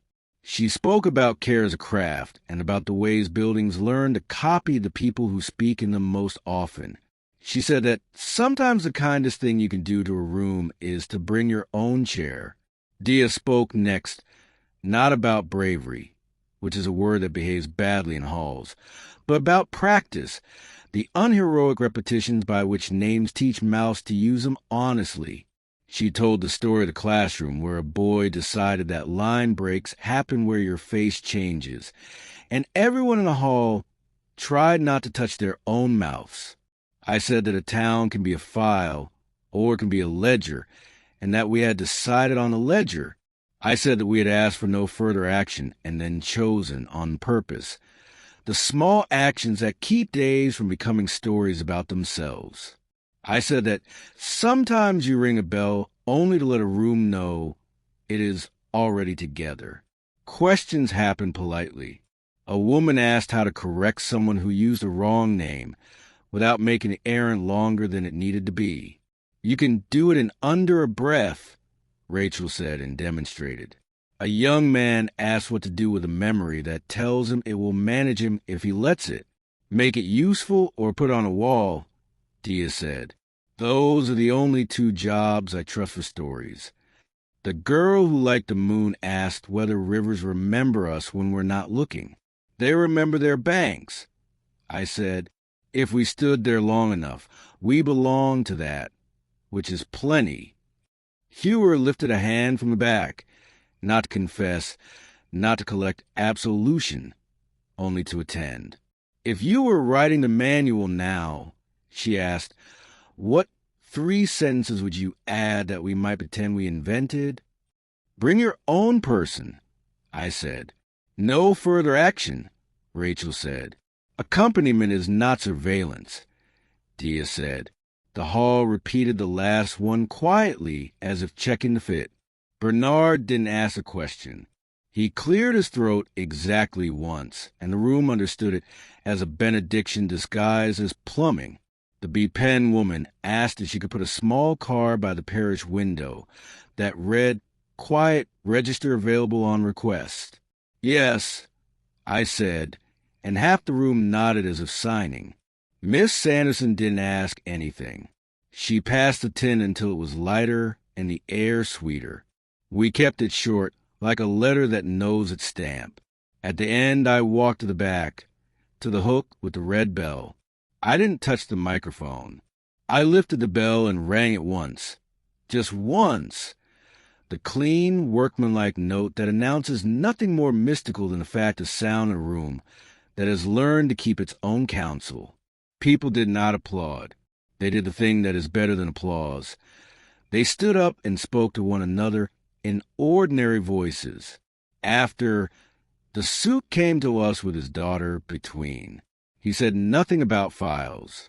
He said, "Thank you," like a man practicing exits. The girl held up her library card as if it were a passport. "We've learned commas," she informed me. "Dad knows where to put them so he can breathe." He smiled and survived the statement. Hewer passed us without demanding witness and touched the bell's bracket once. A private ritual offer to public would. Evelyn reclaimed her lanyard from her pocket, as if refusing to let it make her uniform. Bernard folded his newspaper and gave us a page of weather as if that were a poem we'd earned. The B-Pen woman promised a card. The head teacher asked to borrow the sentence about accompaniment for a staff meeting, and we gave it without paperwork. Miss Sanderson pressed a napkin into my hand that contained the last shortbread and a note that said good endings look like beginnings with less panic. When people had gone and conservatory had remembered its plants, we walked the long way home. The mill took its offstage bow by simply continuing. The carved circle held a circle of sky. On the bench we didn't sit. We touched wood and kept moving, because sometimes you honor a place by not asking for more. At the parish window, a small card already leaned behind the glass. Bees in the corner. The neat hand of a woman who believes in stamps. Quiet register available on request. No exclamation marks. Mercy rarely needs them. Home smelled like heat and biscuit, and paper that has agreed to stay. The wall took the hour as another sheet it did not need file. I wrote in my notebook about sound checks and small bells, and how the best rooms are the ones that learn to behave when you're not there. I wrote the 3 sentences in the order they had chosen themselves, and boxed them until the pencil seemed satisfied. Before bed I stood at the back door and rang the bell once. Not to signal an ending, only to sign out. The note went down the hallway, and turned left and found the stairs and sat. In the mirror I said both names and got a simple hello back from the glass, which is all a person asks at this hour, Somewhere the sea finished a sum and did not show its working. Somewhere a bicycle took a legal corner, and a dog with a white patch over one. I decided the night had everything under control. We left one lamp on for manners. The bell moved in a small draft and kept its counsel. We slept. Chapter 35. End Papers. We had promised ourselves a day without errands that asked to be narrated. That is almost what we managed. Practicalities drew us in the way a well-swept floor does. Mrs. Winstanley wore a cardigan the color of common sense, and a look that had persuaded more than one screw to reconsider its life. I set the brass label on the counter. "Not for hanging," I said. "For filing." She opened a drawer that smelled of paraffin and apologies and slid the label into a slot among others. Drawer, shelf, hinge, names that make rooms behave. Labels, she said, are end papers. You don't notice them unless the book has forgotten itself. On the square, the knife sharpener listened to steel and returned it improved without turning it into theater. The parish door stood open. The B-pen blinked in a jar beside a stack of forms I had agreed, for once, to nap. A small card leaned in the window. Quiet register available on request. It looked like it had always been there. At the conservatory, a volunteer watered rosemary and left the corner by the fuse box smelling like the kind of resolve you bless and don't annotate. We didn't open the door. We didn't need to. Hewer's sentence lived there now the way a beam lives in a roof. The lane to the mill had adopted the white edge line as if it had been born with it. The wheel turned the way good work turns, steadily, unoffended by witnesses. The carved circle on the stone lip held a coin of sky and last night's math. Nothing mysterious asked to be found. That, too, is a kind of generosity. On the bench, Son had dried the initials just enough to make them act like themselves again. Bernard arrived with a paper bag he had actually remembered to fill. Jam tarts in a row, sugared like small victories. He handed us one each and looked down at the canal the way some men look at clocks that have decided to cooperate. "I'm retiring," he said, not as an announcement, as an afterthought, "from the parts of the station that mistake my hands for a policy. I'll keep the parts that require chairs and weather." "Congratulations," Rachel said, and meant it in the tense that blesses both past and future. "You'll hate it for a week," Diya said. "Then you'll remember how to read for indecent stretches." He chewed and considered. "When people ask," he said finally, "I'll tell them a boy put his hand in the spokes, and none of us have improved on the honesty of what happened next." He stood, joints practicing retirement, and touched the bench with 2 fingers, a courtesy learned from better liturgies. "If you need me, I'll be the man who looks like he has time." We walked him as far as the bridge and watched him take a route that had belonged to us once and now belonged to everyone. On the way back, a dog with a white patch over one, I trotted the opposite direction without ceremony. He didn't look at us. He didn't need to. He existed like punctuation that knows its job. At school, the corridor poem had acquired a small child sticky thumbprint on the title. The head teacher, to his credit, had left it. 2 girls argued amiably under their breath about the location of a comma, as if they had been hired to keep the building ventilated. The custodian nodded to us once and made the floor believe in itself. Home put its hands out, and we put our day into them. The answer phone blinked with ordinary intentions, the librarian insisting she would staple the anthology herself because she didn't trust the machine, the woman with the B-pen reporting that the blank card had applied for sanctuary and been duly accepted, Evelyn saying only shelf improved. Hewer did not write. She had found the right size of quiet. Diya took the blank card we'd retrieved last week from the parish, rescued paper with faint blue lines, and set it in the middle of the table. "End papers," she said. "Every book deserves good ones. What belongs on it? I asked. Not a policy, Rachel said. Something a house can obey. I wrote what the drawer had already taught me. If found, return to where it's used. Under it, smaller, the sentence the room had learned to say, no further action. I added both names, not stacked like a compromise, but side by side, the way chairs are placed when people intend to talk until the tea cools. We slid the card under the glass beside my mother's line. The wall did not become heavier. It became flatter in the good way, like paper that has decided to stop curling. I rang the red bell once, a note just sufficient to register that sound had reported for work. Toward evening, the suit knocked. No case, no hat, a lemon for the girl science project in one hand, and discomfort in the other. The girl did the talking. We found where commas go, she announced, and then conspiratorially, Dad uses them now when he says sorry. He let the joke happen to his face and survived. He asked, almost shyly, if the corridor poem was allowed to stay. It's teaching me where my breath rests, he said. We told him the head had signed a year's lease, and that the hall was good at honoring leases. He left with the lemon, and a shortbread Miss Sanderson had booby-trapped us into distributing. Night came openly. The sea spoke its long vowel.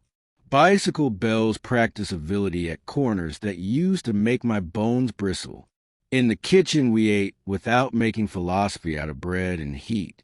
After, I took the brass label from my pocket, not the one we'd filed. Another Mrs. W. had slipped in like contraband and set on the dresser. I did not screw it or wood. I let it be a word that had not yet picked a home. I wrote to the boy in the chair, because every book deserves an end paper that addresses the person who opens it first. You were right about doors and wrong about weather. I wrote, thank you for guarding what you could. I am taking the watch. There is bread. There are people. The bell rings when asked and then stops. You can rest. Rachel read it and put her hand flat on the page. The way you calm a skittish animal. Diya stood at the back door and moved the cord with one finger. So the bell made the smallest sound a bell can make and still be a bell. One more day, she said, not as a threat or a promise, just as inventory. We walked to the bench, because habit is a bridge to sleep. The initials kept their patient brightness. The carved circle at the mill accepted starlight, without turning it into myth. The parish window held its card. The conservatory ribs had a gloss you only see when a town has remembered its plants. Bernard, 2 streets over, turned off a lamp and became a man who was time. Somewhere a dog with a white patch over one, I chose a corner and let it be enough. Back at the house, I said both names to the hallway, softer than usual, like a rehearsal for a curtain call that doesn't require bows. The glass on the dresser reflected nothing heroic. Only a room willing to keep what it has and return the rest. I left the notebook open with the end paper letter on top, not to tempt vanishing ink. Those days have admitted defeat, but to invite dawn to arrive to a desk that has learned its job. We turned off the kitchen light and left the hall lamp on, because houses have their own courage, but like witnesses. The bell moved in a good draft and chose silence. We slept. In the morning, the town would still be the town. We would wake the way books wake, when a hand opens them gently. End papers first, then the first visible sentence of whatever comes after. Chapter 36. First sentence.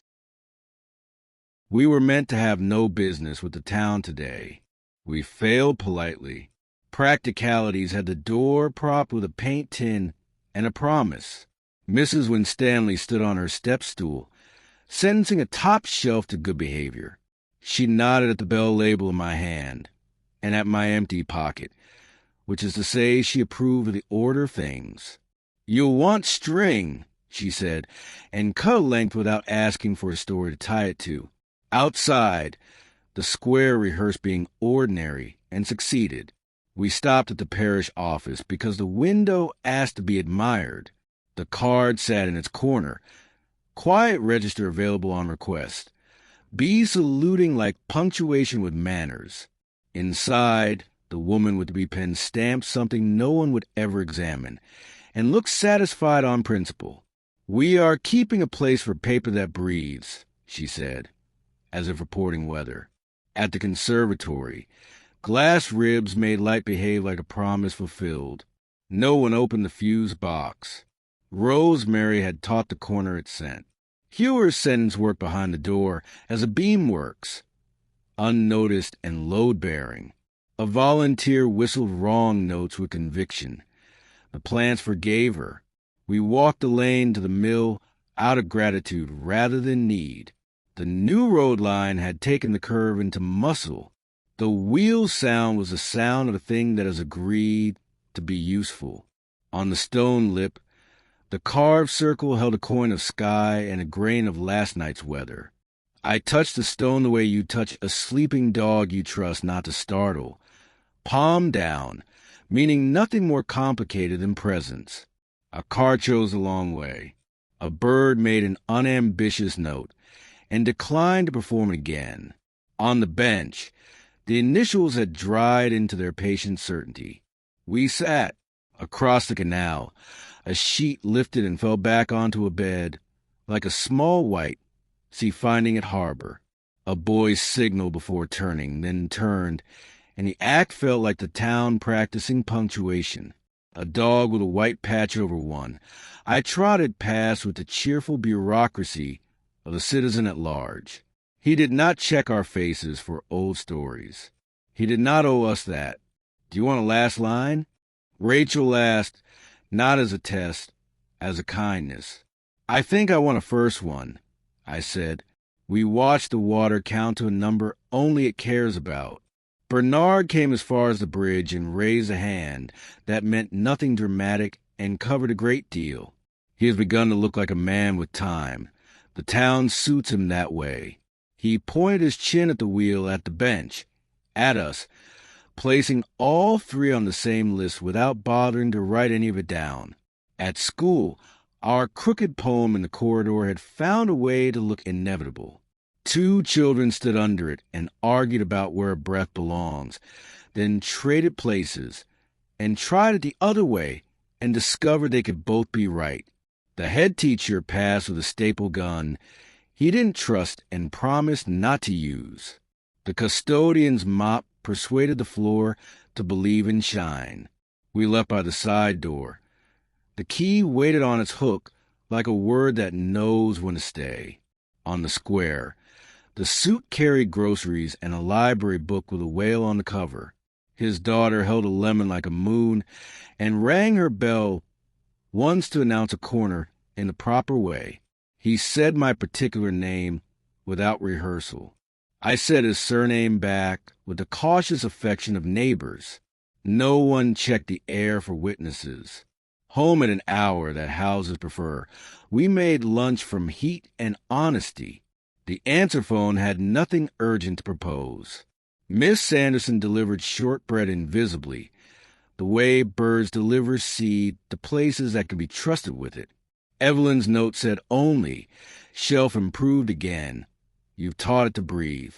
Hewer didn't write. That was the gift. Afternoon found us where afternoons go. I took the brass label and the string and did nothing with either. We hung the cloth bag by the door, the one with the red bell stitched clumsily at its hem. It made a small banner of shadow on the wall. The counterproof lay under glass like a second voice that had learned harmony. The blank card we had filled, if found, returned to where it's used. No further action. Behave like a rule a house could obey without drama. We walked once more to places that had adopted us without promises. At the conservatory, the volunteer had finished watering and left the corner to smell like a plan. At the parish door, the bee pen leaned in its jar like a tool at rest. At practicalities, Mrs. Winstanley flipped a sign to close for counting and waved us away as if granting a pardon for crimes we were not about to commit. I liked her for that. We did not go to county. The basement did not audition. Somewhere a tape the color of certain kinds of danger lay still and behaved like plastic rather than weather. Somewhere a ledger slept, content with its last tidy entry. Somewhere a shelf remembered our sentence and did not demand footnotes. Evening learned the room. The C pronounced its long vowel. Bicycle bells stitched corners together with civility. We ate. We cleared. We left warm plates drying because plates, given time, prefer to do that work themselves. In the lane, voices traded errands without turning them into plot. A fox edited a bin and accepted the editor's corrections. I wrote the first sentence I have been holding off writing, the one that belongs to after I live here. I wrote it once in ink and once, lighter, in pencil, because some truths deserve a rehearsal they will not need. I wrote both names beneath it, not to rank them, only to acknowledge their labor. I closed the notebook without waiting to see if any part of it wanted to vanish. It didn't. Those days have admitted defeat. We took the long, warm route to the bench one more time, not to bless it, not to be blessed by it, only to give the boards the courtesy of knowing our weight. We stood at the mill and did not extract meaning. We passed the conservatory and did not open the door that keeps the sentence safe. We looked in at the parish card and let the bees keep their corner. We passed the square and did not correct anyone's route. At the back door, the red bell's cord found my wrist, the smallest liturgy. I rang it once, then once again, not as an omen or a thesis, only to mark the hour and to tell the hallway what it already knew. The room is together. The note went into corners and sat. It did not petition for translation. In the mirror, I said both names like a roll call for a class that has learned to answer without fear being sent out. They came back unhurried. They did not compete. They sounded like tools ready to be used, and then put away properly. Rachel stood by the dresser and read my mother's line aloud, not solemnly, only accurately. He will answer to both names at home. He does, she said, and closed the glass with her palm. Diya stood by the door and moved the cord until the bell made that near-silent sound that is still a sound, then let it rest. We left one lamp on, because houses like to be believed in after dark. Somewhere a dog with a white patch over one. I chose his route by smell and schedule. Somewhere a bicycle took the right corner at the right speed. Somewhere in a corridor, two children adjusted a comma and learned more than grammar. Somewhere a shelf in a basement kept its sentence, and a room upstairs remembered how to breathe. I lay down with the notebook on the table and the bell at its bracket, and the town outside doing its decent work. I did not count backward. I did not ask the dark for instruction. The first sentence was written, and the book knew it. Morning would come, as it does, end papers first. We would open the door, and the day would accept us on our own terms. The bell would ring if asked and then stop. The river would keep its arithmetic. The wheel would turn. The bench would hold. I live here. Epilogue, quiet work. There are days the town forgets to be significant and becomes exactly what it promised on paper. The red bell by the back door minds its post as if hired on a permanent, modest contract. The brass label lies on the dresser's edge, undecided and therefore honest. I say both names to the hallway less often now, not because I've grown careless, but because the house has learned them first.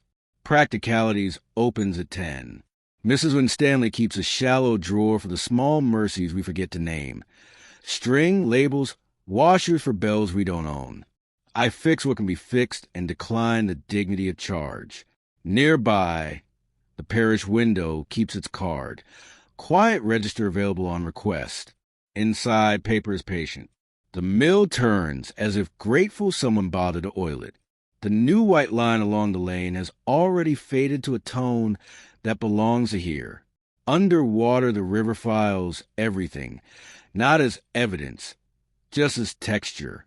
When I touch the stone, I no longer translate the feeling into sentences. The skin knows its work. The bench holds. The initials learn to belong to the wood the way old ink claims paper. Other people sit there and do not owe us their reasons.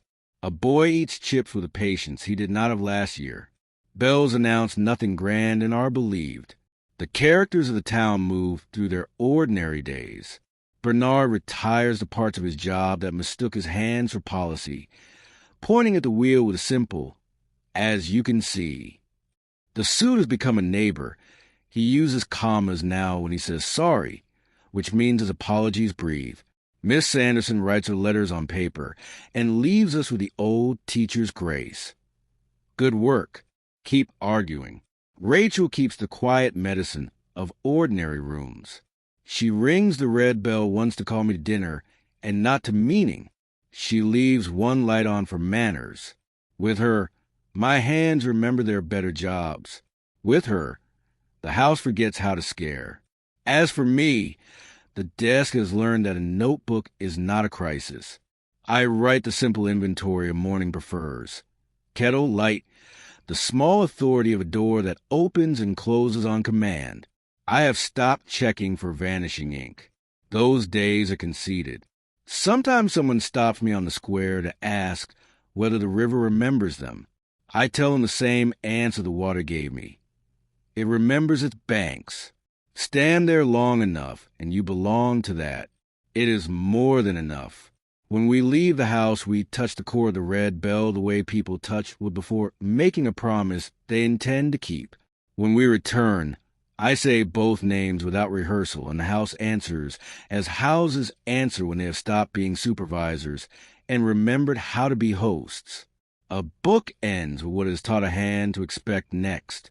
We close ours, and the room refuses drama. End papers, then the quietest shelf. In the morning, the door opens. The town reports for work. The river takes attendance. The wheel turns. The bench holds. The bell rings if asked and then stops. I live here, which is to say, the first sentence continues doing its small, exact job. You have been listening to The Forgotten Name, written by Arthur Blackwood and narrated by Adam Cross. Thank you for listening. If you enjoyed the story, please like, subscribe, and share. Until next time,